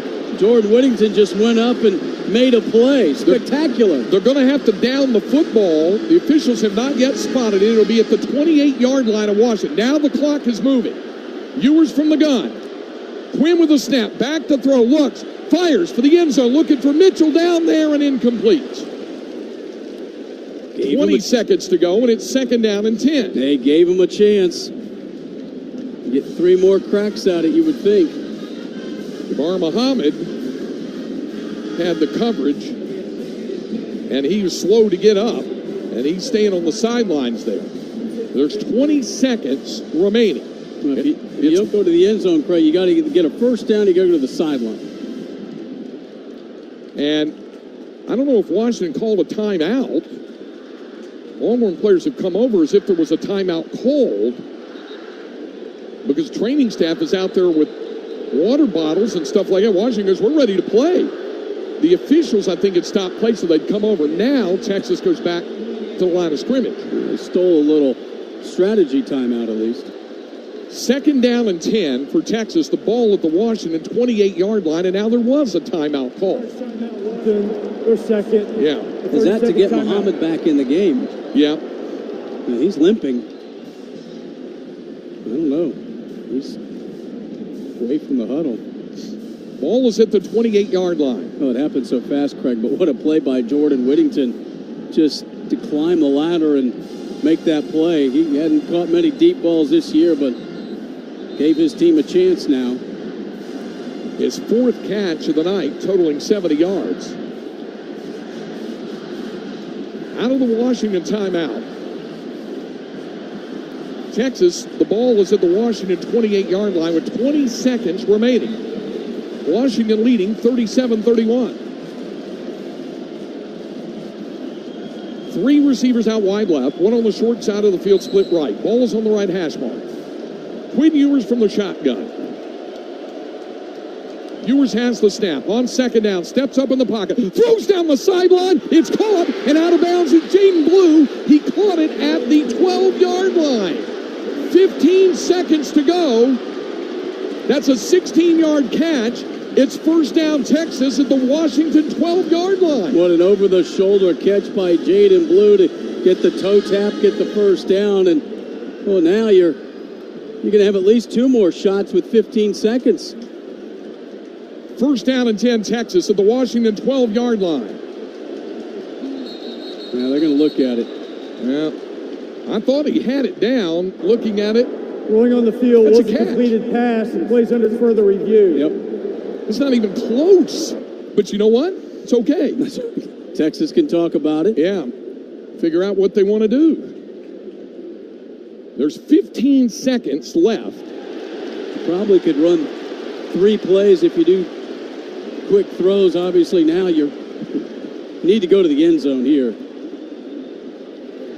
I think this will be, you would think, a pretty quick review. But what a catch by Blue. Yeah. Under the circumstances. This is crazy. That Washington sideline saying a bobble. They're not looking at them. They're looking at the monitor. He's got it in. He's pulled it back in. How about these 2 college football playoff games today? It's amazing. The first one going overtime with Michigan beating Alabama. 27-20 in overtime. And now this one coming down to the final seconds. Well, taking a long look.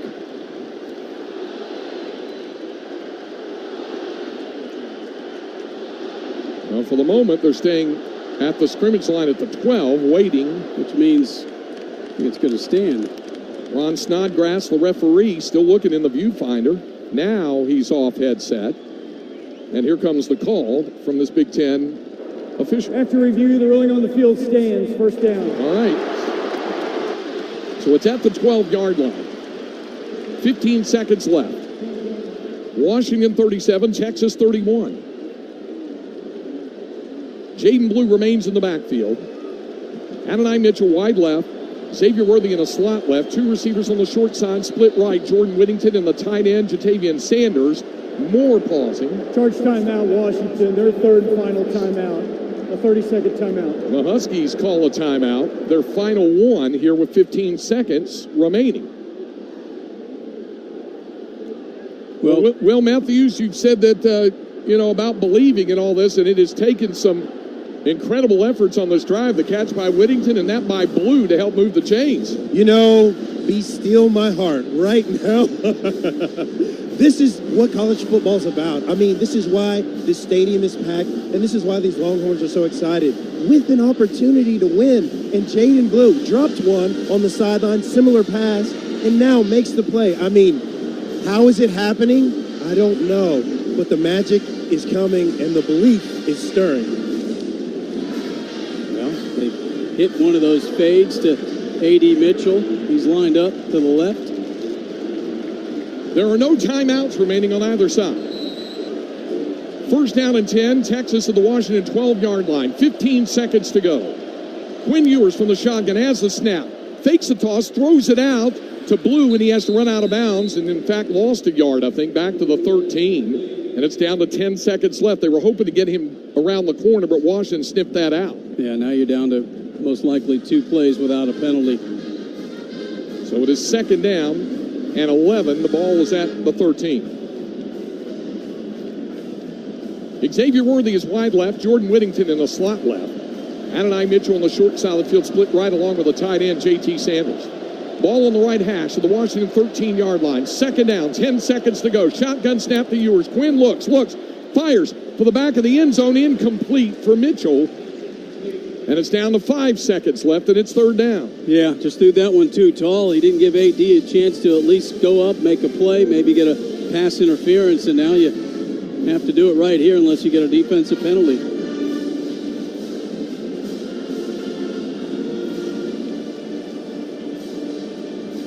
It comes down to this.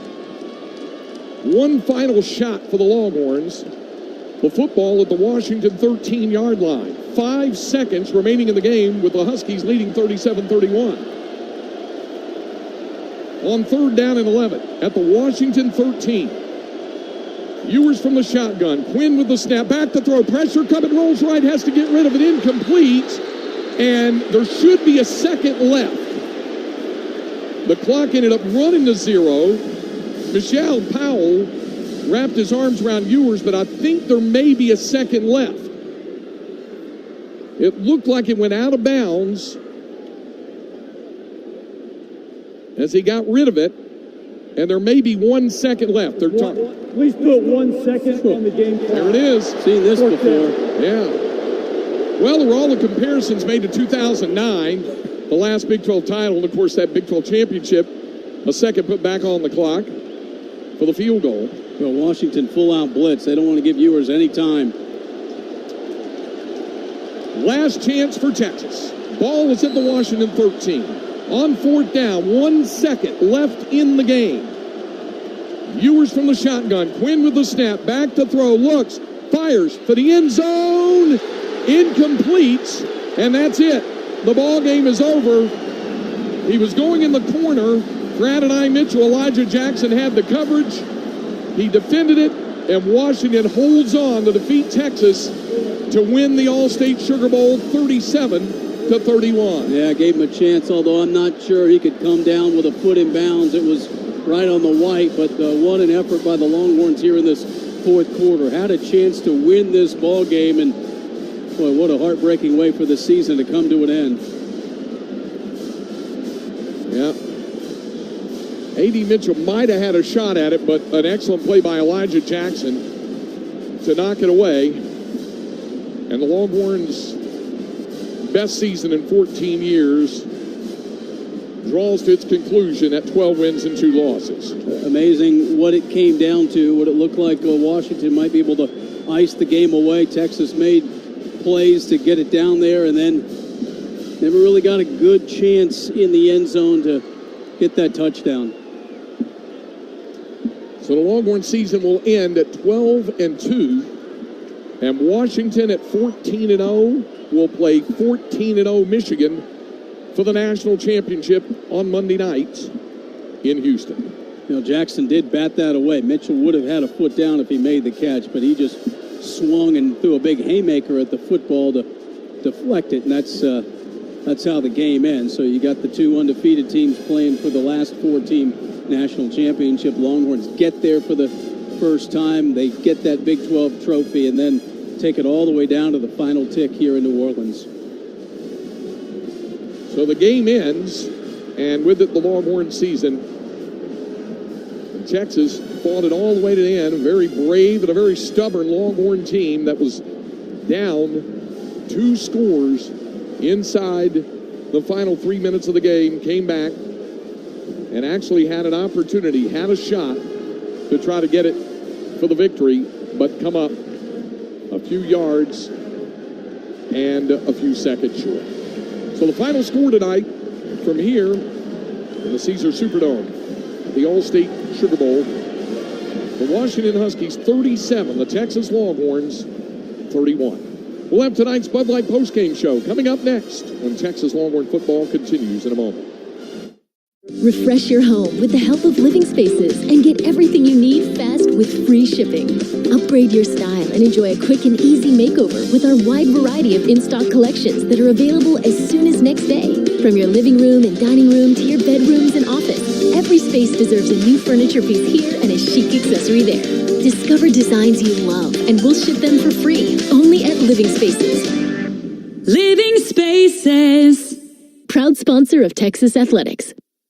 The University of Texas Golf Club, your home in the Hill Country. It's a member experience as big as Texas. Major champions, tour pros, and you can stroll 18 holes. Play the Spieth Lower 40, a fun 6-hole short course. Hit the courts in the biggest indoor tennis facility in Austin. Or host your next event in our pavilion or clubhouse. Next time you're in Austin, stay and play in our casitas. The University of Texas Golf Club, where champions play. At St. David's Healthcare, we talk a lot about being the best. It's not just talk. We show it through innovation, hard work, heart, and of course, victories. St. David's Healthcare is proud to be an official healthcare provider of Texas athletics. And as UT Athletic Director Chris Del Conte would say, The best is here, and together we are changing the world. Hook 'em.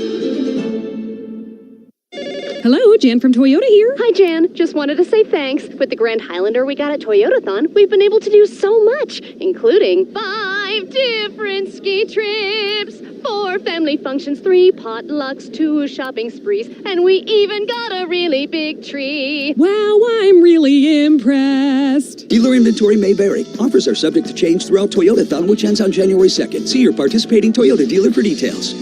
Toyota, let's go places. Longhorn football is brought to you by WinStar World Casino and Resort, located just 1 hour north of the Dallas Metroplex. Rico, an official corporate sponsor of Texas Athletics. Texas Mutual Insurance. Protect your team and win. Your South Texas Ford dealers. Ford is the best in Texas. And by SeatGeek, the official fan-to-fan ticket marketplace of the Texas Longhorns.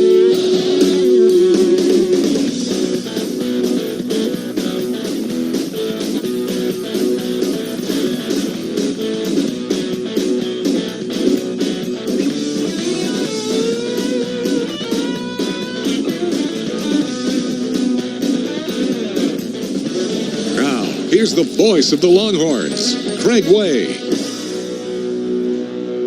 This Texas Longhorn team fought all season long, and that's a big part of the reason why they won 12 of the first 13 ball games and won their final Big 12 Conference championship, and had to fight back time and again tonight, and had an opportunity there in the waning seconds, but could not capitalize at the tail end there and connect and execute a final play to get a game-winning touchdown, and so the season ends with a heartbreaking 6-point loss in the college football playoff semifinals. We welcome you back to Caesars Superdome for tonight's Bud Light postgame show. The Washington Huskies advanced to college football's national championship game with a 37-31 win over the Texas Longhorns. The Longhorns trailed 7-0, tied it at 7, trailed 14-7.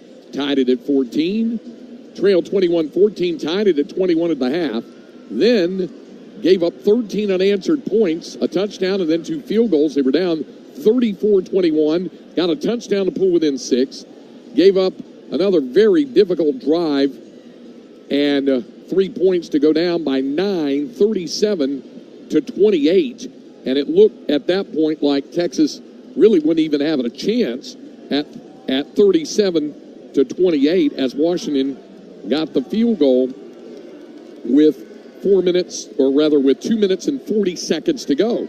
But Texas had a 68-yard drive at 1:25. Bert Auburn kicked the field goal to pull Texas back within 6.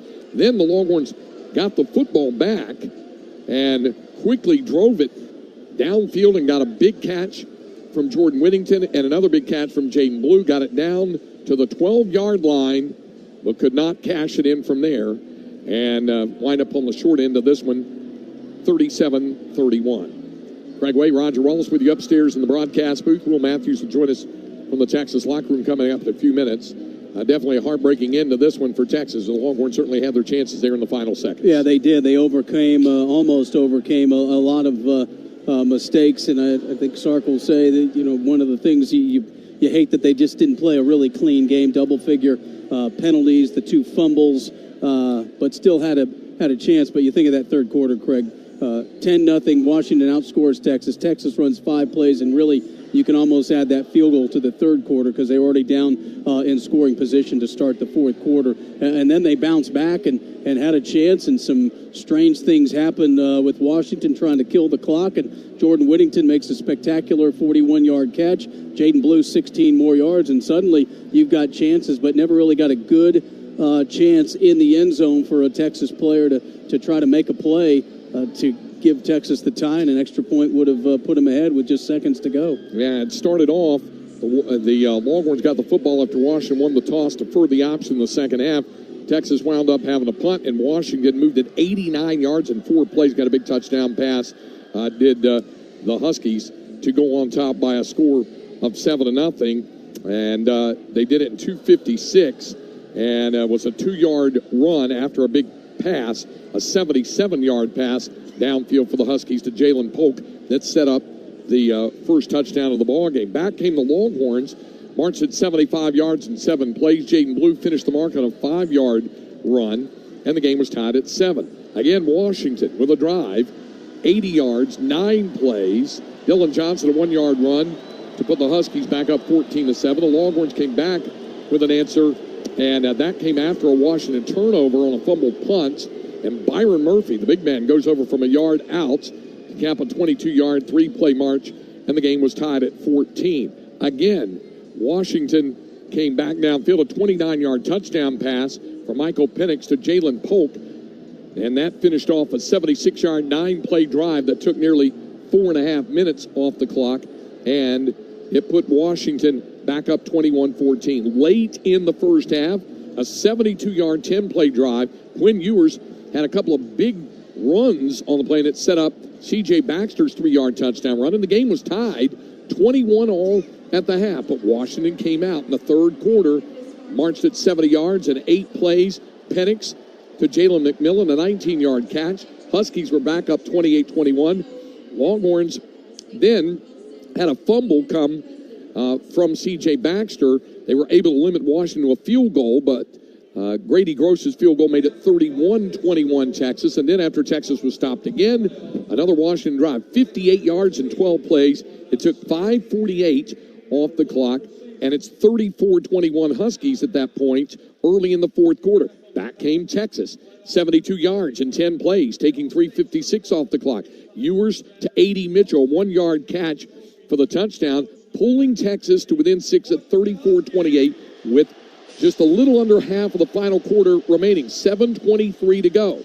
But the Longhorn defense pushed again. They could not stop Washington from an extensive march of 65 yards and 10 plays, taking 4 minutes and 43 seconds off the clock. Another Gross field goal made it, then 37-28 with just 2:40 to go.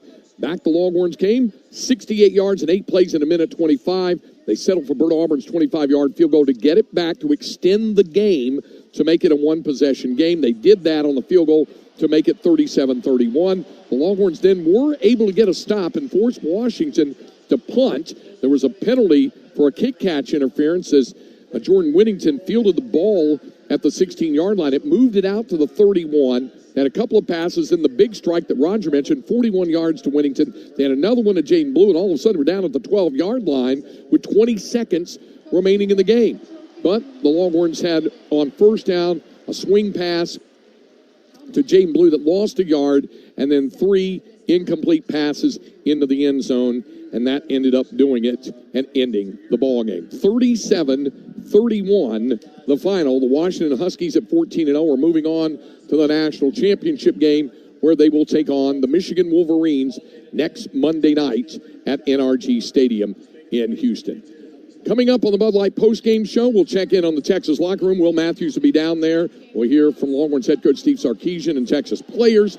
And Mike Coulter in our Longhorn Radio Network studios with a recap of today's bowl activity and also Longhorn basketball. All that and more coming up when the Bud Light postgame show continues after these local messages here on the Longhorn Radio Network from Learfield.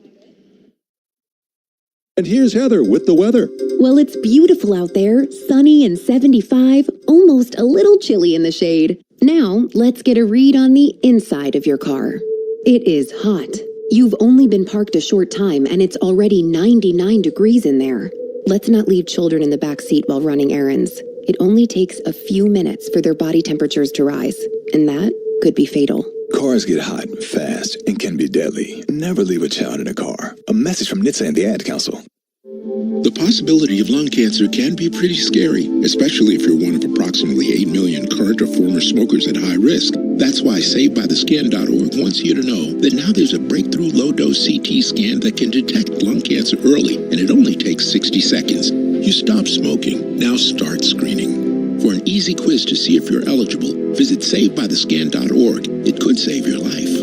SaveByTheScan.org is brought to you by the American Lung Association's Lung Force Initiative and the Ad Council. into the building for the first time after the shooting. It was crippling, but it had to be preserved. In response to the Pulse nightclub shooting that affected the LGBTQ community, Barbara Polna, owner of Pulse, founded the One Pulse Foundation to honor Pulse victims and survivors. If you're an ally of this community, speak out. There are more of us together than apart. It is the power of love in its rawest form. Join the fight for LGBTQ acceptance. Learn how at lovehasnolabels.com. Brought to you by Love Has No Labels and the Ad Council.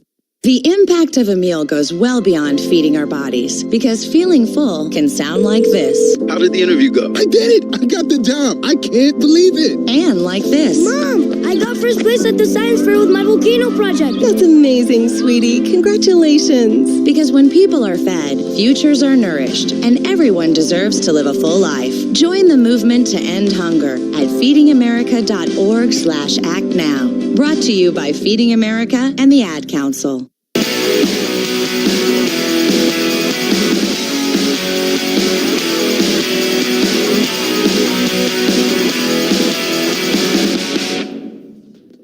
Welcome back to the Bud Light postgame show as Texas falls to Washington 37-31 in the Sugar Bowl. Texas wraps up their season at 12-2. Washington advances, of course, to next week's national championship game against Michigan as they improve to 14-0 following the victory. Mike Coulter back with you from the Learfield Network studios with this WinStar World Resort Studio report.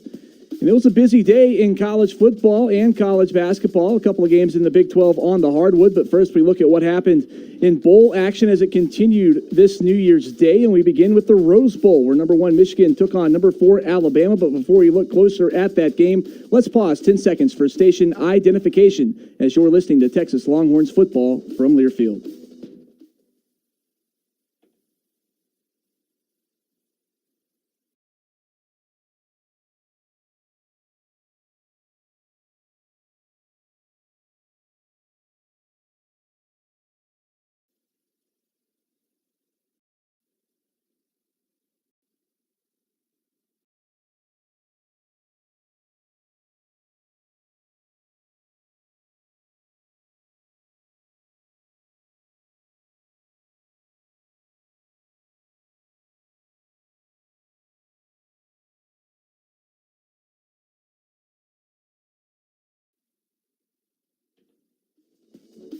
And now we're able to look at that Rose Bowl matchup between number 1 Michigan and number 4 Alabama. Michigan dominated much of the first half, led it at halftime 13-10, sacked Jalen Milroe 5 times in that first half. It was 13-10 Wolverines at that point, but Alabama dominated the third quarter and early fourth quarter, found themselves up 20-13 late before Michigan mustered a late drive and a touchdown to tie the game at 20 with a minute 34 remaining. In the first overtime period, as they went to overtime, Michigan scored on a 17-yard Blake Corum touchdown run, making it 27-20 Wolverines. Alabama on their ensuing possession, trying to keep the game going, needing a touchdown, had a 4th down and 3 inside the Wolverine 5-yard line late. Can the Wolverines survive and advance? Both huddles are broken. Michigan's defense takes the field. This time Alabama splits 3 wide, 2 to the left, 1 to the right. Roydell Williams in the backfield. Jalen Milroe in a shotgun. Game on the line. 4th and goal from the 3. Milroe puts a man in motion, empty backfield, low snap, quarterback run up the middle. Yeah! He's not gonna make it. Nowhere close as the Michigan defense stuffs Jalen Milroe. And the Wolverines will play Going to Houston, baby! Championship 1 week from tonight. Doug Karsh and John Jansen with the call from Learfield as Michigan, with that 4th down stand inside their own 5-yard line in overtime, defeats Alabama 27-20. J.J. McCarthy, 221 yards passing and 3 touchdowns to lead Michigan, who's now 14-0 on the season. Alabama drops to 12-2. Let's send it back now inside Caesars Superdome for more continuing post-game coverage in New Orleans. Once again, here's Craig Way. Craig? All right, thank you very much, Mike. We want to go down to the Texas locker room. Shadi Barron is joining us down there, and certainly one of our favorites and has been there all season long for us. Shadi, I know you guys are heartbroken, but by the same token, what fight from you and your teammates tonight not to give up down 9 with 2:40 to go to have this come down to the last second of the ball game? Yeah, well, I mean, we tried to fight. It just didn't go our ways, and sometimes that happens. But we got to hold our head high. It was a great season with all the guys, and I for surely believe we changed the culture of this whole atmosphere on this team. It's